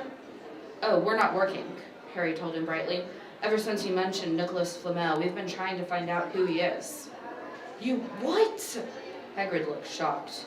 Listen here, I've told you, drop it. It's nothing to you what that dog's guarding. We just want to know who Nicholas Flamel is, that's all, said Hermione. Unless you'd like to tell us and save us the trouble, Harry added. We must have been through hundreds of books already, and we can't find him anywhere. Just give us a hint. I know I've read his name somewhere. I'm saying nothing, said Hagrid flatly. Just have to find out for ourselves then, said Ron, and they left Hagrid looking disgruntled and hurried off to the library. They had indeed been searching books for Flamel's name ever since Hagrid had let it slip, because how else were they going to find out what Snape was trying to steal? The trouble was, it was very hard to know where to begin. Not knowing what Flamel might have done to get himself into a book. He wasn't in great wizards of the 20th century or notable magical names of our time. He was missing, too, from important modern magical discoveries and a study of recent developments in wizardry. And then, of course, there was the sheer size of the library. Tens of thousands of books, thousands of shelves, hundreds of narrow rows. Hermione took out a list of subjects and titles she had decided to search, while Ron strode off down a row of books and started pulling them off the shelves at random. Harry wandered over to the restricted section. He had been wondering for a while if Flamel wasn't somewhere in there. Unfortunately, you needed a specially signed note from one of the teachers to look in any of the restricted books, and he knew he'd never get one. These were the books containing powerful dark magic never taught at Hogwarts, and only read by older students studying advanced defense against the dark arts. What are you looking for, boy? Nothing, said Harry. Madame Pince, the librarian, brandished a feather duster at him. You better get out then. Go on, out. Wishing he'd been a bit quicker at thinking up some story, Harry left the library. He, Ron, and Hermione had already agreed they'd better not ask Madame Pince where they could find Flamel. They were sure she'd be able to tell them, but they couldn't risk Snape hearing what they were up to. Harry waited outside in the corridor to see if the other two had found anything, but he wasn't very hopeful. They had been looking for 2 weeks after all, but as they only had odd moments between lessons, it wasn't surprising they found nothing. What they really needed was a nice long search without Madame Pince breathing down their necks. 5 minutes later, Ron and Hermione joined him, shaking their heads. They went off to lunch. You will keep looking while I'm away, won't you? Said Hermione, and send me an owl if you find anything. And you could ask your parents if they know who Flamel is, said Ron. It'd be safe to ask them. Very safe, as they're both dentists, said Hermione. Once the holidays had started, Ron and Harry were having too good a time to think much about Flamel. They had the dormitory to themselves, and the common room was far emptier than usual, so they were able to get the good armchairs by the fire. They sat by the hour, eating anything they could spear on a toasting fork. Bread, English muffins, marshmallows, and plotting ways of getting Malfoy expelled, which were fun to talk about, even if they wouldn't work. Ron also started teaching Harry wizard chess. This was exactly like Muggle chess, except that the figures were alive, which made it a lot like directing troops in battle. Ron's set was very old and battered. Like everything else he owned, it had once belonged to someone else in his family, in this case, his grandfather. However, old chessmen weren't a drawback at all. Ron knew them so well, he never had trouble getting them to do what he wanted. Harry played with chessman Seamus Finnegan had lent him, and they didn't trust him at all. He wasn't a very good player yet, and they kept shouting different bits of advice at him, which was confusing. Don't send me there. Can't you say as knight? Send him. We can afford to lose him. On Christmas Eve, Harry went to bed looking forward to the next day for the food and the fun, but not expecting any presents at all. When he woke early in the morning, however, the first thing he saw was a small pile of packages at the foot of his bed. Merry Christmas, said Ron sleepily as Harry scrambled out of bed and pulled on his bathrobe. You too, said Harry. Will you look at this? I've got some presents. What did you expect? Turnips? said Ron, turning to his own pile, which was a lot bigger than Harry's. Harry picked up the top parcel. It was wrapped in thick brown paper, and scrawled across it was, "To Harry, from Hagrid." Inside was a roughly cut wooden flute. Hagrid had obviously whittled it himself. Harry blew it. It sounded a bit like an owl. A second, very small parcel contained a note. "We received your message and enclosed your Christmas present. From Uncle Vernon and Aunt Petunia." Taped to the note was a 50-pence piece. "That's friendly," said Harry. Ron was fascinated by the 50 pence. "Weird," he said. "What a shape. This is money?" "You can keep it," said Harry, laughing at how pleased Ron was. "Hagrid and my aunt and uncle. So who sent this?" "I think I know who that one's from," said Ron, turning a bit pink and pointing to a very lumpy parcel. "My mum. I told her you didn't expect any presents and... oh, no," he groaned. "She's made you a Weasley sweater." Harry had torn open the parcel to find a thick, hand-knitted sweater in emerald green and a large box of homemade fudge. "Every year she makes us a sweater," said Ron, unwrapping his own, "and mine's always maroon." "That's really nice of her," said Harry, trying the fudge, which was very tasty. His next present contained candy, a large box of chocolate fudge from Hermione. This only left one parcel. Harry picked it up and felt it. It was very light. He unwrapped it. Something fluid and silvery gray went slithering to the floor, where it lay in gleaming folds. Ron gasped. "I've heard of those," he said in a hushed voice, dropping the box of every flavor beans he got from Hermione. "If that's what I think it is, they're really rare and really valuable." "What is it?" Harry picked the shining silvery cloth off the floor. It was strange to the touch, like water woven into material. "It's an invisibility cloak," said Ron, a look of awe on his face. "I'm sure it is. Try it on." Harry threw the cloak around his shoulders, and Ron gave a yell. "It is! Look down!" Harry looked down at his feet, but they were gone. He dashed to the mirror. Sure enough, his reflection looked back at him, just his head suspended in mid-air, his body completely invisible. He pulled the cloak over his head, and his reflection vanished completely. "There's a note," said Ron suddenly. "A note fell out of it." Harry pulled off the cloak and seized the letter. Written in narrow, loopy writing he had never seen before were the following words. "Your father left this in my possession before he died. It is time it was returned to you. Use it well.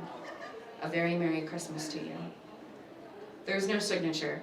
Harry stared at the note. Ron was admiring the cloak. "I'd give anything for one of these," he said. "Anything. What's the matter?" "Nothing," said Harry. He felt very strange. Who had sent the cloak? Had it really once belonged to his father? Before he could say or think anything else, the dormitory door was flung open, and Fred and George Weasley bounded in. Harry stuffed the cloak quickly out of sight. He didn't feel like sharing it with anyone else yet. "Merry Christmas! Hey, look, Harry's got a Weasley sweater too." Fred and George were wearing blue sweaters, one with a large yellow F on it, the other a G. "Harry's is better than ours, though," said Fred, holding up Harry's sweater. "She obviously makes more of an effort if you're not family."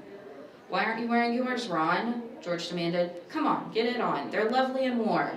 "I hate maroon," Ron moaned half-heartedly as he pulled it over his head. "You haven't got a letter on yours," George observed. "I suppose she thinks you don't forget your name. But we're not stupid. We know we're called Gred and Forge." "What's all this noise?" Percy Weasley stuck his head through the door, looking disapproving. He had clearly gotten halfway through unwrapping his presents, as he too carried a lumpy sweater over his arm, which Fred seized. "P for prefect. Get it on, Percy. Come on. We're all wearing ours. Even Harry got one." "I don't want," said Percy thickly, as the twins forced the sweater over his head, knocking his glasses askew. "And you're not sitting with the prefects today either," said George. "Christmas is a time for family." They frog-marched Percy from the room, his arms pinned to his side by his sweater. Harry had never in his life had such a Christmas dinner. 100 fat roast turkeys, mounds of roast and boiled potatoes, platters of chipolatas, tureens of buttered peas, silver boats of thick, rich gravy and cranberry sauce, and stacks of wizard crackers every few feet along the table. These fantastic party favors are nothing like the feeble muggle ones the Dursleys usually bought, with their little plastic toys and their flimsy paper hats inside. Harry pulled a wizard cracker with Fred, and it didn't just bang. It went off with a blast like a cannon, and engulfed them all in a cloud of blue smoke, while from the inside exploded a rear admiral's hat and several live white mice. Up at the high table, Dumbledore had swapped his pointed wizard's hat for a flowered bonnet, and was chuckling merrily at a joke Professor Flitwick had just read him. Flaming Christmas puddings followed the turkey. Percy nearly broke his tooth on a silver sickle embedded in a slice. Harry watched Hagrid getting redder and redder in the face as he called for more wine, finally kissing Professor McGonagall on the cheek, who, to Harry's amazement, giggled and blushed, her top hat lopsided. When Harry finally left the table, he was laden down with a stack of things out of the crackers, including a pack of non-explodable luminous balloons, a grow-your-own warts kit, and his own new wizard chess set. The white mice had disappeared, and Harry had a nasty feeling they were going to end up as Mrs. Norris's Christmas dinner. Harry and the Weasleys spent a happy afternoon having a furious snowball fight on the grounds. Then, cold, wet, and gasping for breath, they returned to the fire in the Gryffindor common room, where Harry broke in his new chess set by losing spectacularly to Ron. He suspected he wouldn't have lost so badly if Percy hadn't tried to help him so much. After a meal of turkey sandwiches, crumpets, trifle, and Christmas cake, everyone fell felt too full and sleepy to do much more before bed, except sit and watch Percy chase Fred and George all over Gryffindor Tower because they'd stolen his prefect badge. It had been Harry's best Christmas day ever, yet something had been nagging at the back of his mind all day. Not until he climbed into bed was he free to think about it, the invisibility cloak, and whoever had sent it.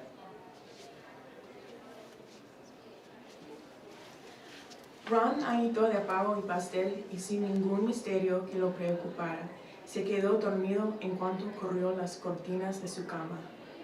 Harry se inclinó a un lado de la suya y sacó la capa de su padre. Aquello había sido de su padre. Dejó que el género corriera por sus manos, más suave que la seda, ligero como el aire. Utilizó bien, decía la nota. Tenía que probarla. Se deslizó fuera de la cama y se envolvió en la capa. Miró hacia sus piernas y vio solo la luz de la luna y sombras. Era una sensación muy curiosa.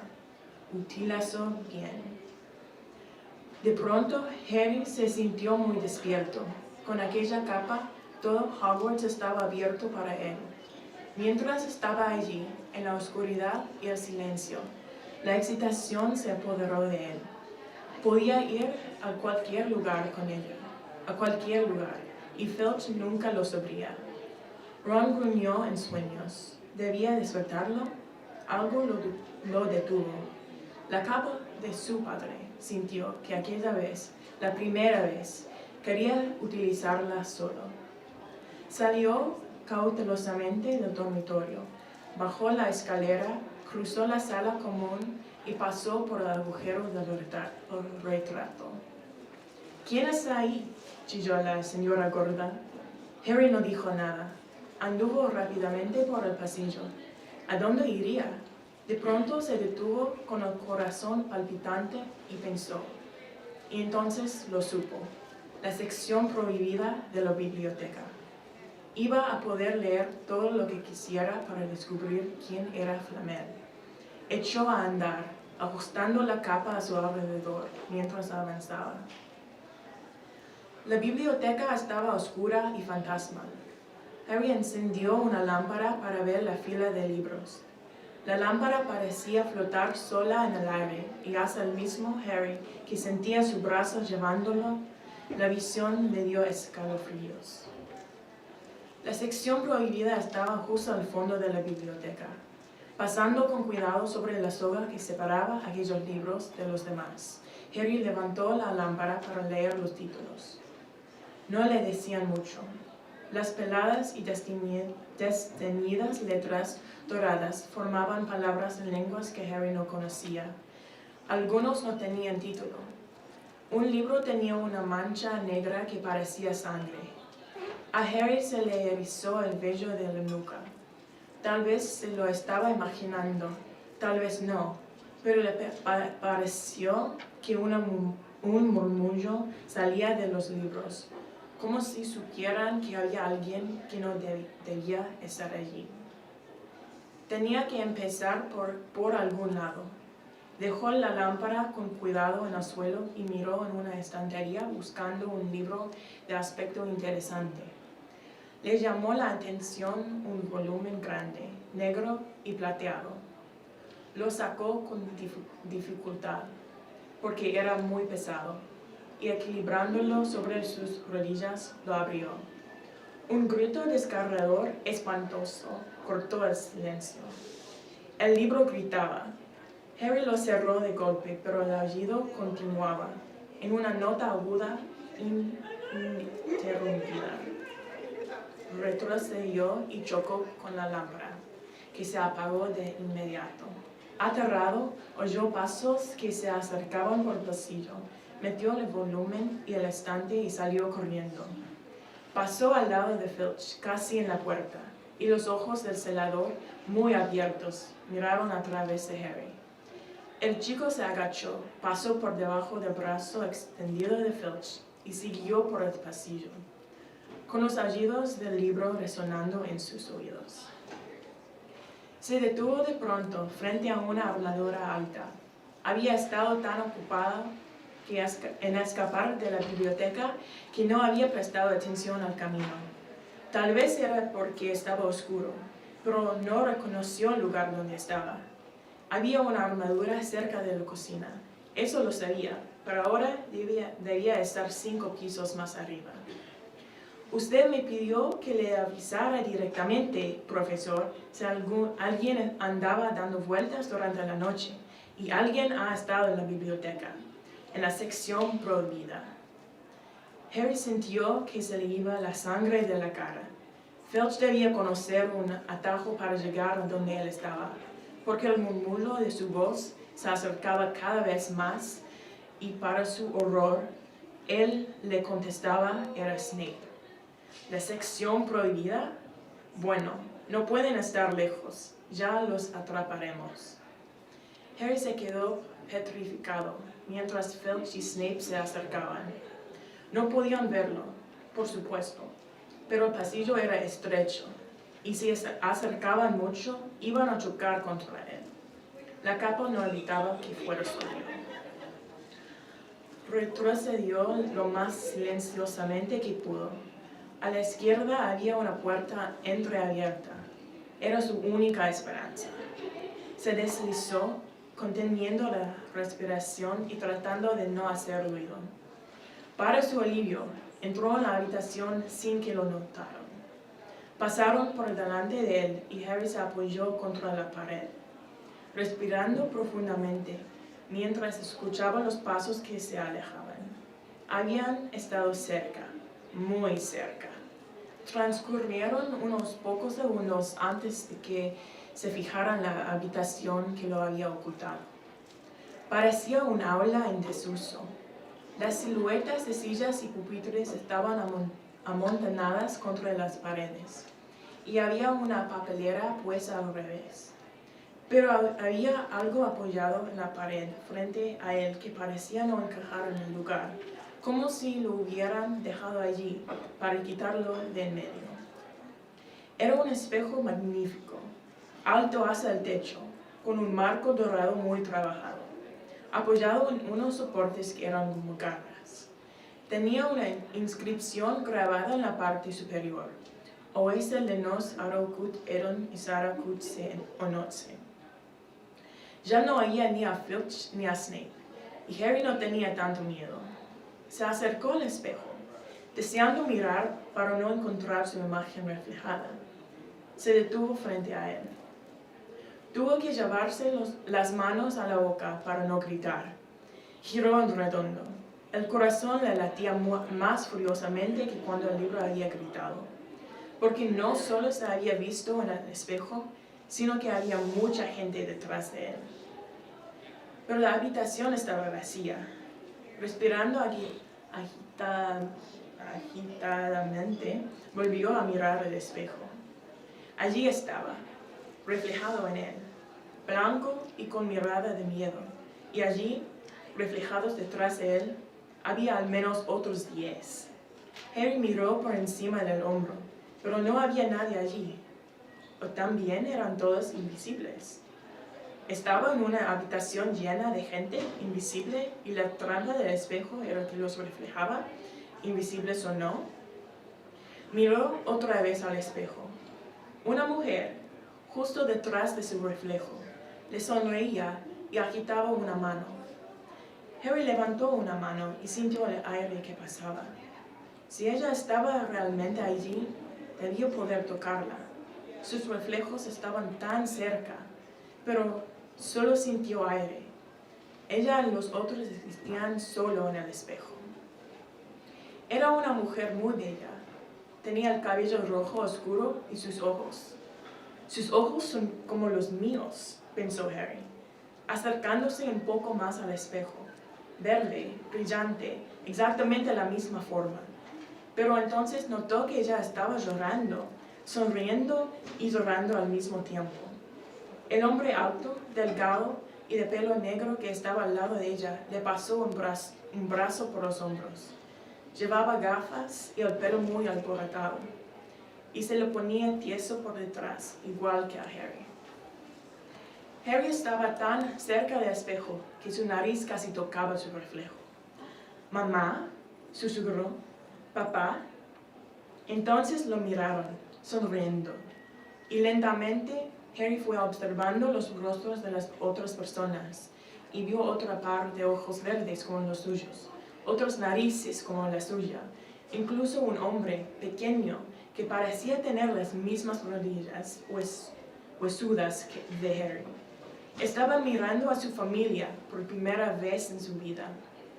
Los padres sonrieron y agitaron las manos, y Harry permaneció mirándolos adelante, con las manos apretadas contra el espejo, como si esperara poder pasar al otro lado y alcanzarlos. En su interior sentía un poderoso dolor, mitad alegría y mitad tristeza terrible. No supo cuánto tiempo estuvo allí.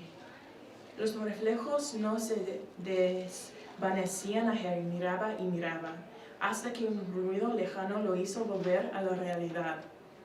No podía quedarse allí, tenía que encontrar el camino hacia el dormitorio. Apartó los ojos de su madre y susurró: «Volveré, volveré». Salió apresuradamente de la habitación. «Podías haberme despertado», dijo el malhumorado Ron. «Puedes venir esta noche. Yo voy a volver. Quiero enseñarte el espejo». «Me gustaría ver a tu madre y a tu padre», dijo Ron con interés. «Y yo quiero ver a toda tu familia, todos los Weasley. ¿Podrás enseñarme a tus otros hermanos y a todos?» «Puedes verlos cuando quieras», dijo Ron. «Ven a mi casa ese verano. De todos modos, a lo mejor solo muestra gente muerta. Pero qué lástima que no encontrarás a Flamel. ¿No quieres tocineta, alguna otra cosa? ¿Por qué no comes nada?» Harry no podía comer. Había visto a sus padres y los vería otra vez aquella noche. Casi se había olvidado de Flamel. Ya no le parecía tan importante. ¿A quién le importaba lo que custodiaba al perro de 3 cabezas? ¿Y qué más daba si Snape lo robaba? «¿Estás bien?», preguntó Ron. «Te veo raro». Lo que Harry más temía era no poder encontrar la habitación del espejo. Aquella noche, con Ron también cubierto por la capa, tuvieron que andar con más lentitud. Trataron de repetir el camino de Harry desde la biblioteca, vagando por oscuros pasillos durante casi una hora. «Estoy congelado», se quejó Ron. «Olvidemos esto y volvamos». «No», susurró Harry. «Sé que está por aquí». Pasaron al lado del fantasma de una bruja alta que deslizaba en dirección opuesta, pero no vieron a nadie más. Justo cuando Ron se quejaba de que tenía los pies helados, Harry divisó la armadura. «Es allí, justo allí, sí». Abrieron la puerta. Harry dejó caer la capa de sus hombros y corrió al espejo. Allí estaban. Su madre y su padre sonrieron felices al verlo. ¿Ves?, murmuró Harry. No veo nada. Mira, míralos a todos. Son muchos. Solo puede verte a ti. Pero mira bien, vamos, ponte donde estoy yo. Harry dio un paso a un lado, pero con Ron frente al espejo ya no podía ver a su familia, solo a Ron con su pijama estampada. Sin embargo, Ron parecía fascinado con su imagen. «Mírame», dijo. «¿Puedes ver a toda tu familia contigo?» «No, estoy solo, pero soy diferente, mayor, y soy delegado». «¿Cómo?» Tengo un distintivo como el de Bill, y estoy levantando la copa de las casas y la copa de Quidditch, y también soy capitán de Quidditch». Ron apartó los ojos de aquella espléndida visión y miró excitado a Harry. «¿Crees que este espejo muestra el futuro? ¿Cómo puede ser? Si toda mi familia está muerta. Déjame mirar de nuevo». «Ya lo tuviste toda una noche. Déjame un ratito más». «Pero si estás sosteniendo la copa de Quidditch, ¿qué tiene eso de interesante? Quiero ver a mis padres». «No me empujes». Un súbito ruido en el pasillo puso fin a la discusión. No se habían dado cuenta de lo alto que habían estado hablando. «Rápido».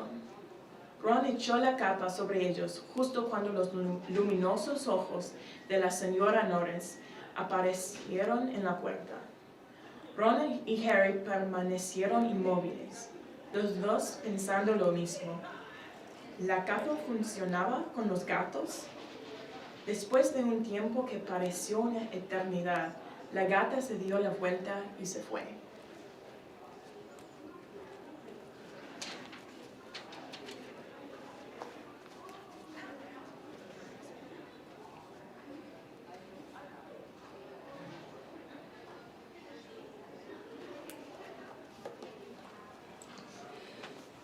Why don't we go down and visit Hagrid?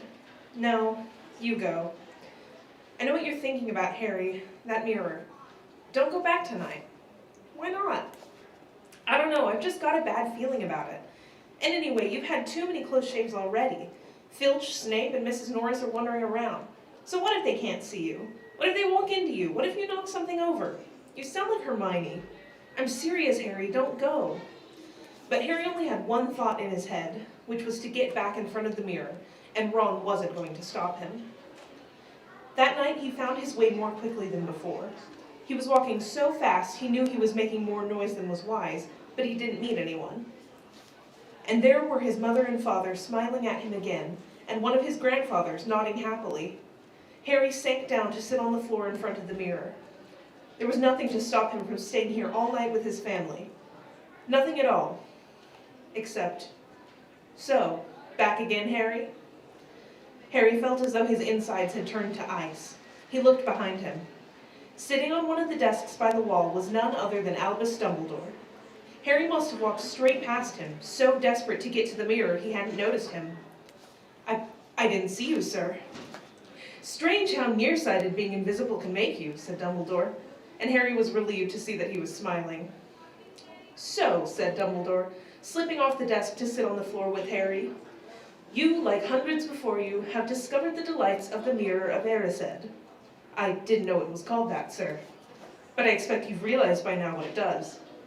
It shows me my family, and it showed your friend Ron himself as head boy.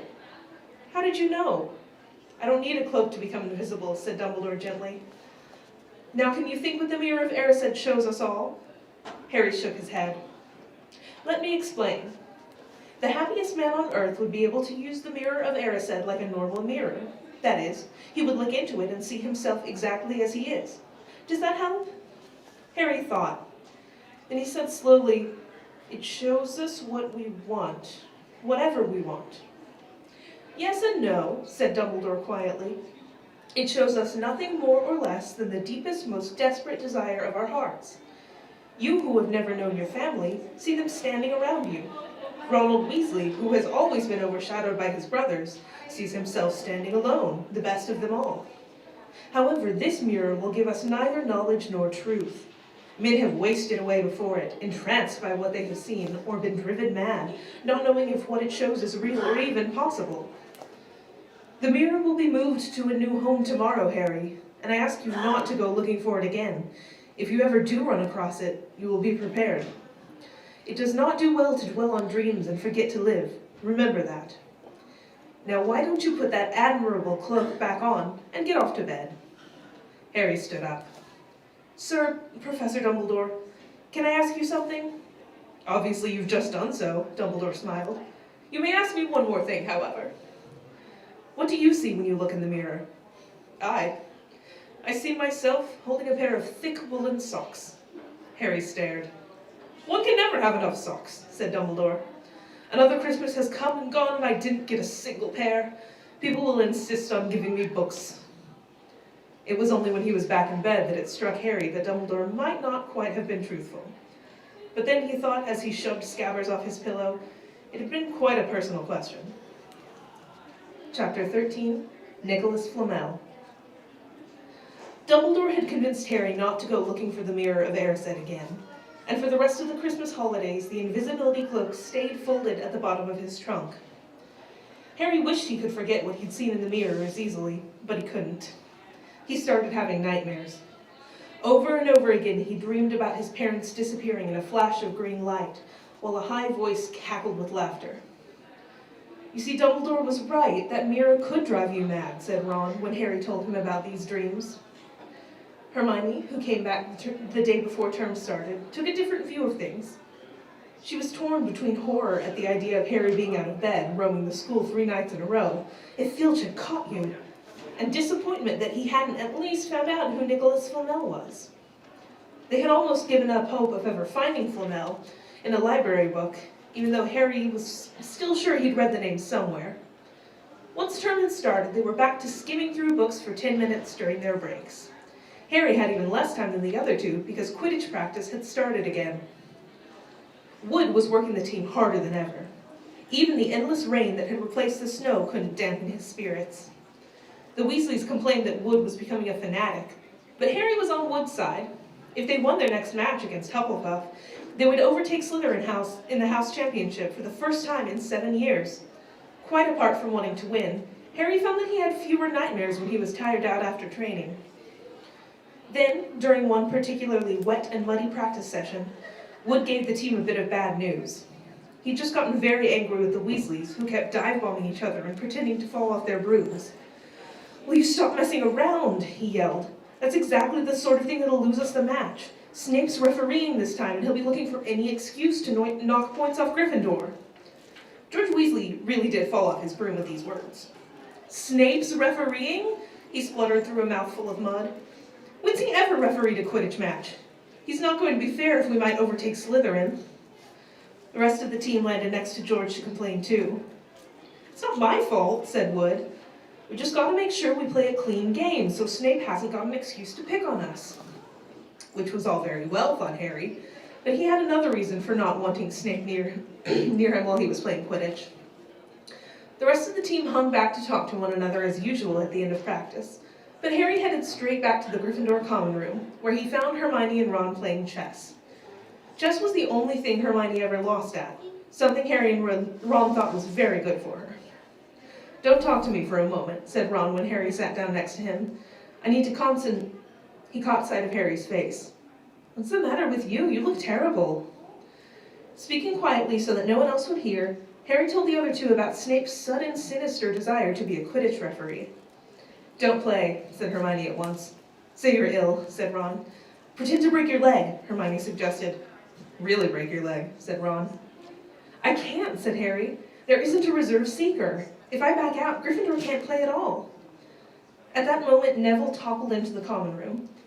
How he had managed to climb through the portrait hole was anyone's guess, because his legs had been stuck together with what they recognized at once as the leg locker curse. He must have had to bunny hop all the way up to Gryffindor Tower. Everyone fell over laughing except Hermione, who leapt up and performed the counter curse. Neville's legs sprang apart and he got to his feet, trembling. "What happened?" Hermione asked him, leading him over to sit with Harry and Ron. "Malfoy," said Neville shakily. "I met him outside the library. He said he'd been looking for someone to practice that on." Go to Professor McGonagall, Hermione urged Neville. Report him. Neville shook his head. I don't want more trouble, he mumbled.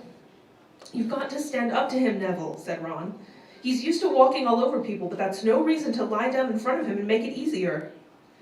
There's no need to tell me I'm not brave enough to be in Gryffindor. Malfoy's already done that, Neville choked out. Harry felt in the pocket of his robes and pulled out a chocolate frog, the very last one from the box Hermione had given him for Christmas. He gave it to Neville, who looked as though he might cry. You're worth 12 of Malfoy, Harry said. The Sorting Hat chose you for Gryffindor, didn't it? And where's Malfoy? And stinking Slytherin. Neville's lips twitched in a weak smile as he unwrapped the frog. Thanks, Harry. I think I'll go to bed. Did you want the card? You collect them, don't you?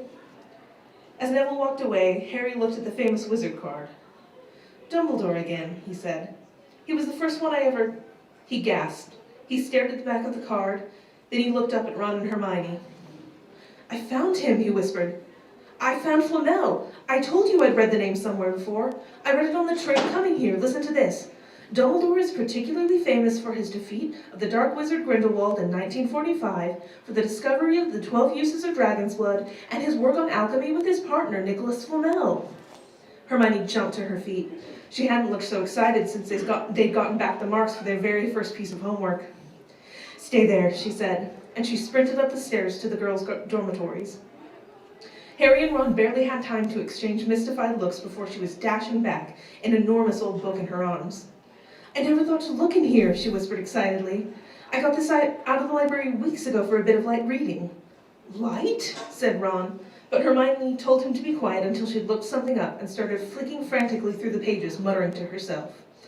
At last she found what she was looking for. I knew it! I knew it! Are we allowed to speak yet? Said Ron grumpily. Hermione ignored him. Nicholas Flamel, she whispered dramatically, is the only known maker of the Sorcerer's Stone. This didn't have quite the effect she'd expected. The what? Said Harry and Ron. Oh, honestly, don't you two read? Look, read that there. She pushed the book toward them, and Harry and Ron read. The ancient study of alchemy is concerned with making the Sorcerer's Stone, a legendary substance with astonishing powers. The stone will transform any metal into pure gold. It also produces the elixir of life, which will make the drinker immortal. There have been many reports of the Sorcerer's Stone over the centuries, but the only stone currently in existence belongs to Mr. Nicholas Flamel, the noted alchemist and opera lover. Mr. Flamel, who celebrated his 665th birthday last year, enjoys a quiet life in Devon with his wife, Perenelle, 658. See, said Hermione, when Harry and Ron had finished, the dog must be guarding Flamel's Sorcerer's Stone. I bet he asked Dumbledore to keep it safe for him because they're friends and he knew someone was after it. That's why he wanted the stone moved out of Gringotts. A stone that makes gold and stops you from ever dying, said Harry. No wonder Snape's after it. Anyone would want it. And no wonder we couldn't find Flamel in that study of recent developments in wizardry, said Ron. He's not exactly recent if he's 665, is he? The next morning, in defense against the dark arts, while copying down different ways of treating werewolf bites, Harry and Ron were still discussing what they'd do with the Sorcerer's Stone if they had one. It wasn't until Ron said he'd buy his own Quidditch team that Harry remembered about Snape and the coming match. I'm going to play, he told Ron and Hermione. If I don't, all the Slytherins will think I'm just too scared to face Snape. I'll show them. It'll really wipe the smiles off their faces if we win. Just as long as we're not wiping you off the field, said Hermione. As the match drew nearer, however, Harry became more and more nervous, whatever he told Ron and Hermione. The rest of the team wasn't too calm either. The idea of overtaking Slytherin in the House Championship was wonderful, and no one had done it for 7 years. But would they be allowed to with such a biased referee? Harry didn't know whether he was imagining it or not, but he seemed to keep running into Snape wherever he went. At times he even wondered whether Snape was following him, trying to catch him on his own. Potion lessons were turning into a sort of weekly torture. Snape was so horrible to Harry. Could Snape possibly know that they'd found out about the Sorcerer's Stone? Harry didn't see how he could, yet he sometimes had the horrible feeling that Snape could read minds. Harry knew, when they wished him good luck outside the locker rooms the next afternoon, that Ron and Hermione were wondering whether they'd ever see him alive again. This wasn't what you'd call comforting. Harry hardly heard a word of Wood's pep talk as he pulled on his Quidditch robes and picked up his Nimbus 2000. Ron and Hermione, meanwhile, had found a place in the stands next to Neville, who couldn't understand why they looked so grim and worried, or why they had both brought their wands to the match. Little did Harry know that Ron and Hermione had been secretly practicing the leglocker curse. They'd gotten the idea from Malfoy using it on Neville, and were ready to use it on Snape if he showed any sign of wanting to hurt Harry. Now don't forget, it's locomotor mortis, Hermione muttered as Ron slipped his wand up his sleeve. I know, Ron snapped. Don't nag. Back in the locker room, Wood had taken Harry aside. Don't want to pressure you, Potter, but if we ever need an early capture of the snitch, it's now. Finish the game before Snape can favor Hufflepuff too much. The whole school's out there, said Fred Weasley, peering out of the door. Even blimey, Dumbledore's come to watch. Harry's heart did a somersault. Dumbledore, he said, dashing to the door to make sure. Fred was right. There was no mistaking that silver beard. Harry could have laughed out loud with relief. He was safe. There was simply no way that Snape would dare try to hurt him if Dumbledore was watching. Perhaps that was why Snape was looking so angry as the teams marched onto the field, something that Ron noticed too. I've never seen Snape look so mean, he told Hermione. Look, they're off. Ouch. Someone had poked Ron in the back of the head. It was Malfoy. Oh, sorry, Weasley, didn't see you there. Malfoy grinned broadly at Crabbe and Goyle. Wonder how long Potter's going to stay on his broom this time. Anyone want to bet? How about you, Weasley? Ron didn't answer. Snape had just awarded Hufflepuff a penalty because George Weasley had hit a bludger at him. Hermione, who had all her fingers crossed in her lap, was squinting fixedly at Harry, who was circling the game like a hawk, looking for the snitch. You know how I think they choose people for the Gryffindor team, said Malfoy loudly a few minutes later, as Snape awarded Hufflepuff another penalty for no reason at all. It's people they feel sorry for. See, there's Potter, who's got no parents, and then there's the Weasleys, who've got no money. You should be on the team, Longbottom. You've got no brains.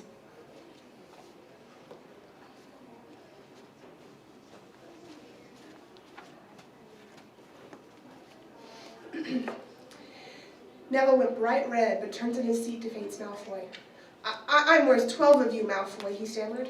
Malfoy, Crabbe, and Goyle howled with laughter, but Ron, still not daring to take his eyes from the game, said, You tell him, Neville. Longbottom, if brains were gold, you'd be poorer than Weasley, and that's saying something. Ron's nerves were already stretched to the breaking point with anxiety about Harry. I'm warning you, Malfoy. One more word. Ron, said Hermione suddenly. Harry, what? Where? Harry had suddenly gone into a spectacular dive, which drew gasps and cheers from the crowd. Hermione stood up, crossed her fingers in her mouth as Harry shrieked toward the ground like a bullet. You're in luck, Weasley. Potter's obviously spotted some money on the ground, said Malfoy. Ron snapped. Before Malfoy knew what was happening, Ron was on top of him, wrestling him to the ground. Neville hesitated and then clambered over the back of his seat to help. Come on, Harry, Hermione screamed, leaping onto her seat to watch as Harry sped straight at Snape. She didn't even notice Malfoy and Ron rolling around under her seat, or the scuffles and yelps coming from the whirl of fists that was Neville, Crabbe, and Goyle. Up in the air, Snape turned on his broomstick just in time to see something scarlet shoot past him, missing him by inches. The next second, Harry pulled out of the dive, his arm raised in triumph, the snitch clasped in his hand. The stands erupted. It had to be a record. No one could ever remember the snitch being caught so quickly. Ron, where are you? The game's over. Harry's won. We've won. Gryffindor's in the lead, shrieked Hermione, dancing up and down on her seat and hugging Parvati Patil in the row in the front. Harry jumped off his broom, a foot from the ground. He couldn't believe it. He'd done it. The game was over. It had barely lasted 5 minutes. As Gryffindors came spilling onto the field, he saw Snape land nearby, white-faced and tight-lipped.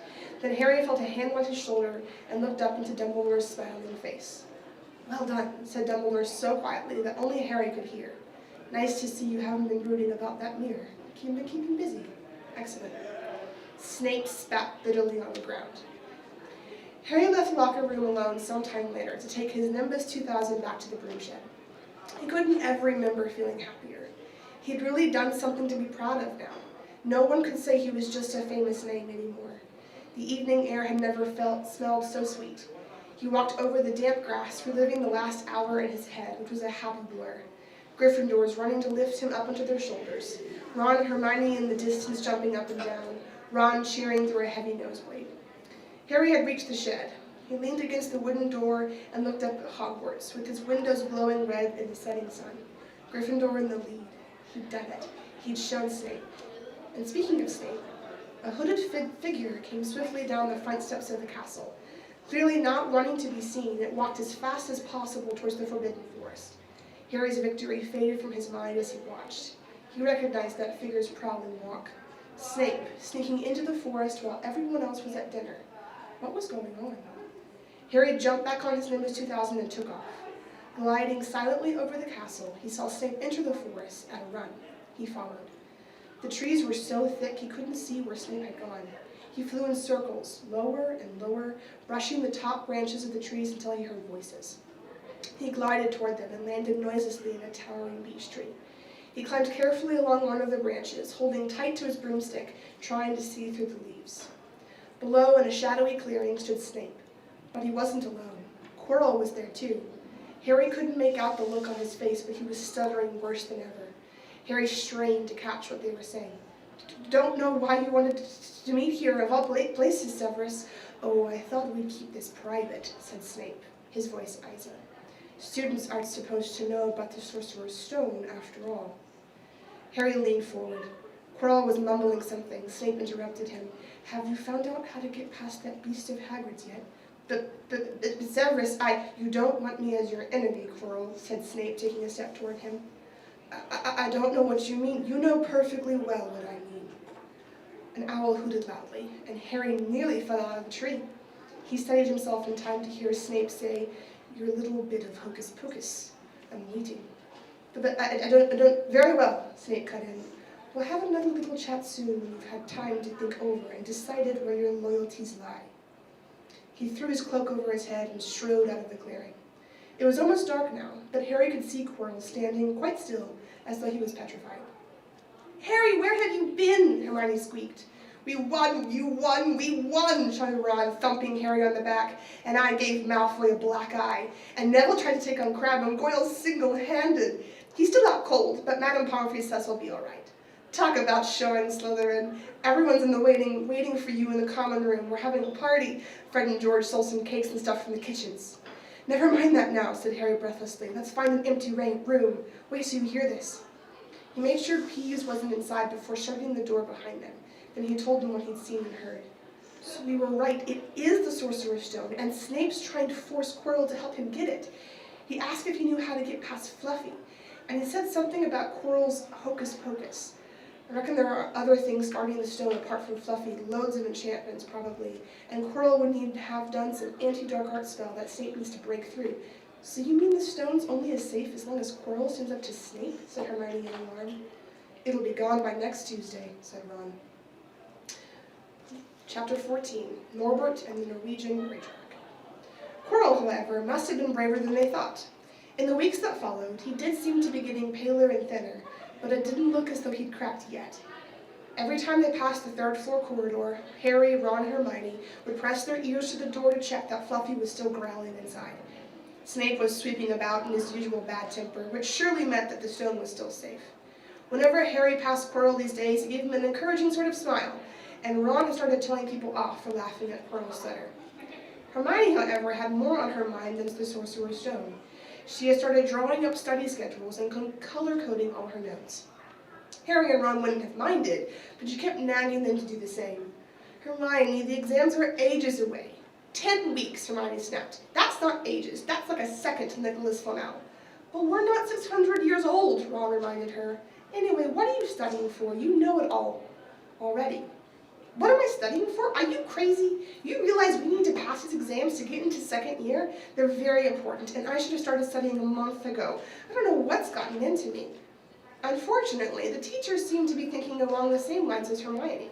They piled so much homework on them that the Easter holidays weren't nearly as much fun as the Christmas ones. It was hard to relax with Hermione next to you reciting the 12 uses of dragon's blood or practicing wand movements. Moaning and yawning, Harry and Ron spent most of their free time in the library with her, trying to get through all their extra work. "I'll never remember this," Ron burst out one afternoon, throwing down his quill and looking longingly out of the library window. It was the first real fine day they'd had in months. The sky was a clear forget-me-not blue, and there was a feeling in the air of summer coming. Harry looked up from Dittany in 1,000 Magical Herbs and Fungi, didn't look up until I heard Ron say, "Hagrid, what are you doing in the library?" Hagrid shuffled into view, hiding something behind his back. He just looked very out of place in his moleskin overcoat. "Just looking," he said in a shifty voice that got their interest at once. "Well, what are you lot up to?" He looked suspiciously. "You're not still looking for Nicholas Flamel, are you?" "Oh, we found out who he is ages ago," said Ron impressively. "And we know what the dog's guarding. It's the Sorcerer's Stone." "Shh!" Hagrid looked around quickly to see if anyone was listening. "Don't go shouting about that. What's the matter with you?" "There are a few things we wanted to ask you, as a matter of fact," said Harry, "about what's guarding the stone, apart from Fluffy." "Shh!" said Hagrid again. "Listen, come and see me later. I'm not promising I'll tell you anything, but mind, don't go rabbiting about it in here. Students aren't supposed to know.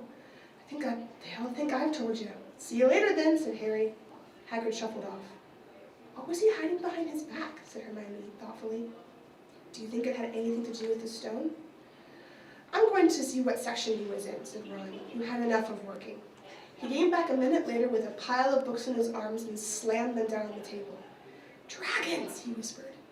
Hagrid was looking up stuff about dragons. Look at these. Dragon species of Great Britain and Ireland, from egg to inferno, a dragon keeper's guide. Hagrid always wanted a dragon. He told me so the first time I ever met him, said Harry. "But it's against our laws," said Ron. "Dragon breeding was outlawed by the Warlocks Convention of 1709. Everybody knows that. It's hard to stop muggles from noticing us if we're keeping dragons in the back garden. Anyway, you can't tame dragons. It's dangerous. You should see the Burns Trolley's got of wild ones in Romania." "But there aren't wild dragons in Britain," said Harry. "Of course there are," said Ron. "Common Welsh green and Hebridean blacks. The Ministry of Magic has a job hushing them up, I can tell you. Our kind have to keep putting spells on muggles who spotted them to make them to forget." "So what on earth's Hagrid up to?" said Hermione. When they knocked on the door of the gamekeeper's hut an hour later, they were surprised to see that all the curtains were closed.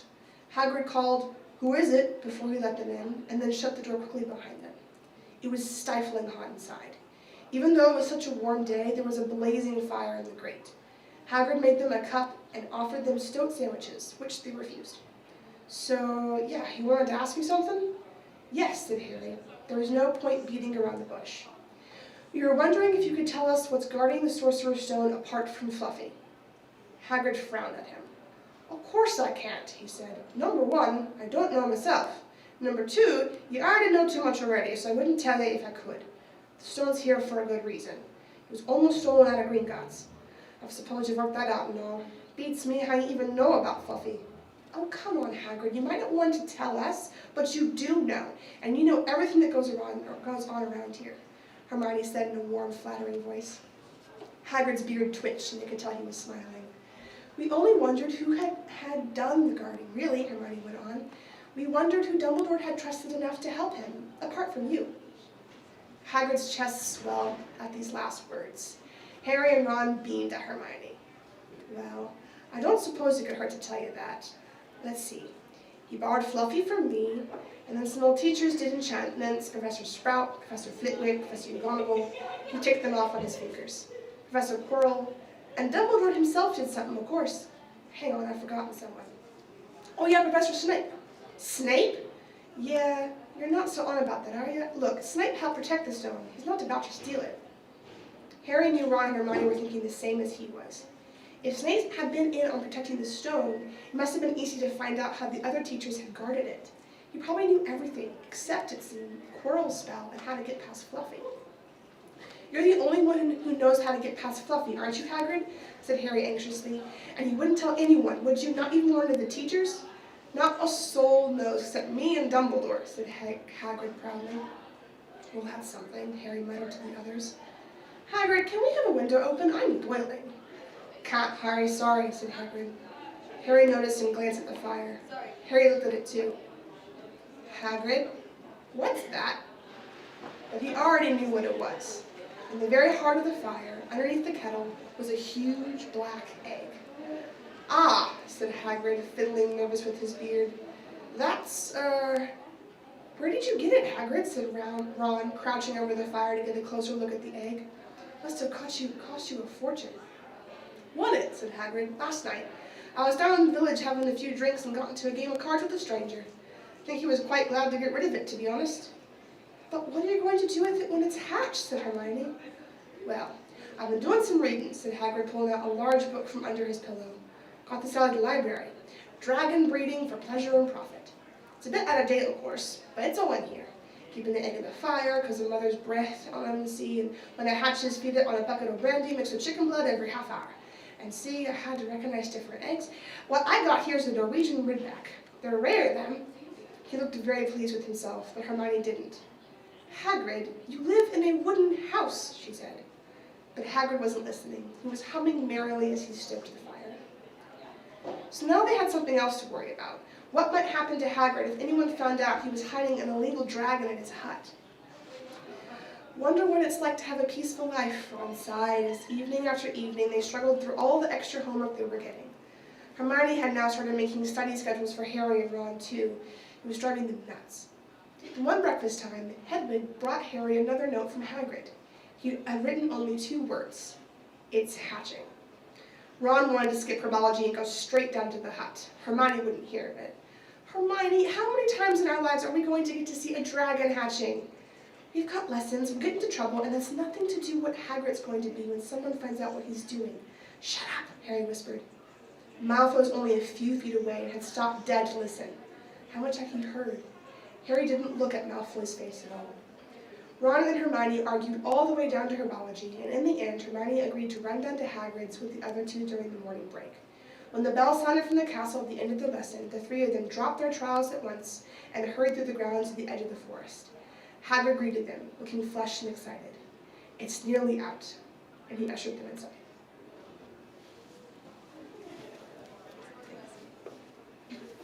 The egg was laying on the table. There were deep cracks in it. Something was moving inside, a funny clicking noise was coming from it. They all drew their chairs up to the table and watched with bated breath. All at once there was a scraping noise and the egg split open. The baby dragon flopped onto the table. It wasn't exactly pretty. Harry thought it looked like a crumpled black umbrella. Its spiny wings were huge compared to its skinny jet body. It had a long snout with wide nostrils, the stubs of horns, and bulging orange eyes. It sneezed. A couple of sparks flew out of its snout. Isn't he beautiful? Hagrid murmured. He reached out a hand to stroke the dragon's head. It snapped at his fingers, showing pointed fangs. Bless him, look, he knows his mommy, said Hagrid. Hagrid, said Hermione, how fast do Norwegian ridgebacks grow exactly? Hagrid was about to answer when the color suddenly drained from his face. He leapt to his feet and ran to the window. What's the matter? Someone was looking through the gap in the curtains. It's a kid. He's running back up to the school. Harry bolted to the door and looked out. Even at a distance, there was no mistaking him. Malfoy had seen the dragon. Something about the smile lurking on Malfoy's face during the next week made Harry, Ron, and Hermione very nervous. They spent most of their free time in Hagrid's darkened hut, trying to reason with him. Just let him go, Harry urged. Set him free. I can't, said Hagrid. He's too little. He'll die. They looked at the dragon. It had grown 3 times in length in just a week.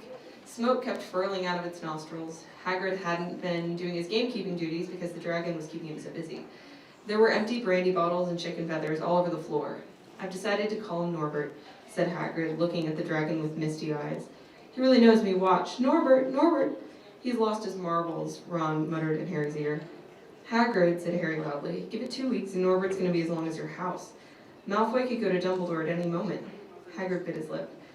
I know I can't keep him here forever, but I just can't dump him. I can't. Harry suddenly turned to Ron. Charlie, he said.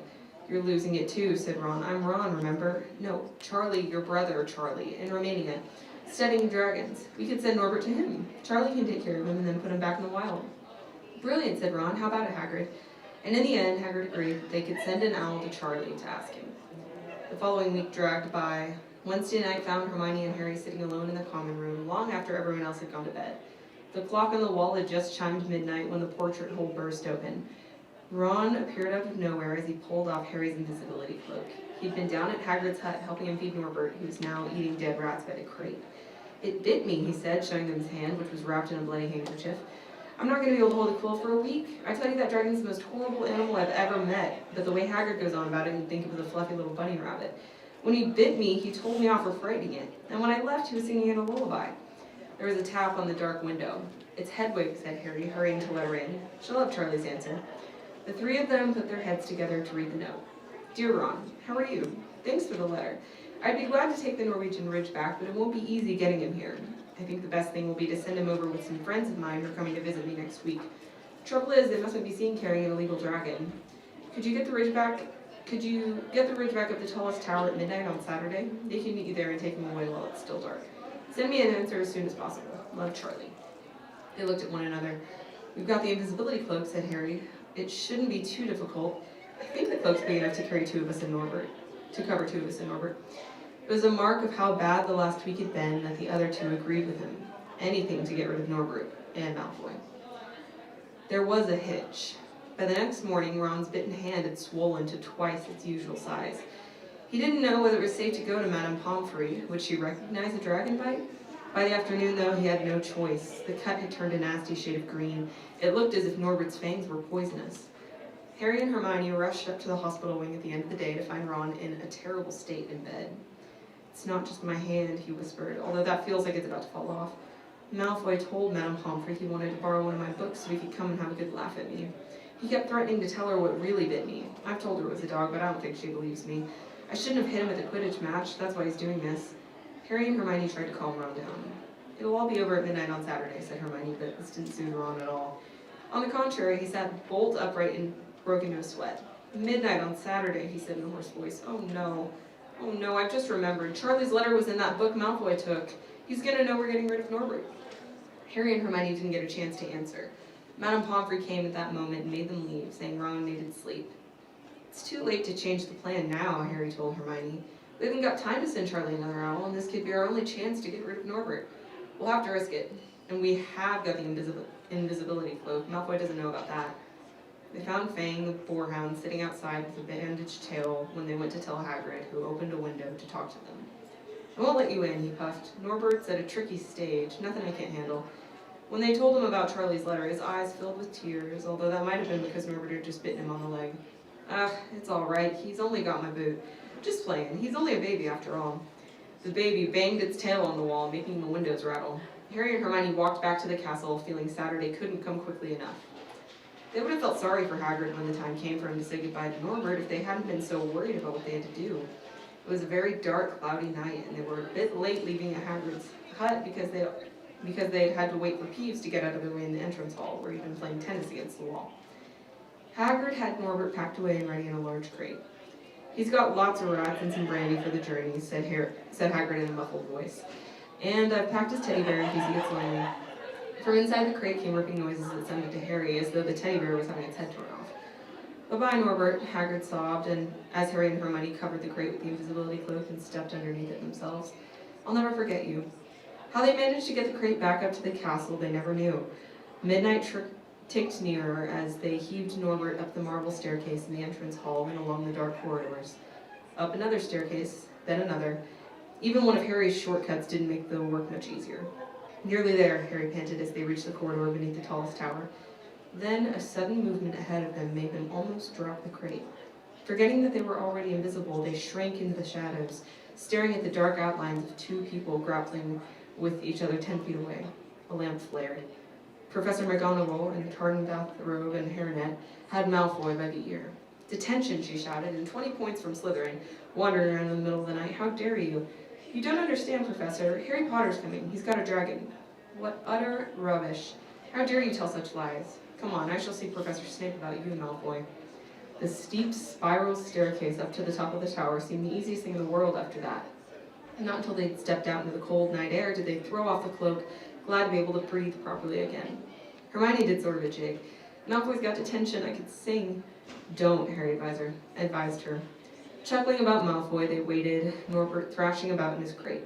About 10 minutes later, 4 broomsticks came swooping down out of the darkness.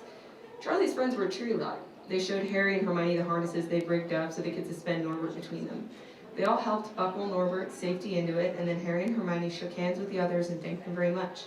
At last, Norbert was gone. They slipped back down the spiral staircase, their hearts as light as their hands, now that Norbert was off them. No more dragon, Malfoy in detention. What could spoil their happiness? The answer to that was waiting at the foot of the stairs. As they stepped into the corridor, Filch's face loomed suddenly out of the darkness. Well, well, well, he whispered, we are in trouble. They'd left the invisibility cloak on top of the tower. Chapter 15, The Forbidden Forest. Things couldn't have been worse. Filch took them down to Professor McGonagall's study on the first floor, where they sat and waited without saying a word to each other. Hermione was trembling. Excuses, alibis, and wild cover-up stories chased each other around Harry's brain, each more feeble than the last. He couldn't see how they were going to get out of trouble this time. They were cornered. How could they have been so stupid as to forget the cloak? There was no reason on earth that Professor McGonagall would accept for their being out of bed and creeping around the school in the dead of night, let alone being up the tallest astronomy tower, which was out of bounds except for classes. Add Norbert and the invisibility cloak, and they might as well be packing their bags already. Had Harry thought that things couldn't have been worse? He was wrong. When Professor McGonagall appeared, she was leading Neville. "Harry," Neville burst out the moment he saw the other two. "I was trying to find you and warn you. I heard Malfoy saying he was going to catch you. He said that you had a dry..." Harry shook his head violently to shut Neville up, but Professor McGonagall had seen. She looked more likely to breathe fire than Norbert as she towered over the three of them. "I would never have believed it of any of you. Mr. Filch says you were up in the astronomy tower. It's 1 o'clock in the morning. Explain yourselves." It was the first time Hermione had ever failed to answer a teacher's question. She was staring at her slippers, as still as a statue. "I think I've got a good idea of what's been going on," said Professor McGonagall. "It doesn't take a genius to work it out. You fed Draco Malfoy some cock-and-bull story about a dragon, trying to get him out of bed and into trouble. I've already caught him. I suppose you think it's funny that Longbottom here heard the story and believed it too." Harry caught Neville's eyes and tried to tell him without words that this wasn't true, because Neville was looking stunned and hurt. Poor, blundering Neville. Harry knew what it must have cost him to try and find them in the dark, to warn them. "I'm disgusted," said Professor McGonagall. 4 students out of bed in one night. I've never heard of such a thing before. You, Miss Granger, I thought you had more sense. As for you, Mr. Potter, I thought Gryffindor meant more to you than this. All 3 of you will receive detentions. Yes, you too, Mr. Longbottom. Nothing gives you the right to walk around the school at night, especially these days. It's very dangerous, and 50 points will be taken from Gryffindor." 50? Harry gasped. They would lose the lead he'd won in the last Quidditch match. 50 points each, said Professor McGonagall, breathing heavily through her long, pointed nose. "Professor, please, you can't. Don't tell me what I can and can't do, Mr. Potter. Now get back to bed, all of you. I've never been more ashamed of Gryffindor students." 150 points lost. That put Gryffindor in last place. In one night, they ruined any chance Gryffindor had had for the House Cup. Harry felt as though the bottom had dropped out of his stomach. How could they ever make up for this? Harry didn't sleep all night. He could hear Neville sobbing into his pillow for what seemed like hours. Harry couldn't think of anything to say to comfort him. He knew Neville, like himself, was dreading the dawn. What would happen when the rest of Gryffindor found out what they'd done? At first, Gryffindors, passing the giant hourglass that recorded the house points the next day, thought there had been a mistake. How could they suddenly have 150 points fewer than yesterday? And then the story started to spread. Harry Potter, the famous Harry Potter, their hero of 2 Quidditch matches, had lost them all those points. Him and a couple of other stupid first years. From being one of the most popular and admired people at the school, Harry was suddenly the most hated. Even Ravenclaws and Hufflepuffs turned on him, because everyone had been longing to see Slytherin lose the House Cup. Everywhere Harry went, people pointed and didn't trouble to lower their voices as they insulted him. Slytherins, on the other hand, clapped as he walked past them, whistling and cheering. "Thanks, Potter, we owe you one." Only Ron stood by him. They'll all forget this in a few weeks. Fred and George have lost loads of points in all the time they've been here, and people still like them. "They've never lost 150 points in one go, though, have they?" said Harry miserably. "Well, no," Ron admitted. It was a bit late to repair the damage, but Harry swore to himself not to meddle in things that weren't his business from now on. He'd had it with sneaking around and spying. He felt so ashamed of himself that he went to Wood and offered to resign from the Quidditch team. "Resign?" Wood thundered. "What good will that do? How are we going to get any points back when we can't win at Quidditch?" But even Quidditch had lost its fun. The rest of the team wouldn't speak to Harry during practice, and if they had to speak about him, they called him the Seeker. Hermione and Neville were suffering too. They didn't have as bad a time as Harry because they weren't as well known, but nobody would speak to them either. Hermione had stopped drawing attention to herself in class, keeping her head down and working in silence. Harry was almost glad the exams weren't far away. All the studying he had to do kept his mind off his misery. He, Ron, and Hermione kept to themselves, working late into the night, trying to remember the ingredients in complicated potions, learn charms and spells by heart, memorize the dates of magical discoveries and goblin rebellions. Then, about a week before the exams were due to start, Harry's new resolution not to interfere in anything that didn't concern him was put to an unexpected test. Walking back from the library on his own one afternoon, he heard somebody whimpering from a classroom up ahead. As he drew closer, he heard Quirrell's voice. No, not again, please. It sounded as though someone was threatening him. Harry moved closer. All right, he heard Quirrell sob. Next second, Quirrell came hurrying out of the classroom, straightening his turban. He was pale and looked as though he was about to cry. He strode out of sight. Harry didn't think Quirrell had even noticed him. He waited until Quirrell's footsteps had disappeared, then peered into the classroom. It was empty, but a door stood ajar at the other end. Harry was halfway toward it before he remembered what he'd promised himself about not meddling. All the same, he had gambled 12 Sorcerer's Stones that Snape had just left the room, and from what Harry had just heard, Snape would be walking with a new spring in his step. Quirrell seemed to have given in at last. Harry went back to the library where Hermione was testing Ron on astronomy. Harry told him what he'd heard. Snape's done it then, said Ron. Quirrell's told him how to break his anti-dark force spell. They're still fluffy though, said Hermione. Maybe Snape's found out how to get past him without asking Hagrid, said Ron, looking up the thousands of books surrounding them. I bet there's a book somewhere in here telling you how to get past a giant three-headed dog. So what do we do, Harry? The light of adventure was kindling again in Ron's eyes, but Hermione answered before Harry could. Go to Dumbledore. That's what we should have done ages ago. If we try anything ourselves, we'll be thrown out for sure. We've got no proof, said Harry. Quirrell's too scared to back us up. Snape's only got to say he doesn't know how the troll got in at Halloween and that he was nowhere near the 3rd floor. Who do you think they'll believe, him or us? It's not exactly a secret we hate him. Dumbledore will think we made it up to get him sacked. Filch wouldn't help us if his life depended on it. He's too friendly with Snape, and the more students get thrown out, the better, he'll think. And don't forget, we're not supposed to know about the stone or Fluffy. That'll take a lot of explaining. Hermione looked convinced, but Ron didn't. If we just do a bit of poking around... No, said Harry flatly. We've done enough poking around.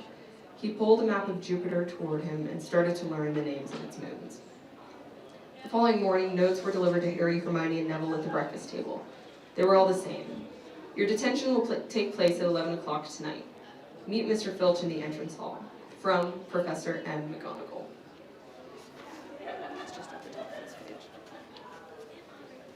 Harry had forgotten they still had detentions to do in the fur over the points they'd lost.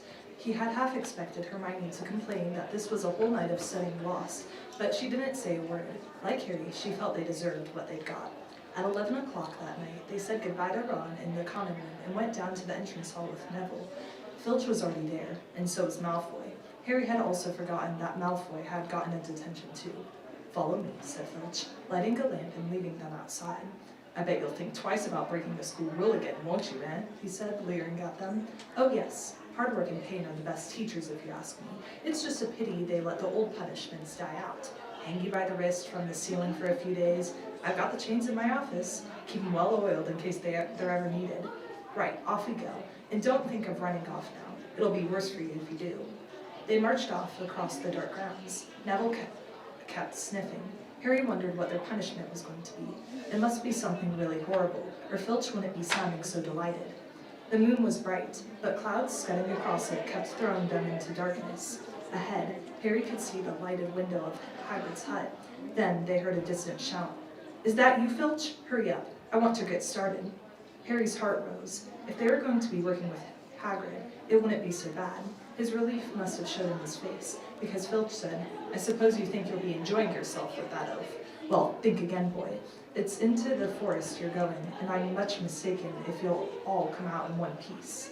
At this, Neville let out a little moan, and Malfoy stopped dead in his tracks. The forest, he repeated, and he didn't quite sound as cool as usual. We can't go in there at night. There's all sorts of things in there. Werewolves, I heard. Neville clutched the sleeve of Harry's robe and made a choking noise. That's your problem, isn't it? Said Filch, his voice cracking with glee. Shouldn't have thought of them werewolves before you got in trouble, shouldn't you? Hagrid came striding toward them out of the dark, fang at his heel. He was carrying a large crossbow, and a quiver of arrows hung over his shoulder. About time, he said. I've been waiting for half an hour already. All right, Harry, Hermione. I shouldn't be too friendly to him, Hagrid, said Filch coldly. They're here to be punished, after all. That's why you're late, is it? Said Hagrid, frowning at Filch. Been lecturing them, eh? It's not your place to do that.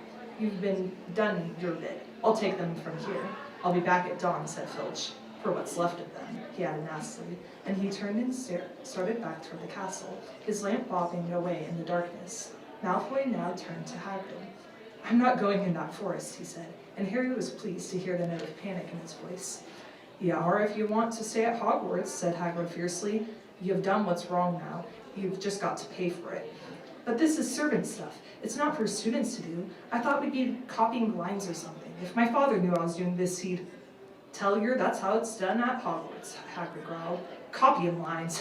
What's good that to anyone? You'll be somewhat useful or you'll get out. If you think your father rather you were expelled, then get back to the castle and pack. Go on. Malfoy didn't move. He looked at Hagrid furiously, but then dropped his gaze. Right then, said Hagrid. Now listen carefully, because it's dangerous what we're going to do tonight, and I don't want no one taking risks. Follow me over here a moment. He led them to the very edge of the forest, holding his lamp up high. He pointed down a narrow, winding earth track that disappeared into the thick black trees. A light breeze lifted his hair as they looked into the forest. Look there, said Hagrid. See that stuff shining on the ground? Silvery stuff? That's unicorn blood. There's a unicorn in there been hurt badly by someone. This is the second time in a week. I found one dead last Wednesday. We're going to try and find the poor thing. We might have to put it out of its misery. And what if whatever hurt the unicorn finds us first, said Malfoy, unable to keep the fear out of his voice. There's nothing that lives in the forest that'll hurt you if you're with me or Fang, said Hagrid, and keep to the path. Right, now we're going to split into two parties and follow the trail in different directions. There's blood all over the place. It must have been staggering around since last night at least. I want Fang, said Malfoy quickly, looking at Fang's long teeth. All right, but I warn you, he's a coward, said Hagrid. So me, Harry, and Hermione will go one way, and Draco, Neville, and Fang will go the other. Now, if any of us finds that unicorn, we'll send up green sparks, all right? Get your wands out and practice now. That's it. And if anyone gets in trouble, send up red sparks, and we'll come and find you. So be careful. Let's go. The forest was black and silent. A little way into it, they reached a fork in the earth path, and Harry, Hermione, and Hagrid took the left path, while Malfoy, Neville, and Fang took the right. They walked in silence, their eyes on the ground. Every now and then, a ray of moonlight through the branches above lit a spot of silver-blue blood on the fallen leaves. Harry saw that Hagrid looked very worried. Could a werewolf be killing the unicorns? Harry asked. Not fast enough, said Hagrid. It's not easy to catch a unicorn. They're powerful magical creatures. I never knew one to be hurt before. They walked past a mossy tree stump.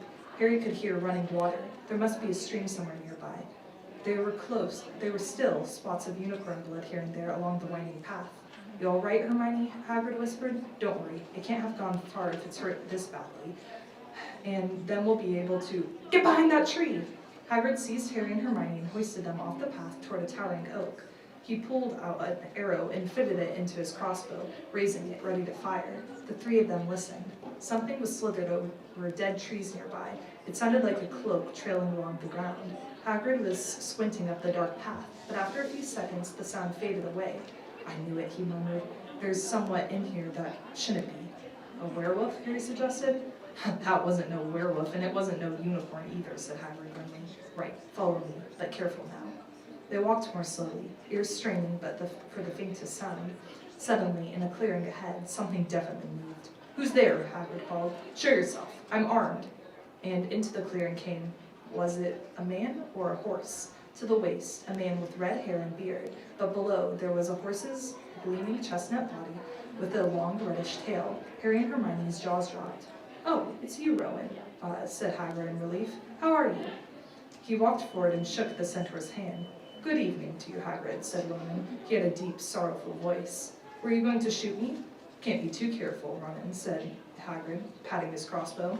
There's somewhat bad loose in the forest. This is Harry Potter and Hermione Granger, by the way, students up at the school. And this is Ronan. You two? He's a centaur.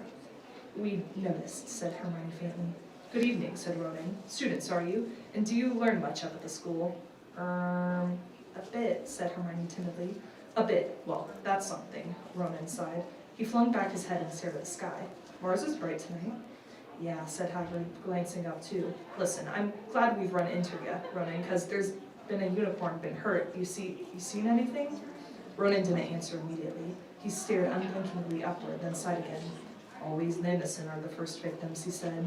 So it has been for ages past. So it is now. Yeah, said Hagrid, but have you seen anything, Ronan? Anything unusual?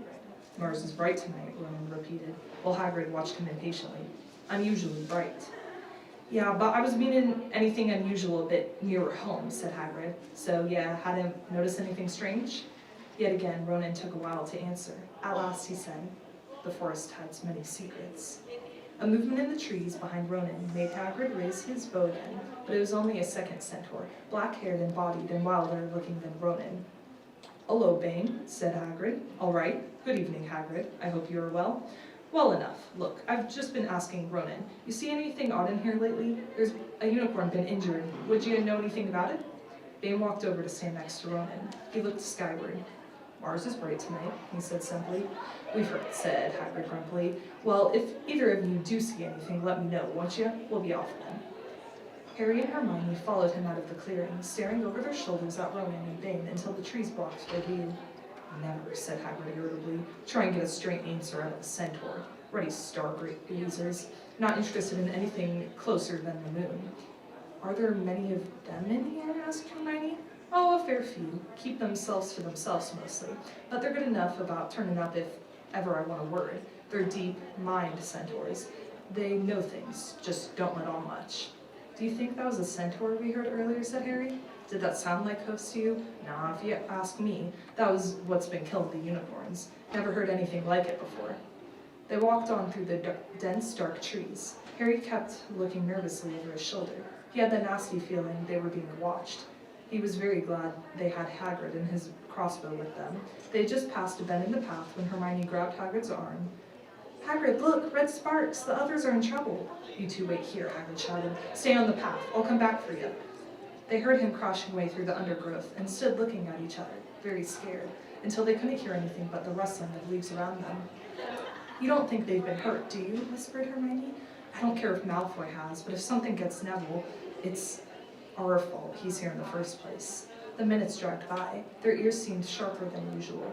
Harry's seemed to be picking up every sigh of the wind, every cracking twig. What was going on? Where were the others? At last, a great crunching noise announced Hagrid's return. Malfoy, Neville, and Fang were with him. Hagrid was fuming. Malfoy, it seemed, had sneaked up behind Neville and grabbed him as a joke. Neville had panicked and set up the sparks. "We'll be lucky to catch anything now, with the racket you two were making." "Right, we're changing groups. Neville, you stay with me and Hermione. Harry, you go with Fang and this idiot." "I'm sorry," Hagrid added in a whisper to Harry, "but he'll have a harder time frightening you, and we've got to get this done." So Harry set off into the heart of the forest with Malfoy and Fang. They walked for nearly half an hour, deeper and deeper into the forest, until the path became almost impossible to follow because the trees were so thick. Harry thought the blood seemed to be getting thicker. There were splashes on the roots of a tree, as though the poor creature had been thrashing around in pain close by. Harry could see a clearing ahead, though through the tangled branches of an ancient oak. "Look," he murmured, holding out his arm to stop Malfoy. Something bright white was gleaming on the ground. They inched closer. It was the unicorn, all right, and it was dead. Harry had never seen anything so beautiful and sad. Its long, slender legs were stuck out at weird, odd angles where it had fallen, and its mane was spread pearly white on the dark leaves. Harry had taken one step toward it when a slithering sound made him freeze where he stood. A bush on the edge of the clearing quivered. Then, out of the shadows, a hooded figure came crawling across the ground like some stalking beast.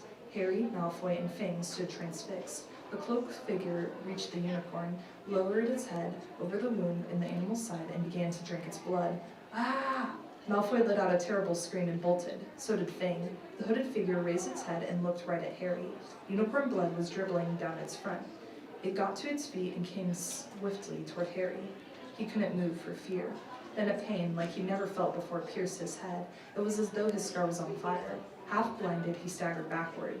Then he heard hoofs behind him, galloping, and something jumped clean over Harry, charging at the figure.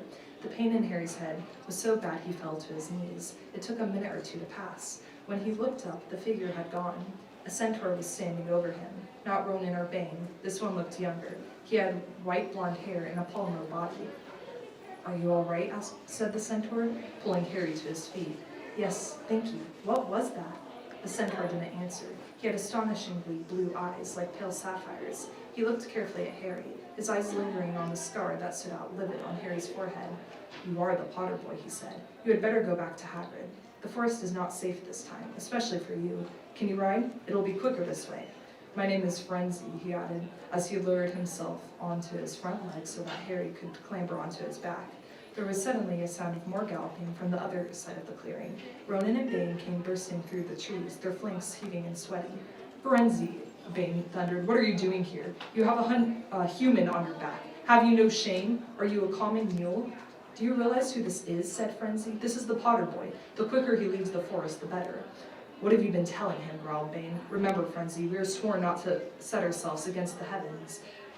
Have we not read what it is to come in the movements of the planets? Ronan pawed the ground nervously. I'm sure Frenzy thought he was acting for the best, he said in his gloomy voice. Bane kicked his back legs in anger. For the best? What is that to do with us? Centaurs are concerned with that which has been foretold. It is not our business to run around like donkeys after stray humans in the forest. Frenzy suddenly reared onto his hind legs in anger, so that Harry had to grab his shoulders to stay on. Do you not see that unicorn? Frenzy bellowed at Bane. Do you not understand why it was killed? Or have the planets not let you in on that secret? I set myself against what is lurking in this forest, Bane. Yes, with humans alongside me if I must. And Frenzy whisked around, and Harry clutching on as best he could, they plunged off into the trees, leaving Ronan and Bane behind them. Harry didn't have a clue what was going on. Why is Bane so angry, he asked. What was that thing you saved me from anyway? Frenzy, slowed to a walk, warned Harry to keep his head bowed in case of low-hanging branches. He did not answer Harry's question. They made their way through the trees in silence for so long that Harry thought Frenzy didn't want to talk to him anymore. They were passing through a particularly dense patch of trees, however, when Frenzy suddenly stopped. Harry Potter, do you know what unicorn blood is used for? No, said Harry, startled by the odd question. We've only used the horn and the tail hair in potions. That is because it is a monstrous thing to slay a unicorn, said Frenzy. Only one who has nothing to lose and everything to gain would commit such a crime. The blood of a unicorn will keep you alive, even if you are an inch from death, but at a terrible price. You have slain something pure and defenseless to save yourself, and you will have but a half-life, a cursed life, from the moment the blood touches your lips. Harry stared at the back of Frenzy's head, which was dappled silver in the moonlight. But who'd be that desperate, he wondered out loud. If you're going to be cursed forever, death's better, isn't it? It is, Frenzy agreed. Unless all you need to do is stay alive long enough to drink something else, something that'll bring you back to full strength and power, something that will mean you can never die. Mr. Potter, do you know what is hidden in the school at this very moment? The Sorcerer's Stone, of course, the elixir of life, but I don't understand who. Can you think of nobody who has waited many years to return to power, who has clung to life, awaiting their chance? He was as though an iron fist had clenched suddenly around Harry's heart. Over the rustling of the trees, he seemed to hear once more what Hagrid had told him on the night they met. Some say he died. Holdswap, in my opinion, don't know if he had enough human left in him to die. Do you mean, Harry croaked, that was Harry, are you all right? Hermione was running toward them down the path, Hagrid puffing along beside her. I'm fine, said Harry, hardly knowing what he was saying. The unicorn's dead. Hagrid, it's in that clearing back there. This is where I leave you, Frenzy murmured as Hagrid hurried off to examine the unicorn. You're safe now. Harry slid off his back. Good luck, Harry Potter, said Frenzy. The planets have been read wrongly before now, even by centaurs. I hope this is one of those times. He turned and cantered back into the depths of the forest, leaving Harry shivering behind him. Ron had fallen asleep in the dark common room, waiting for them to return. He shouted something about Quidditch fouls when Harry roughly shook him awake. In a matter of seconds, though, he was wide-eyed as Harry began to tell him and Hermione what had happened in the forest. Harry couldn't sit down. He paced up and down in front of the fire. He was still shaking. Snape wants the stone for Voldemort, and Voldemort's waiting in the forest, and all this time he thought Snape just wanted to get rich. Stop saying the name, said Ron in a terrified whisper, as if though he thought Voldemort could hear him. Harry wasn't listening. Frenzy saved me, but he shouldn't have done so. Bane was furious. He was talking about interfering with what the planets say is going to happen. They must show that Voldemort's coming back. Bane thinks Frenzy shouldn't have let Voldemort kill me. I suppose that's written in the stars as well. Will you stop saying the name, Ron hissed. So all I've got to do is wait. For now is for Snape to steal the stone, Harry went on feverishly. Then Voldemort will be able to come back and finish me off. Well, I suppose Bane will be happy. Hermione looked very frightened, but she had a word of comfort. Harry, everyone says Dumbledore is the only one you know who was ever afraid of. With Dumbledore around, you know who won't touch you. Anyway, who says the centaurs are right? It sounds like fortune-telling to me, and Professor McGonagall says that's a very imprecise branch of magic. The sky had turned light before they stopped talking. They went to bed exhausted, their throats sore. But the night surprises weren't over. When Harry pulled back his sheets, he found his invisibility cloak folded neatly underneath them. There was a note pinned to it, just in case.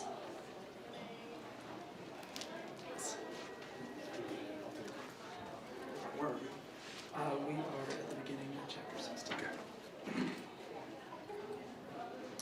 Chapter 16, Through the Trapdoor. In the years to come, Harry would never quite remember how he had managed to get through his exams when he half expected Voldemort to come bursting through the door at any moment. Yet the days crept by, and there could be no doubt that Fluffy was still alive and well behind the locked door. It was sweltering hot, especially in the large classroom where they did their written papers. They had been given special new quills for the exams, which had been bewitched with an anti-cheating spell. They had practical exams as well. Professor Flitwick called them one by one into his class to see if they could make a pineapple tap dance across a desk. Professor McGonagall watched them turn a mouse into a snuff box. Points were given for how pretty the snuff box was, but taken away if it had whiskers. Snape made them all nervous, breathing down their necks while they tried to remember how to make a forgetfulness potion. Harry did the best he could, trying to ignore the stabbing pains in his forehead, which had been bothering him ever since his trip into the forest. Neville thought Harry had a bad case of exam nerves because Harry couldn't sleep, but the truth was that Harry kept being woken up by his old nightmare, except that it was now worse than ever because there was a hooded figure dripping blood in it. Maybe it was because they hadn't seen what Harry had seen in the forest, or because they didn't have scars burning on their foreheads. But Ron and Hermione didn't seem as worried about the stone as Harry. The idea of Voldemort certainly scared them, but he didn't keep visiting them in dreams, and they were so busy with their studying, they didn't have much time to fret about what Snape or anyone else might be up to. Their very last exam was History of Magic. 1 hour of answering questions about batty old wizards who invented self-stirring cauldrons, and they'd be free for a whole wonderful week until their exam results came out. When the ghost of Professor Benz told them to put down their quills and roll up their parchment, Harry couldn't help cheering with the rest. "That was far easier than I thought it would be," said Hermione as they joined the crowds flocking out onto the sunny grounds. "I needn't have learned about the 1637 werewolf code of conduct or the uprising of Elfric the Eager." Hermione always liked to go through their exam papers afterward, but Ron said this made him feel ill, so they wandered down to the lake and flopped under a tree. The Weasley twins and Lee Jordan were tickling the tentacles of a giant squid which was basking in the warm shallows. "No more studying," Ron sighed happily, stretching out on the grass. "You could look more cheerful, Harry. We've got a week before we find out how badly we've done, so there's no need to worry yet." Harry was rubbing his forehead. "I wish I knew what this means," he burst out angrily. "My scar keeps hurting. It's happened before, but never as often as this." "Go to Madame Pomfrey," Hermione suggested. "I'm not ill," said Harry. "I think it's a warning. It means danger's coming." Ron couldn't get worked up. It was too hot. "Harry, relax. Hermione's right. The stone's safe as long as Dumbledore's around. Anyway, we've never had any proof Snape found out how to get past Fluffy. He nearly had his leg ripped off once, and he's not going to try it again in a hurry. And Neville will play Quidditch for England before Hagrid lets Dumbledore down." Harry nodded, but he couldn't shake off a lurking feeling that there was something he'd forgotten to do, something important. When he tried to explain this, Hermione said, "That's just the exams. I woke up last night and I was halfway through my Transfiguration notes before I remembered we'd done that one." Harry was quite sure the unsettled feeling didn't have anything to do with work, though. He watched an owl flutter toward the school across the bright blue sky, a note clamped in its mouth. Hagrid was the only one who ever sent him letters. Hagrid would never betray Dumbledore. Hagrid would never tell anyone how to get past Fluffy. Never. But Harry suddenly jumped to his feet. "Where are you going?" said Ron sleepily. "I just thought of something," said Harry. He had turned white. "We've got to go and see Hagrid, now." "Why?" panted Hermione, hurrying to keep up. Don't you think it's a bit odd, said Harry, scrambling up the grassy slope, that what Hagrid wants more than anything else is a dragon, and a stranger turns up who just happens to have an egg in his pocket? How many people wander around with dragon eggs if it's against wizard law? Lucky they found Hagrid, don't you think? Why didn't I see it before? What are you talking about? Said Ron, but Harry, sprinting across the grounds toward the forest, didn't answer. Hagrid was sitting in an armchair outside his house. His trousers and sleeves were rolled up, and he was shelling peas into a large bowl.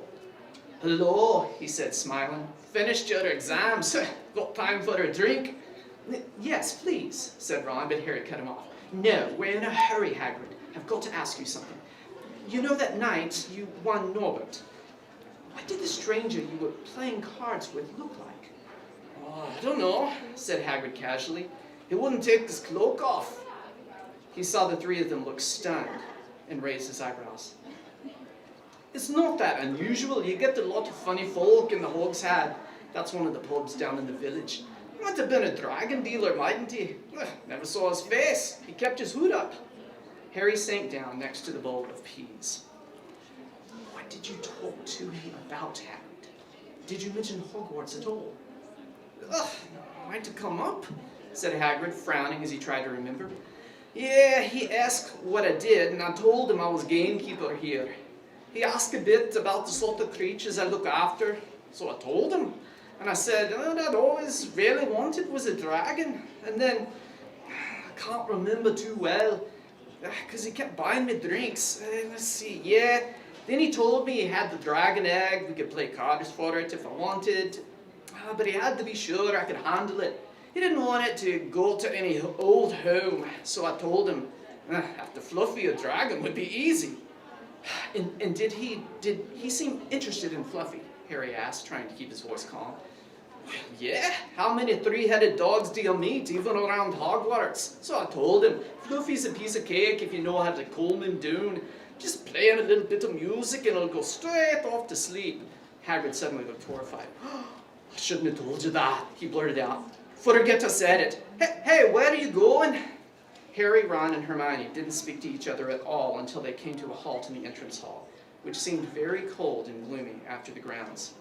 We've got to go to Dumbledore, said Harry. Hagrid told that stranger how to get past Fluffy, and it was either Snape or Voldemort under that cloak.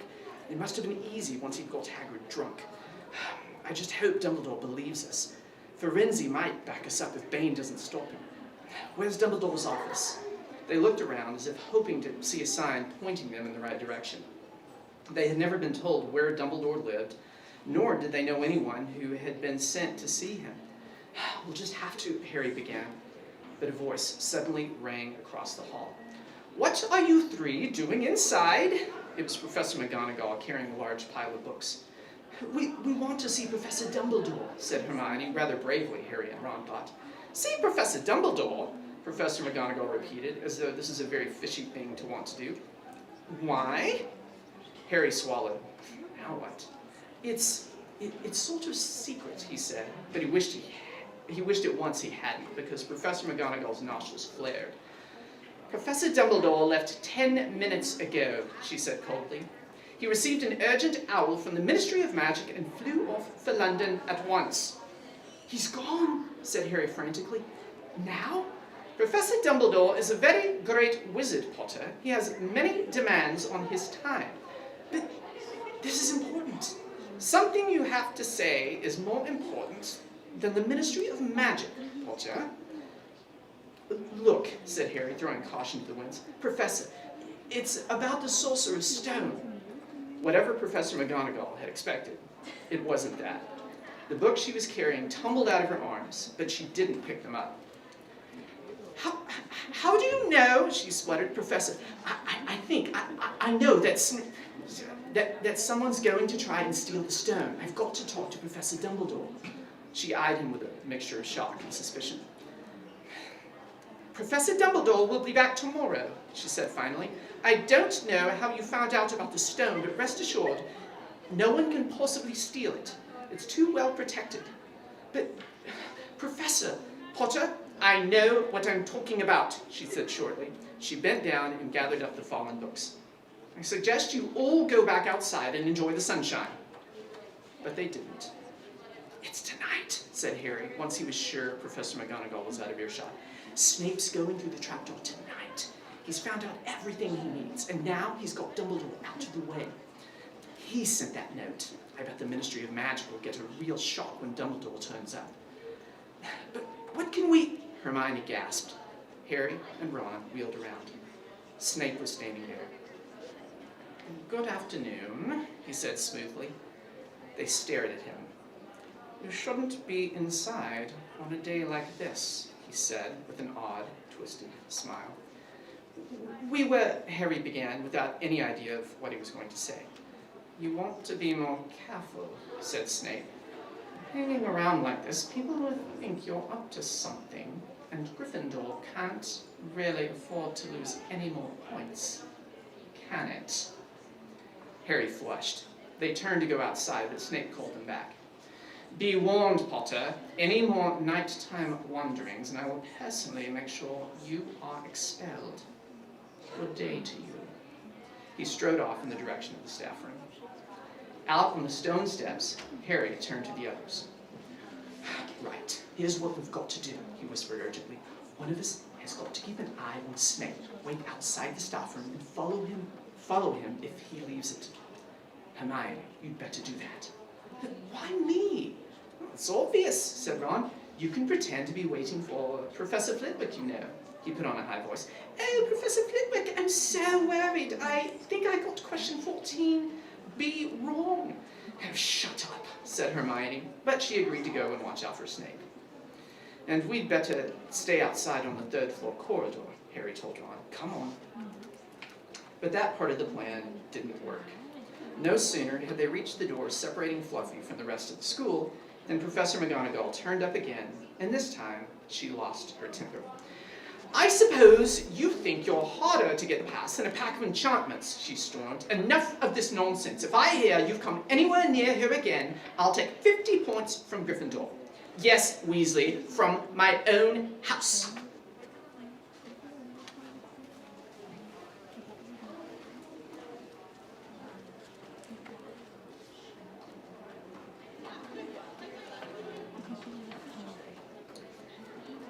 Harry and Ron went back to the common room. Harry had just said, at least Hermione's on Snape's tail, when the portrait of the fat lady swung open and Hermione came in. I'm sorry, Harry, she wailed. Snape came out and asked me what I was doing. So I said I was waiting for Flitwick, and Snape went to get him, and I've only just got away. I don't know where Snape went. Well, that's it then, isn't it? Harry said. The other two stared at him. He was pale and his eyes were glittering. I'm going out of here tonight, and I'm going to try and get the stone first. You're mad, said Ron. You can't, said Hermione.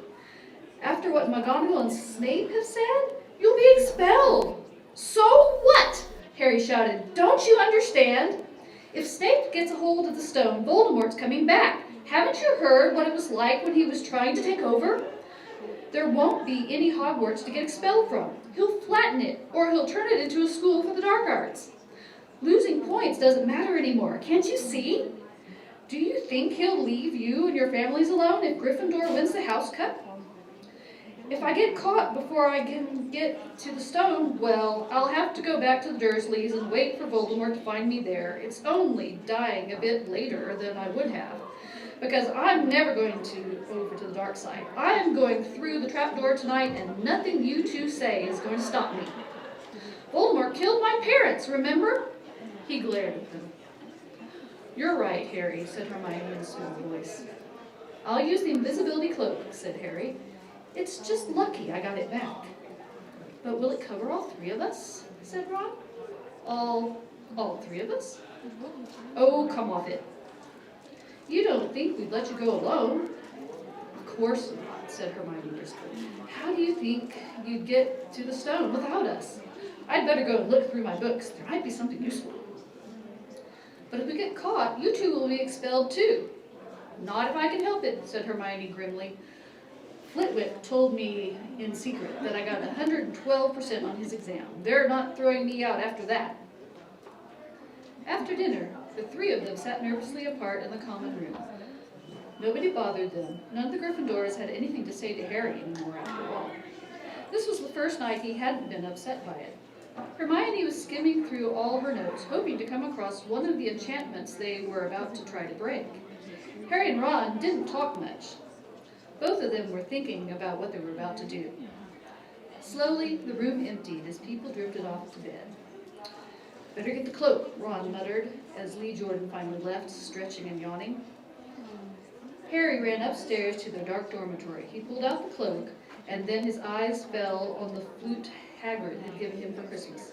He pocketed it to use on Fluffy. He didn't much feel like singing. He ran back down to the common room. "We'd better put the cloak on in here and make sure it covers all three of us. If Filch spots one of our feet wandering along on its own..." "What are you doing?" said a voice from the corner of the room. Neville appeared from behind an armchair, clutching Trevor the Toad, who looked as though he'd been making another bid for freedom. "Nothing, Neville, nothing," said Harry hurriedly, putting the cloak behind his back. Neville stared at their guilty faces. "You're going out again," he said. "No, no, no," said Hermione. "No, we're not. Why don't you go to bed, Neville?" Harry looked at the grandfather clock by the door. They couldn't afford to waste any more time. Snape might now be even playing Fluffy to sleep. "You can't go out," said Neville. "You'll be caught again. Gryffindor will be in even more trouble." "You don't understand," said Harry. "This is important." But Neville was clearly steeling himself due to something desperate. "I won't let you do it," he said, hurrying to stand in front of the portrait hole. I'll fight you." "Neville," Ron exploded, "get away from that hole and don't be an idiot."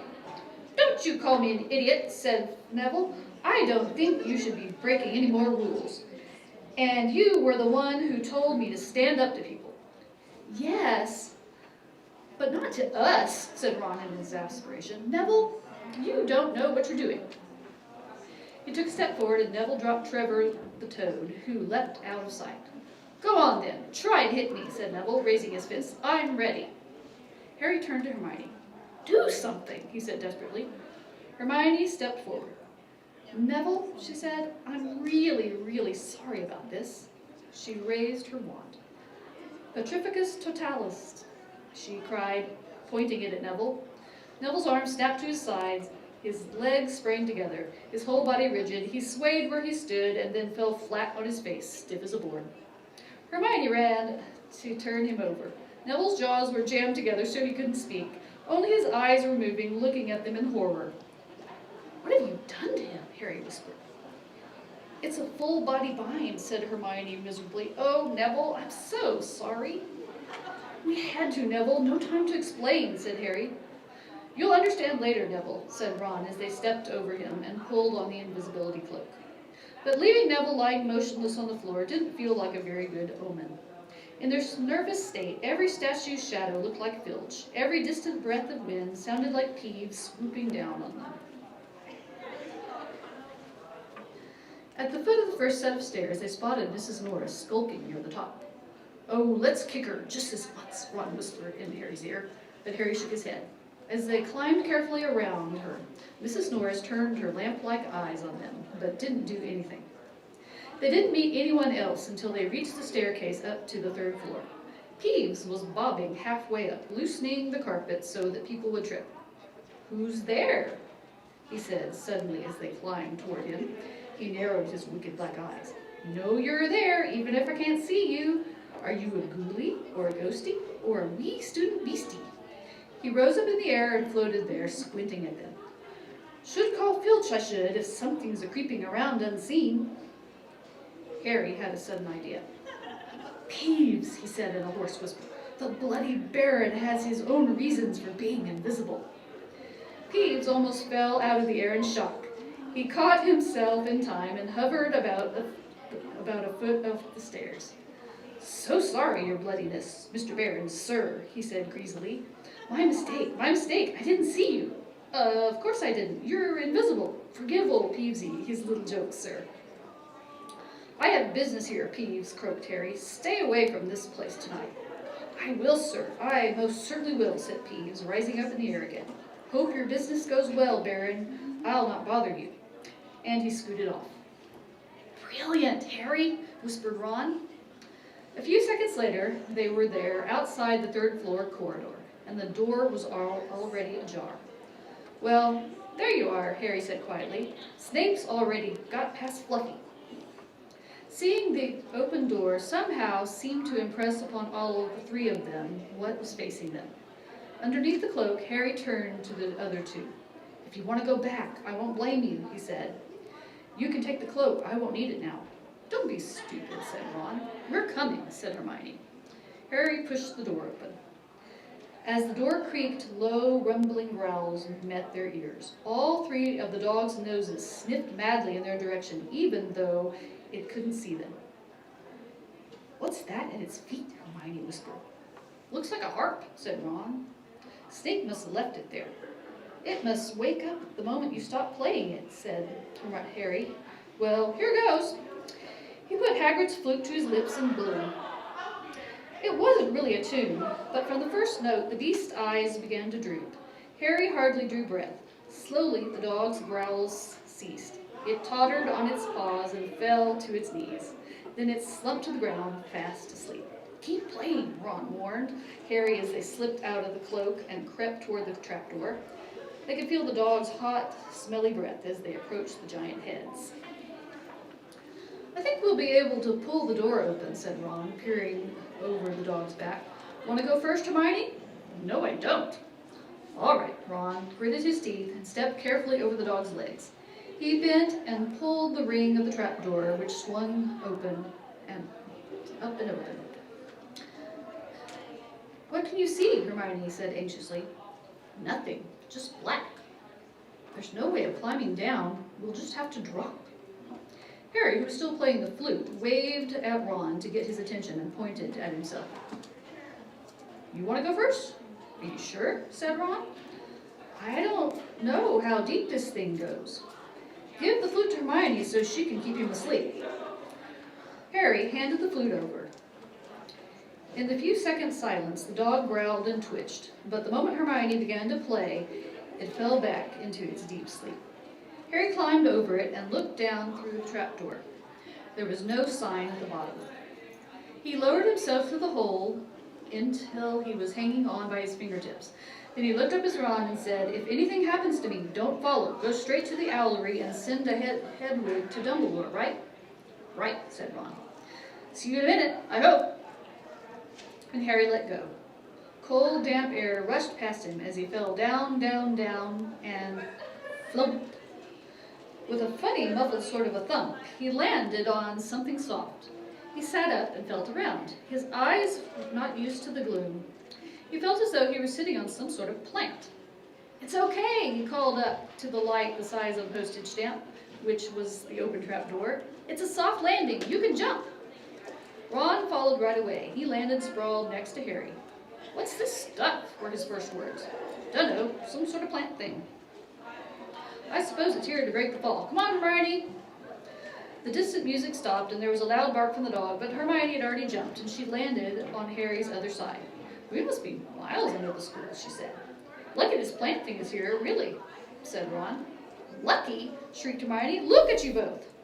She leaped up and struggled toward the damp wall. She had to struggle because the moment she had landed, the plant had started to twist snake-like tendrils around her ankles.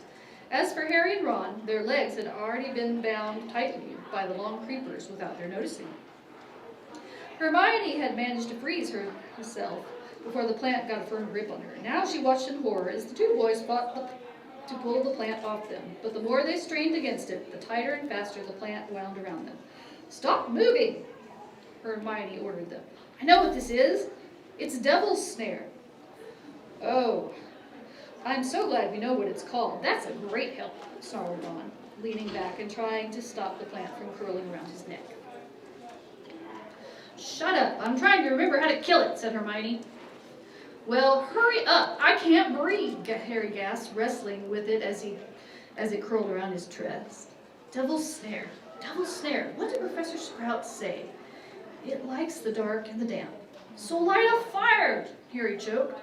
Yes, of course. But there's no wood, Hermione cried, wringing her hands. Have you gone mad, Ron bellowed? Are you a witch or not? Oh, right, said Hermione, and she whipped out her wand, waved it, muttered something, and sent a jet of the same bluebell flame she had used on Snape at the plant. In a matter of seconds, the two boys felt it loosening its grip as it cringed away from the light and the warmth. Wriggling and flailing, it unraveled itself from their bodies, and they were able to pull free. Lucky you pay attention in herbology, Hermione, said Harry, as he joined her by the wall, wiping the sweat off his face. Yeah, said Ron, and lucky Harry doesn't lose his head in a crisis. There's no wood, honestly. This way, said Harry, pointing down a stone passageway, which was the only way forward. All they could hear, apart from their footsteps, was the gentle drip of water trickling down the walls. The passageway sloped downward, and Harry was reminded of Gringotts. With an unpleasant jolt to the heart, he remembered the dragons said to be guarding vaults in the wizard banks, and if they met a dragon, a full-grown dragon, Norbert had been bad enough. Can you hear something? Ron whispered. Harry listened. Soft rustling and clinking seemed to be coming from up ahead. Do you think it's a ghost? I don't know. Sounds like wings to me. There's light ahead. I can see something moving. They reached the end of the passageway and saw before them a brilliantly lit chamber, its ceiling arching high above them. It was full of small, jewel-bright birds, fluttering and tumbling all around the room. On the opposite side of the chamber was a heavy wooden door. Do you think they'll attack us if we cross the room, said Ron. Probably, said Harry. They don't look very vicious, but I suppose if they were all swooped down all at once, well, there's no other choice. I'll run.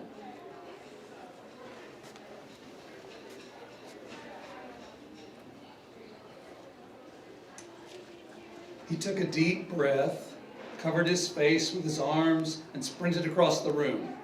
He expected to feel sharp beaks and claws tearing at him in any second, but nothing happened.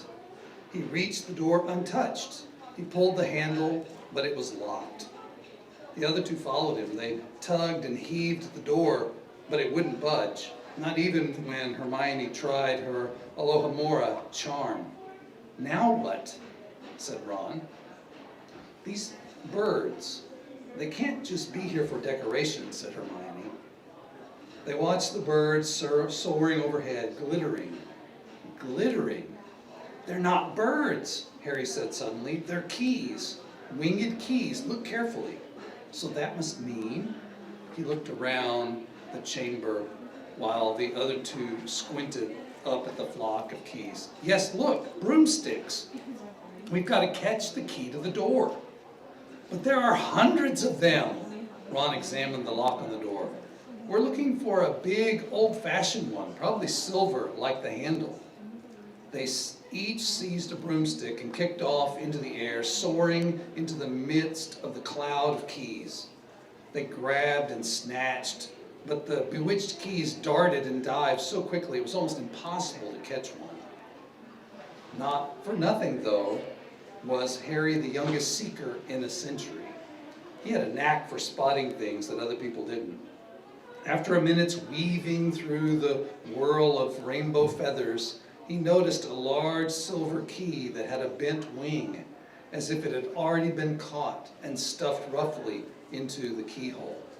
That one, he called the others. The big one there. No, there, with the bright blue wings. The feathers are all crumpled on one side. Ron went speeding in the direction that Harry was pointing, crashed into the ceiling and nearly fell off his broom. We've got to close in on it, Harry called, not taking his eyes off the key with the damaged wing. Ron, you come from above. Hermione, now stay below and stop it from going down, and I'll try to catch it right now. Ron dived, Hermione rocketed upward, the key dodged them both, and Harry streaked after it, and it sped toward the wall. Harry leaned forward and with a nasty crunching noise pinned it against the stone with one hand.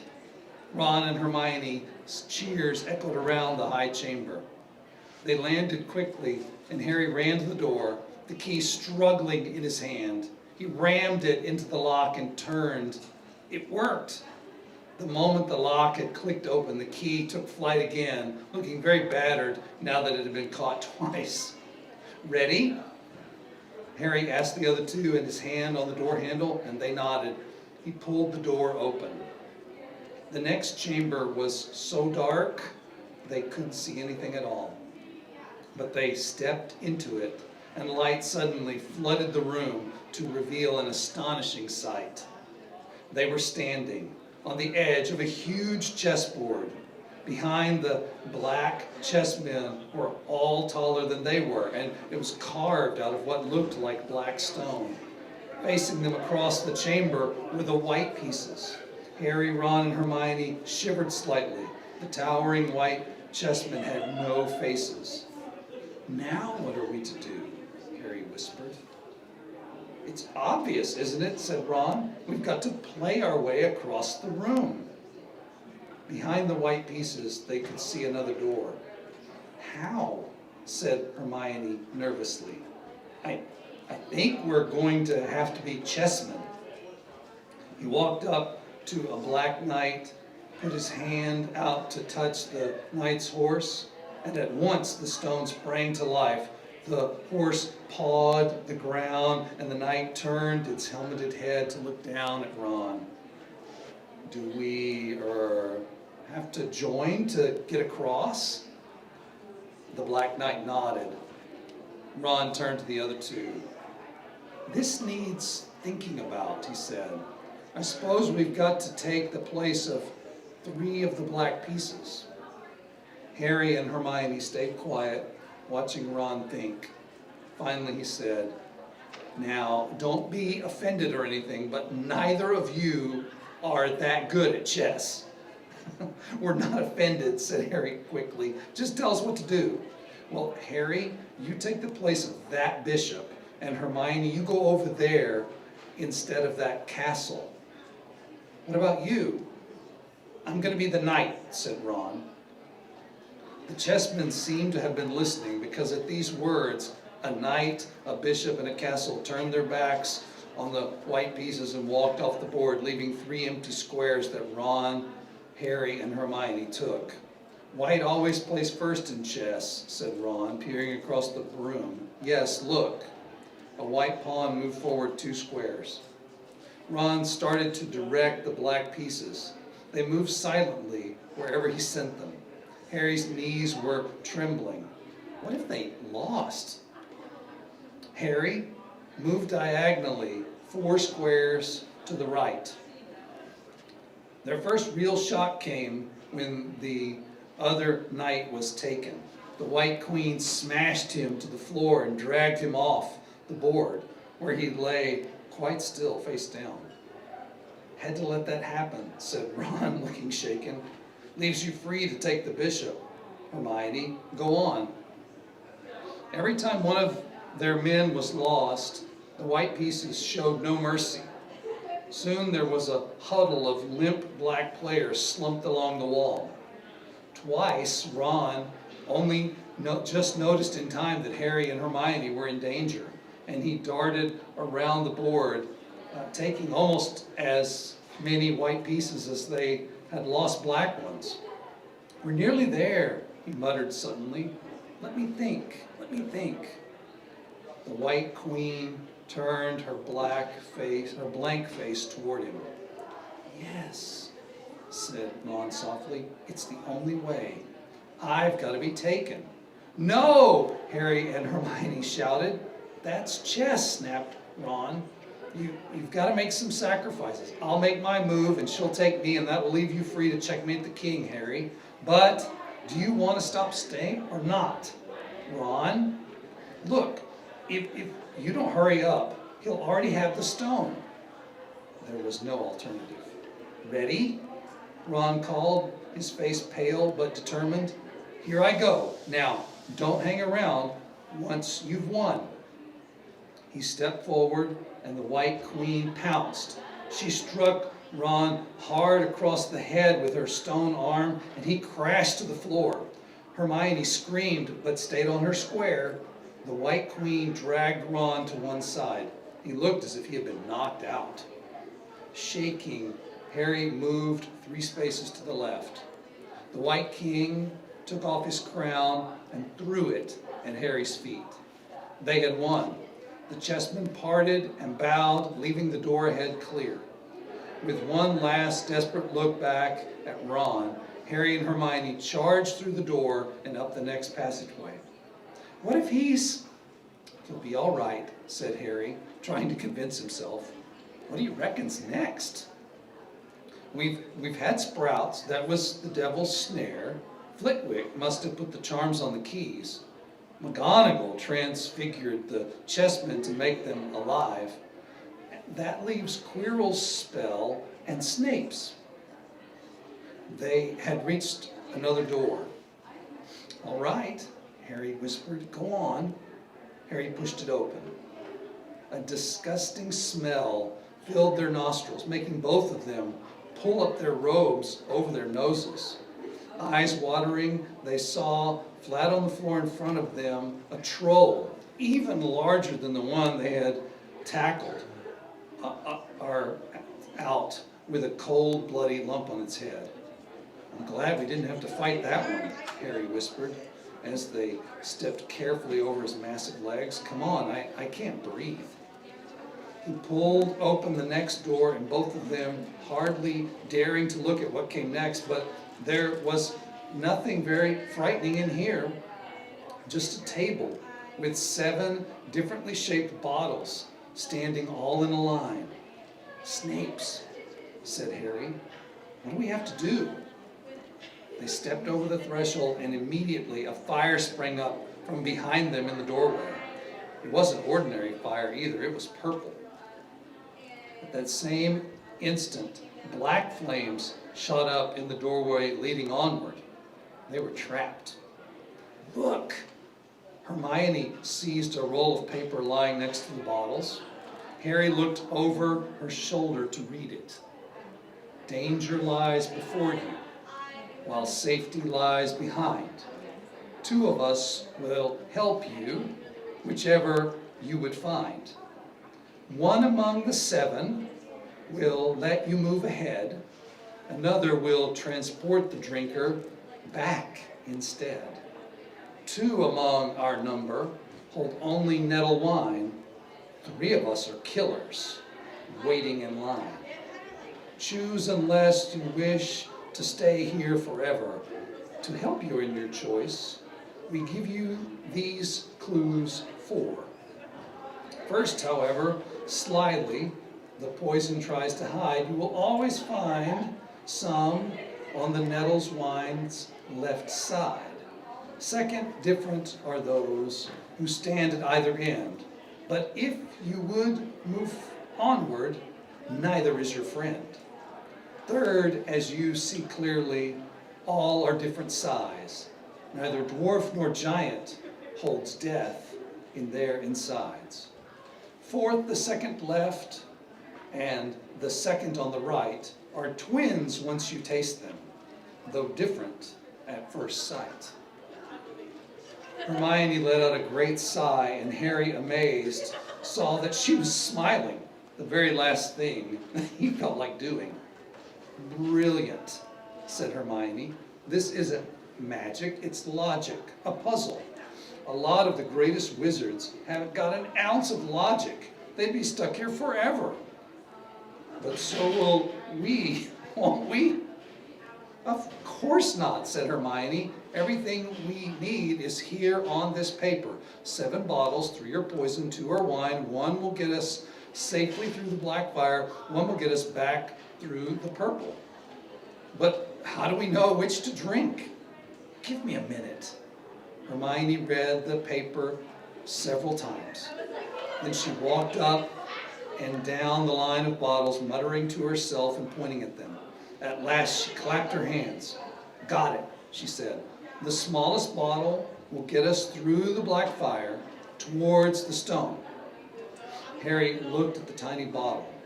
There's only enough for 1 of us, he said. That's hardly 1 swallow. They looked at each other. Which one will get you back through the purple flames? Hermione pointed to a rounded bottle at the end of the line. You drink that, said Harry. No, listen, get back and get Ron, grab the brooms from the flying key room, and then get out of the trap door and past Fluffy. Go straight to the Owlery and send Hedwig to Dumbledore. We need him. I might be able to hold Snape off for a while, but I'm no match for him, really. But Harry, what if you know who is with him? Well, I was lucky once, wasn't I? Said Harry, pointing at his scar. I might get lucky again. Hermione's lip trembled, and she suddenly dashed at Harry and threw her arms around him. Hermione, Harry, you're a great wizard, you know. I'm not as good as you, said Harry, very embarrassed, as she let go of him. Me?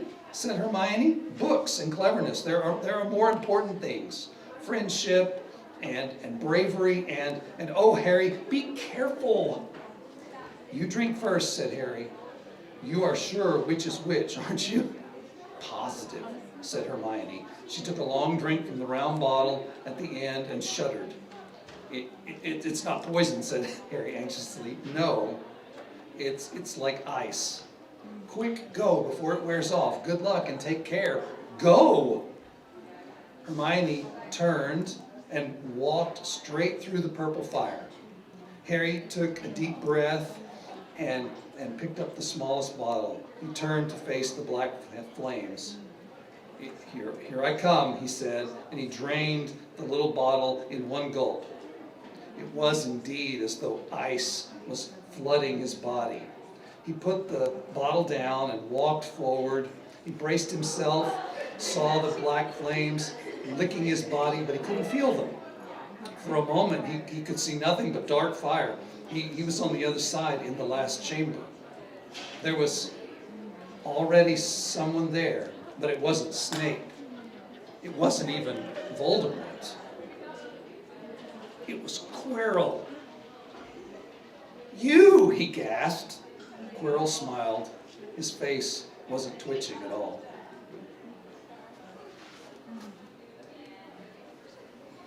Me, he said calmly. I wondered whether I'd be meeting you here, Potter. But I thought Snape, Severus. Quirrell laughed, and it wasn't his usual quivering tremble, but cold and sharp. Yes, Severus does seem the type, doesn't he? So useful to have him swooping around like an overgrown bat. Next to him, who would suspect poor stuttering Professor Quirrell? Harry couldn't take it. This couldn't be true. It couldn't. But Snape tried to kill me. No. I tried to kill you. Your friend Miss Granger accidentally knocked me over as she rushed to set fire to Snape at that Quidditch match. She broke my eye contact with you.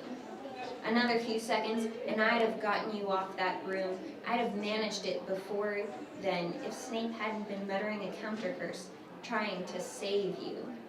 Snape was trying to save me? Of course, said Quirrell coolly. Why do you think he wanted to referee your next match? He was trying to make sure I didn't do it again.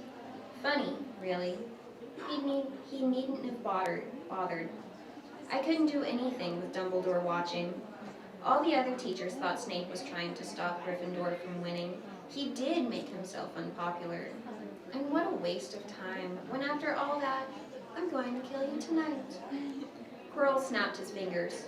Ropes sprang out of thin air and wrapped themselves tightly around Harry. You're too nosy to live, Potter. Scurrying around the school on Halloween like that, for all I knew, you'd seen me coming to look at what was guarding the stone. You let the troll in? Certainly. I have a special gift with trolls. You must have seen what I did to the one in the chamber back there. Unfortunately, while everyone else was running around looking for it, Snape, who already suspected me, went straight to the third floor to head me off. And not only did my troll fail to beat you to death, that three-headed dog didn't even manage to bite Snape's leg off properly. Now, wait quietly, Potter. I need to examine this interesting mirror. It was only then that Harry realized what was standing behind Quirrell. It was the mirror of Erised. This mirror is the key to finding the stone, Quirrell murmured, tapping his way around the frame. Trust Dumbledore to come up with something like this, but he's in London. I'll be far away by the time he gets back. All Harry could think of doing was to keep Quirrell talking and stop him from concentrating on the mirror. I saw you and Snape in the forest, he blurted out. Yes, said Quirrell idly, walking around the mirror to look at the back. He was on to me by that time, trying to find out how far I got. He suspected me all along, tried to frighten me, as though he could when I had Lord Voldemort on my side. Quirrell came back out from behind the mirror and stared hungrily into it. I see the stone. I'm presenting it to my master. But where is it? Harry struggled against the ropes binding him, but they didn't give. He had to keep Quirrell from giving his whole attention to the mirror. But Snape always seems to hate me so much. Oh, he does, said Quirrell casually. Heavens, yes. He was at Hogwarts with your father, didn't you know? They loathed each other, but he never wanted you dead. But I heard you a few days ago, sobbing. I thought Snape was threatening you. For the first time, a spasm of fear flitted across Quirrell's face. Sometimes, he said, I find it hard to follow my master's instructions. He is a great wizard and I am weak. You mean he was there, in the classroom with you? Harry gasped. He is with me wherever I go, said Quirrell quietly. I met him when I traveled around the world. A foolish young man I was then, full of ridiculous ideas about good and evil. Lord Voldemort showed me how wrong I was. There is no good and evil. There is only power and those too weak to seek it. Since then, I have served him faithfully, although I have let him down many times. He has had to be very hard on me. Quirrell shivered suddenly. He does not forgive mistakes easily. When I failed to steal the stone from Gringotts, he was most displeased. He punished me, decided he would have to keep a closer watch on me. Quirrell's voice trailed away. Harry was remembering his trip to Diagon Alley. How could he have been so stupid? He'd seen Quirrell there, that very day, shaken hands with him in the leaky cauldron. Quirrell cursed under his breath. I don't understand. Is the stone inside the mirror? Should I break it? Harry's mind was racing. What I want more than anything else in the world at the moment, he thought, is to find the stone before Quirrell does. So if I look in the mirror, I should see myself finding it, which means I'll see where it's hidden. But how can I look without Quirrell realizing what I'm up to? He tried to edge to the left, to get in front of the glass without Quirrell noticing, but the ropes around his ankles were too tight. He tripped and fell over. Quirrell ignored him. He was still talking to himself. What does this mirror do? How does it work? Help me, Master. And to Harry's horror, a voice answered, and the voice seemed to come from Quirrell himself. Use the boy. Use the boy. Quirrell rounded on Harry. Yes. Potter, come here. He clapped his hands once, and the ropes binding Harry fell off. Harry slowly got to his feet. Come here, Quirrell repeated. Look in the mirror and tell me what you see. Harry walked toward him. I must lie, he thought desperately. I must look and lie about what I see, that's all. Quirrell moved close behind him. Harry breathed in the funny smell that seemed to come from Quirrell's turban. He closed his eyes, stepped in front of the mirror, and opened them again. He saw his reflection, pale and scared looking at first. But a moment later, the reflection smiled at him. It put its hand into its pocket and pulled out a blood-red stone. It winked and put the stone back in its pocket, and as it did so, Harry felt something heavy drop into his real pocket. Somehow, incredibly, he'd gotten the stone. Well, said Quirrell impatiently, what do you see? Harry screwed up his courage. I see myself shaking hands with Dumbledore, he invented. I've won the House Cup for Gryffindor. Quirrell cursed again.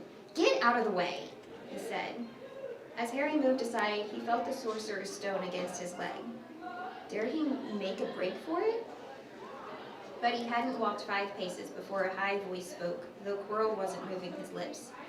"He lies! He lies!" "Potter, come back here," Quirrell shouted. "Tell me the truth. What did you just see?" The high voice spoke again. "Let me speak to him, face to face. Master, you are not strong enough. I have strength enough for this."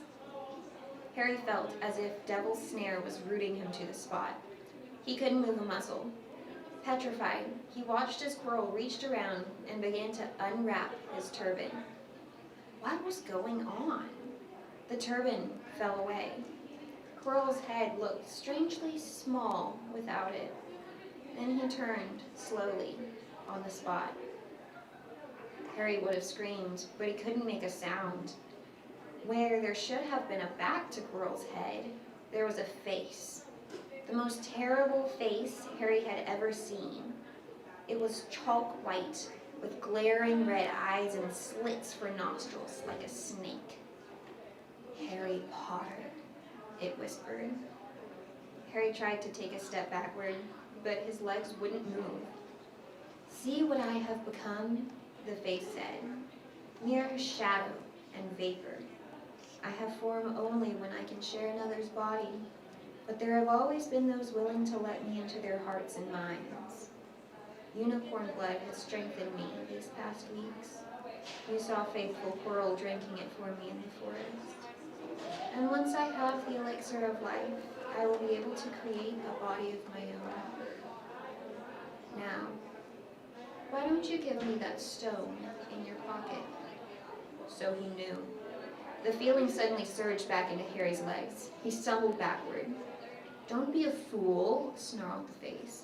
"Better save your own life and join me, or you'll meet the same end as your parents. They died begging me for mercy." "Liar!" Harry shouted suddenly. Quirrell was walking backward at him so that Voldemort could still see him. The evil face was now smiling.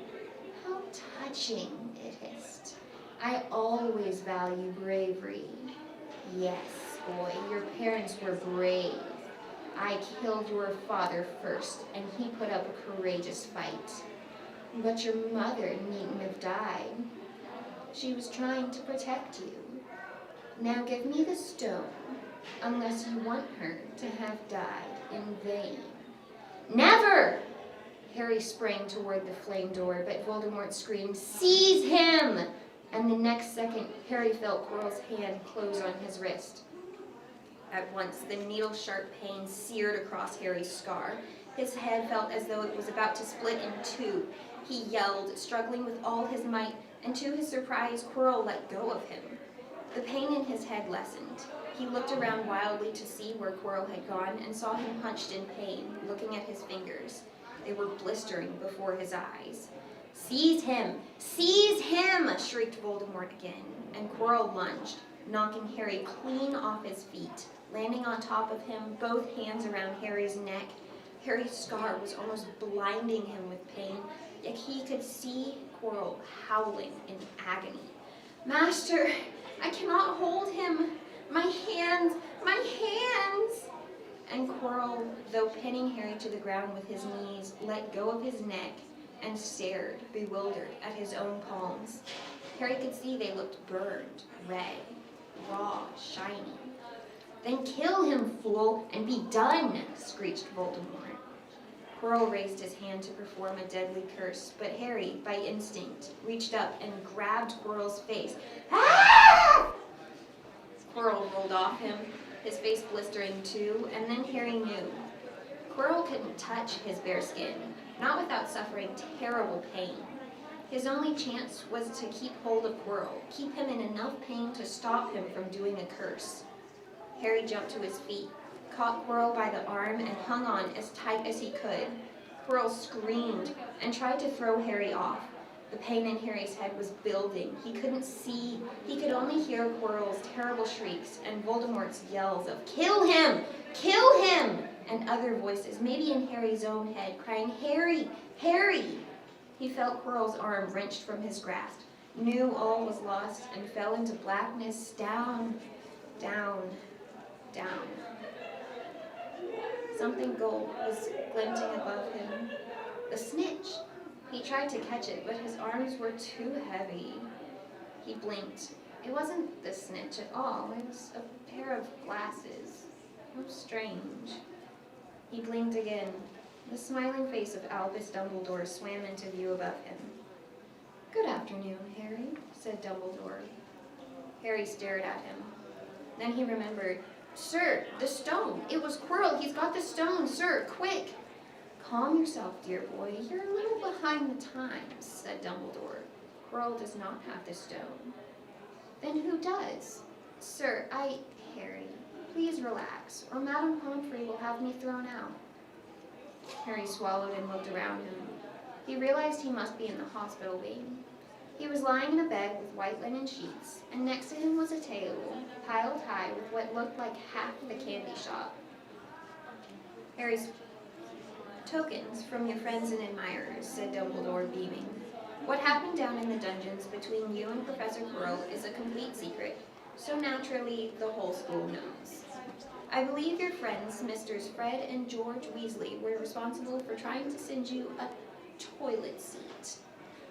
No doubt they thought it would amuse you. Madame Pomfrey, however, felt it might not be very hygienic and confiscated it. How long have I been in here? 3 days. Mr. Ronald Weasley and Miss Granger will be most relieved you have come round. They've been extremely worried. But, sir, the stone. I see you are not to be distracted. Very well, the stone. Professor Quirrell did not manage to take it from you. I arrived in time to prevent that, although you were doing very well on your own, I must say. You got there? You got Hermione's owl?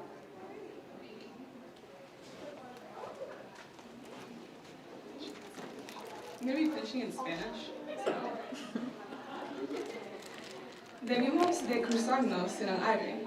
En cuanto llegué a Londres, me di cuenta de que el lugar donde debía estar era el que había dejado. Llegué justo a tiempo para quitarte a Quirrell de encima. ¿Fue usted? Tuvo miedo de haber llegado demasiado tarde. Casi fue así. No habría podido aguantar mucho más sin que me quitara la piedra. No por la piedra, muchacho, por ti. El esfuerzo casi te mata. Durante un terrible momento, tuve miedo de que hubiera sido así. En lo que se refiere a la piedra, fue destruida. ¿Destruida?, dijo Harry, con la mirada perdida. Pero su amigo, Nicolas Flamel. Oh, ¿sabes lo de Nicolas?, dijo contento Dumbledore. Hiciste bien las tareas, ¿no es cierto? Bien, Nicolas y yo tuvimos una pequeña charla y estuvimos de acuerdo en que era lo mejor. Pero eso significa que él y su mujer van a morir, ¿no? Tienen suficiente elixir guardado para poner sus asuntos en orden y luego sí, morirán. Dumbledore sonrió ante la expresión de desconcierto que se veía en el rostro de Harry. Para alguien tan joven como tú, estoy seguro de que parecerá increíble, pero para Nicholas y Perenella será realmente como irse a la cama después de un día muy, muy largo. Al fin y al cabo, para una mente bien organizada, la muerte no es más que la siguiente gran aventura. ¿Sabes? La piedra no era realmente algo tan maravilloso. Todo el dinero y la vida que uno puede desear. Las dos cosas que la mayor parte de los seres humanos eligieron. El problema es que los humanos tienen el don de elegir precisamente las cosas que son peores para ellos. Harry yacía allí, sin saber qué decir. Dumbledore canturreó durante un minuto y después sonrió hacia el techo. Señor, dijo Harry, he estado pensando. Señor, aunque la piedra ya no esté, quiero decir, quien usted sabe, llámalo Voldemort, Harry. Utiliza siempre el nombre correcto de las cosas. El miedo a un nombre aumenta el miedo a la cosa que se nombra. Sí, señor. Bien. Voldemort intentará volver de nuevo, ¿no? Quiero decir, no se ha ido, ¿verdad? No, Harry. No se ha ido. Está por ahí, en algún lugar, tal vez buscando otro cuerpo para compartir. Como no está realmente vivo, no se le puede matar. Dejó morir a Quirrell, muestra tan poca misericordia con sus seguidores como con sus enemigos. De todos modos, Harry, tú tal vez has retrasado su regreso al poder. La próxima vez hará falta algún otro preparado para luchar lo que parece una batalla perdida. Y si lo detienen otra vez y otra vez, bueno, puede ser que nunca vuelva al poder. Harry asintió, pero se detuvo rápidamente porque eso hacía que le doliera más la cabeza.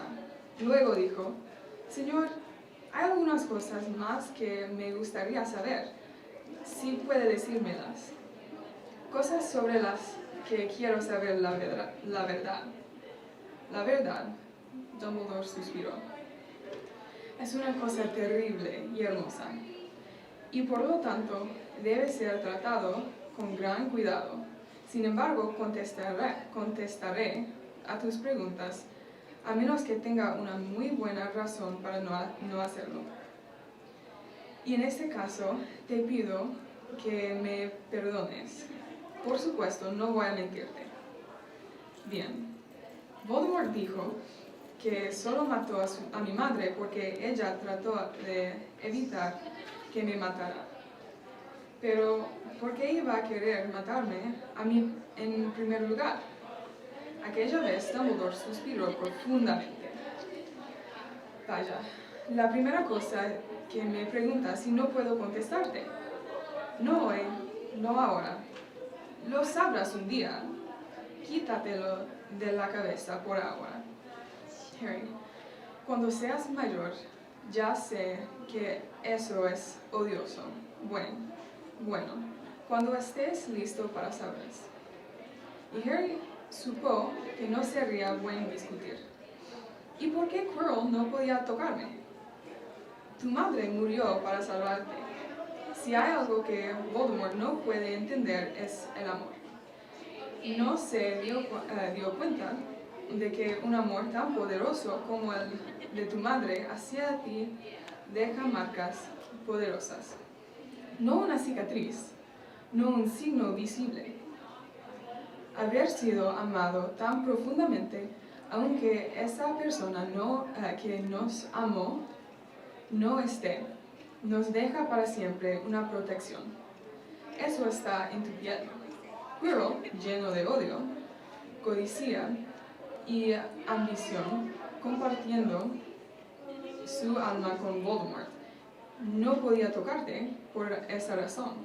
Era una agonía el tocar a una persona marcada por algo tan bueno. Entonces Dumbledore se mostró muy interesado en un pájaro que estaba cerca de la cortina, lo que le dio tiempo a Harry para secarse los ojos con la sábana.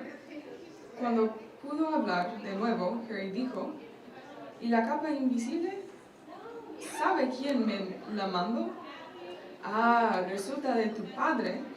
Me la había dejado y pensé que te gustaría tenerla.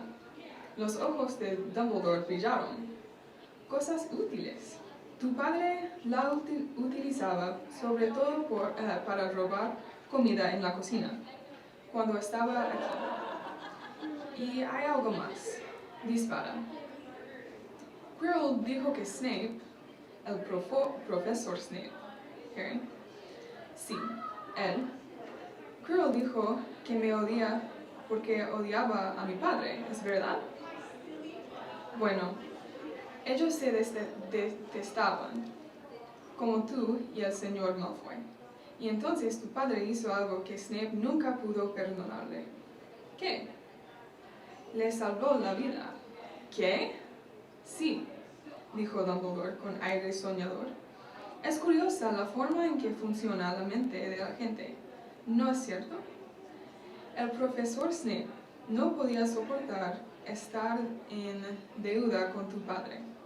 Creo que se has esforzado tanto para protegerte este año, porque sentía que así estaría en paz con él.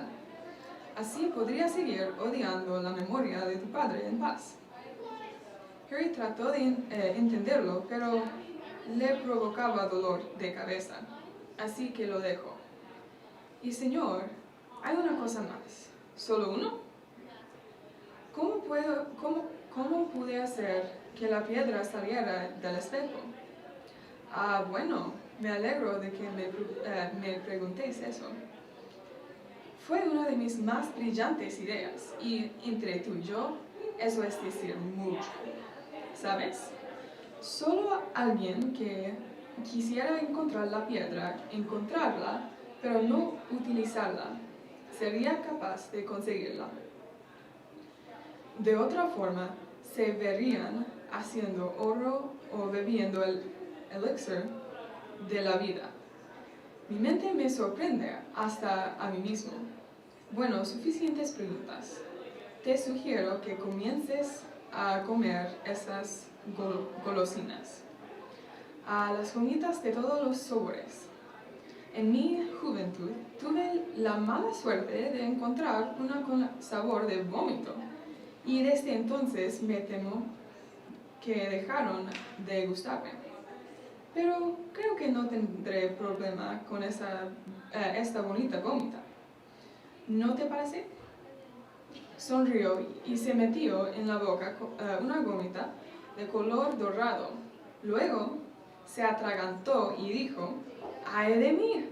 Será del oído. La señora Pomfrey era una mujer buena, pero muy estricta. Solo 5 minutos, suplicó Harry. Ni hablar. Usted dejó entrar al profesor Dumbledore. Bueno, por supuesto, es el director, es muy diferente. Necesitas descansar. Estoy descansando, miro acostado y todo lo demás.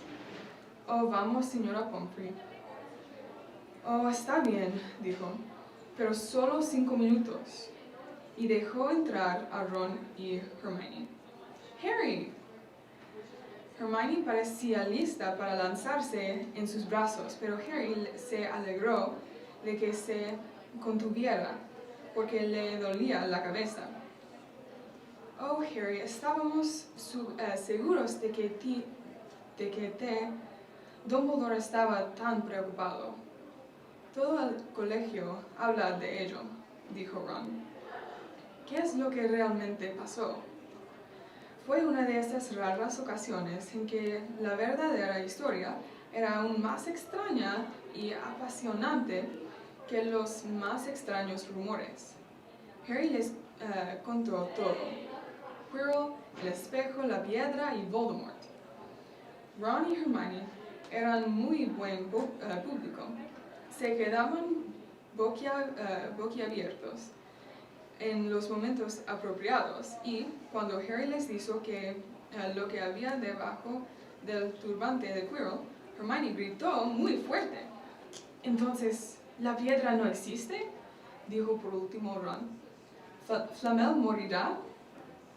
Eso es lo que yo dije, pero Dumbledore piensa que, ¿cómo era? Así, para las mentes bien organizadas, La muerte es la siguiente gran aventura. Siempre he dicho que está chiflado, dijo Ron, muy impresionado por lo loco que estaba su héroe. ¿Y qué les pasó a ustedes dos?, preguntó Harry. Bueno, yo volví, dijo Hermione.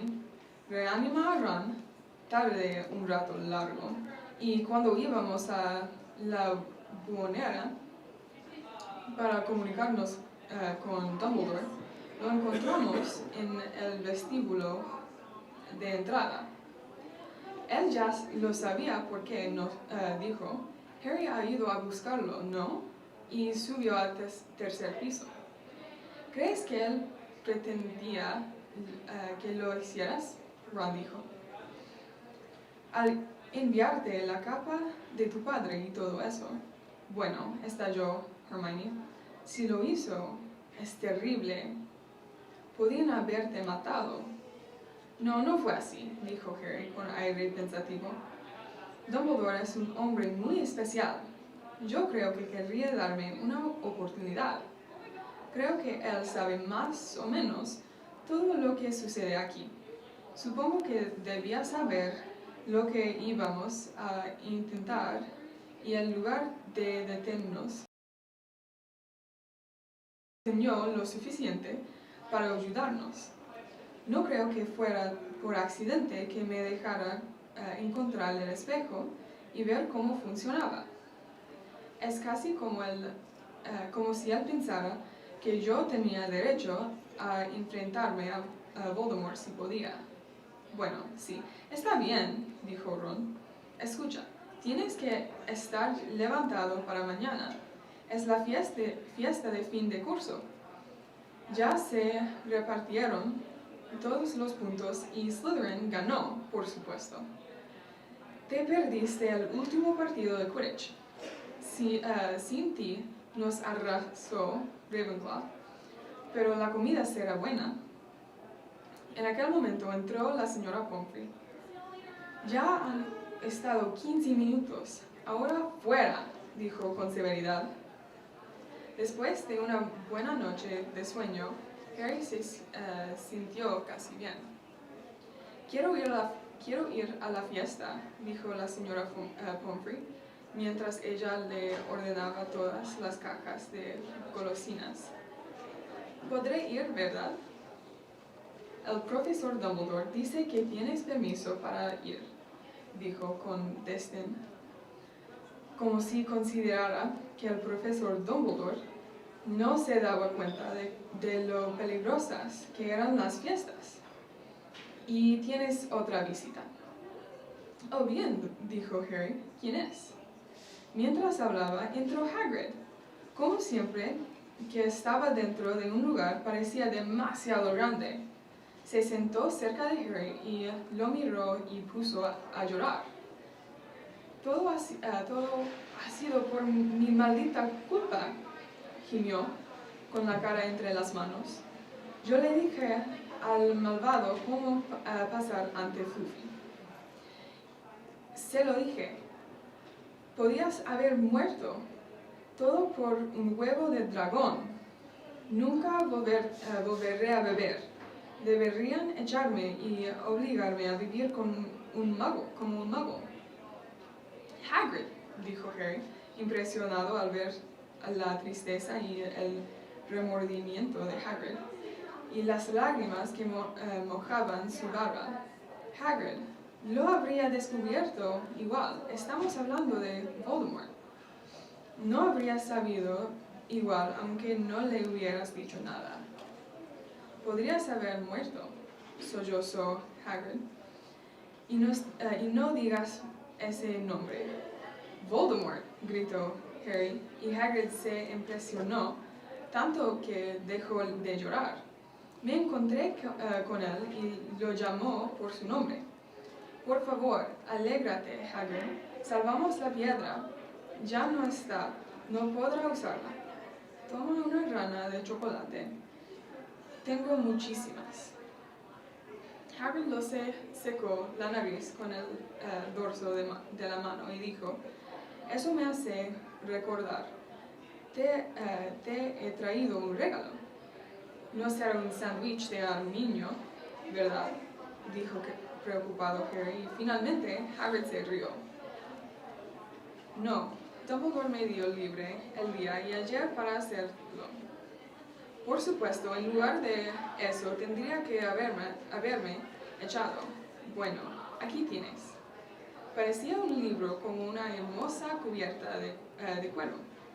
Harry lo abrió con curiosidad. Estaba lleno de fotos mágicas. Sonriéndole y saludándolo, desde cada página estaban su madre y su padre. Envía dibujos a todos los compañeros de colegio de tus padres, pidiéndoles fotos. Sabía que tú no tenías. ¿Te gusta?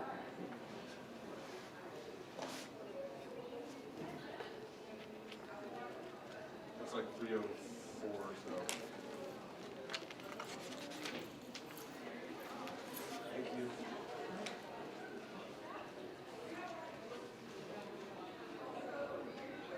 Harry made his way down to the end of the year feast alone that night. He had been held up by Madame Pomfrey fussing about, insisting on giving him one last checkup, so the great hall was already full. It was decked out in the Slytherin colors of green and silver to celebrate Slytherin's winning the House Cup for the 7th year in a row. A huge banner showing the Slytherin serpent covered the wall behind the high table. When Harry walked in, there was a sudden hush, and then everybody started talking loudly at once. He slipped into a seat between Ron and Hermione at the Gryffindor table and tried to ignore the fact that people were standing up to look at him. Fortunately, Dumbledore arrived moments later. The babble died away. "Another year gone," Dumbledore said cheerfully, "and I must trouble you with an old man's wheezing waffle before we sink our teeth into our delicious feast. What a year it has been. Hopefully, your heads are all a little fuller than they were. You have the whole summer ahead to get them nice and empty before next year starts. Now, as I understand it, the House Cup here needs awarding, and the points stand thus.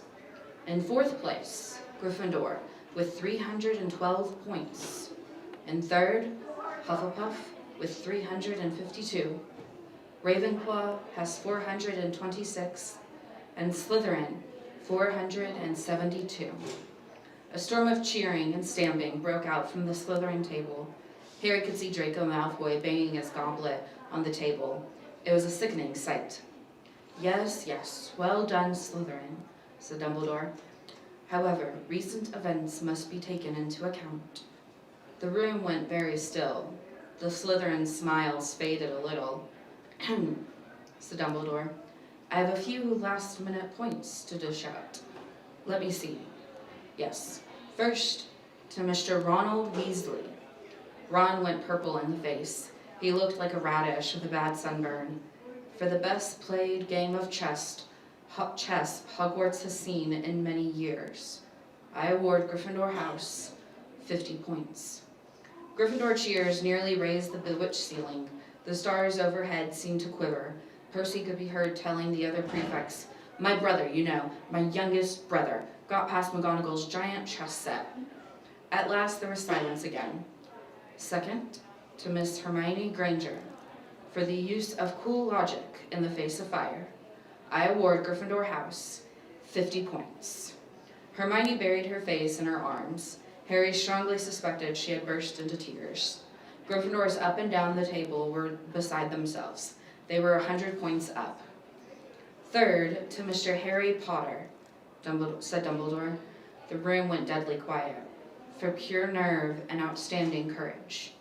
I award Gryffindor House 60 points. The din was deafening.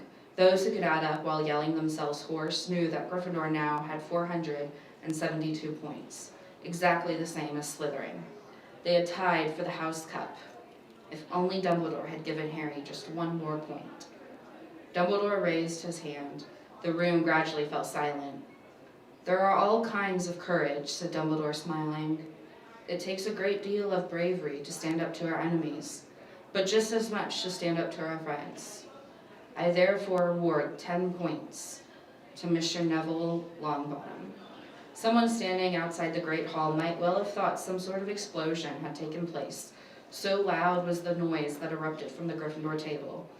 Harry, Ron, and Hermione stood up to yell and cheer as Neville, white with shock, disappeared under a pile of people hugging him. He had never won so much as a point for Gryffindor before.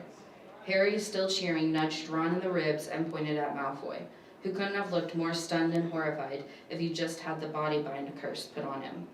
Which means, Dumbledore called over the storm of applause, for even Ravenclaw and Hufflepuff were celebrating the downfall of Slytherin. We need a little change of decoration. He clapped his hands. In an instant, the green hangings became scarlet and the silver became gold. The huge Slytherin serpent vanished and a towering Gryffindor lion took its place. Snape was shaking Professor McGonagall's hand with a horrible, forced smile. He caught Harry's eye, and Harry knew at once that Snape's feelings toward him hadn't changed one jot. This didn't worry Harry. It seemed as though life would be back to normal next year, or as normal as it ever was at Hogwarts. It was the best evening of Harry's life, better than winning at Quidditch, or Christmas, or knocking out mountain trolls. He would never ever forget tonight. Harry had almost forgotten that the exam results were still to come, but come they did. To their great surprise, both he and Ron passed with good marks. Hermione, of course, had the best grades of the first years. Even Neville scraped through, his good herbology mark making up for his abysmal potions one.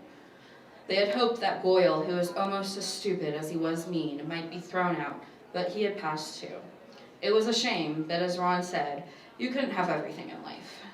And suddenly, their wardrobes were empty, their trunks were packed, Neville's toad was found lurking in a corner of the toilets, notes were handed out to all students warning them not to use magic over the holidays. I always hope they'll forget to give these, said Fred sadly. Hagrid was there to take them down to the fleet of boats that sailed across the lake. They were boarding the Hogwarts Express, talking and laughing as the countryside became greener and tidier, eating Bertie Bott's every flavored beans as they sped past Muggle towns, pulling off their wizard robes and putting on jackets and coats, pulling into platform 9 3/4 at King's Cross Station. It took quite a while for them all to get off the platform. A wizened old guard was up by the ticket barrier, letting them go through the gate in 2s and 3s, so they didn't attract attention by all bursting out of a solid wall at once and alarming the Muggles. You must come and stay this summer, said Ron. Both of you. I'll send you an owl. Thanks, said Harry. I'll need something to look forward to. People jostled them as they moved forward toward the gateway back to the Muggle world. Some of them called, Bye, Harry. See you, Potter. Still famous, said Ron, grinning at him. Not where I'm going, I promise you, said Harry. He, Ron, and Hermione passed through the gateway together. There he is, Mom, there he is, look! It was Ginny Weasley, Ron's younger sister, but she wasn't pointing at Ron. Harry Potter, she squealed. Look, Mom, I can see. Be quiet, Ginny, it's rude to point. Mrs. Weasley smiled down at them. Busy here, she said. Very, said Harry. Thanks for the fudge and sweater, Mrs. Weasley. Oh, it was nothing, dear. Ready, are you? It was Uncle Vernon, still purple-faced, still mustached, still looking furious at the nerve of Harry, carrying an owl in a cage in a station full of ordinary people. Behind him stood Aunt Petunia and Dudley, looking terrified at the very sight of Harry. You must be Harry's family, said Mrs. Weasley. In a manner of speaking, said Uncle Vernon. Hurry up, boy, we haven't got all day. He walked away. Harry hung back for a last word with Ron and Hermione. See you over the summer, then? Hope you have a good holiday, said Hermione, looking uncertainly after Uncle Vernon, shocked that anyone could be so unpleasant. Oh, I will, said Harry, and they were surprised at the grin that was spreading over his face. They don't know we're not allowed to use magic at home. I'm going to have a lot of fun with Dudley this summer. And that concludes Harry Potter and the Sorcerer's Stone. 8 hours. Took us 8 hours. All right. No, I'm good. Thank you for being here, everyone. Thank you for doing this. Yeah, of course. It's fun for us to do it. Do we get to do Chamber of Secrets next year, or We skipped it last time. We won't skip it again. Yeah. We skipped it because we thought we weren't going to do Harry Potter every year, but now it makes more sense for us to do it. Because the other ones are, you know, after Azkaban, I guess the books get too long. For this purpose. So, yeah, we'll probably just do one, we'll just keep doing one every year. Laura? Yes. You ready to stop the live stream? Okay. Oh, sorry, go ahead.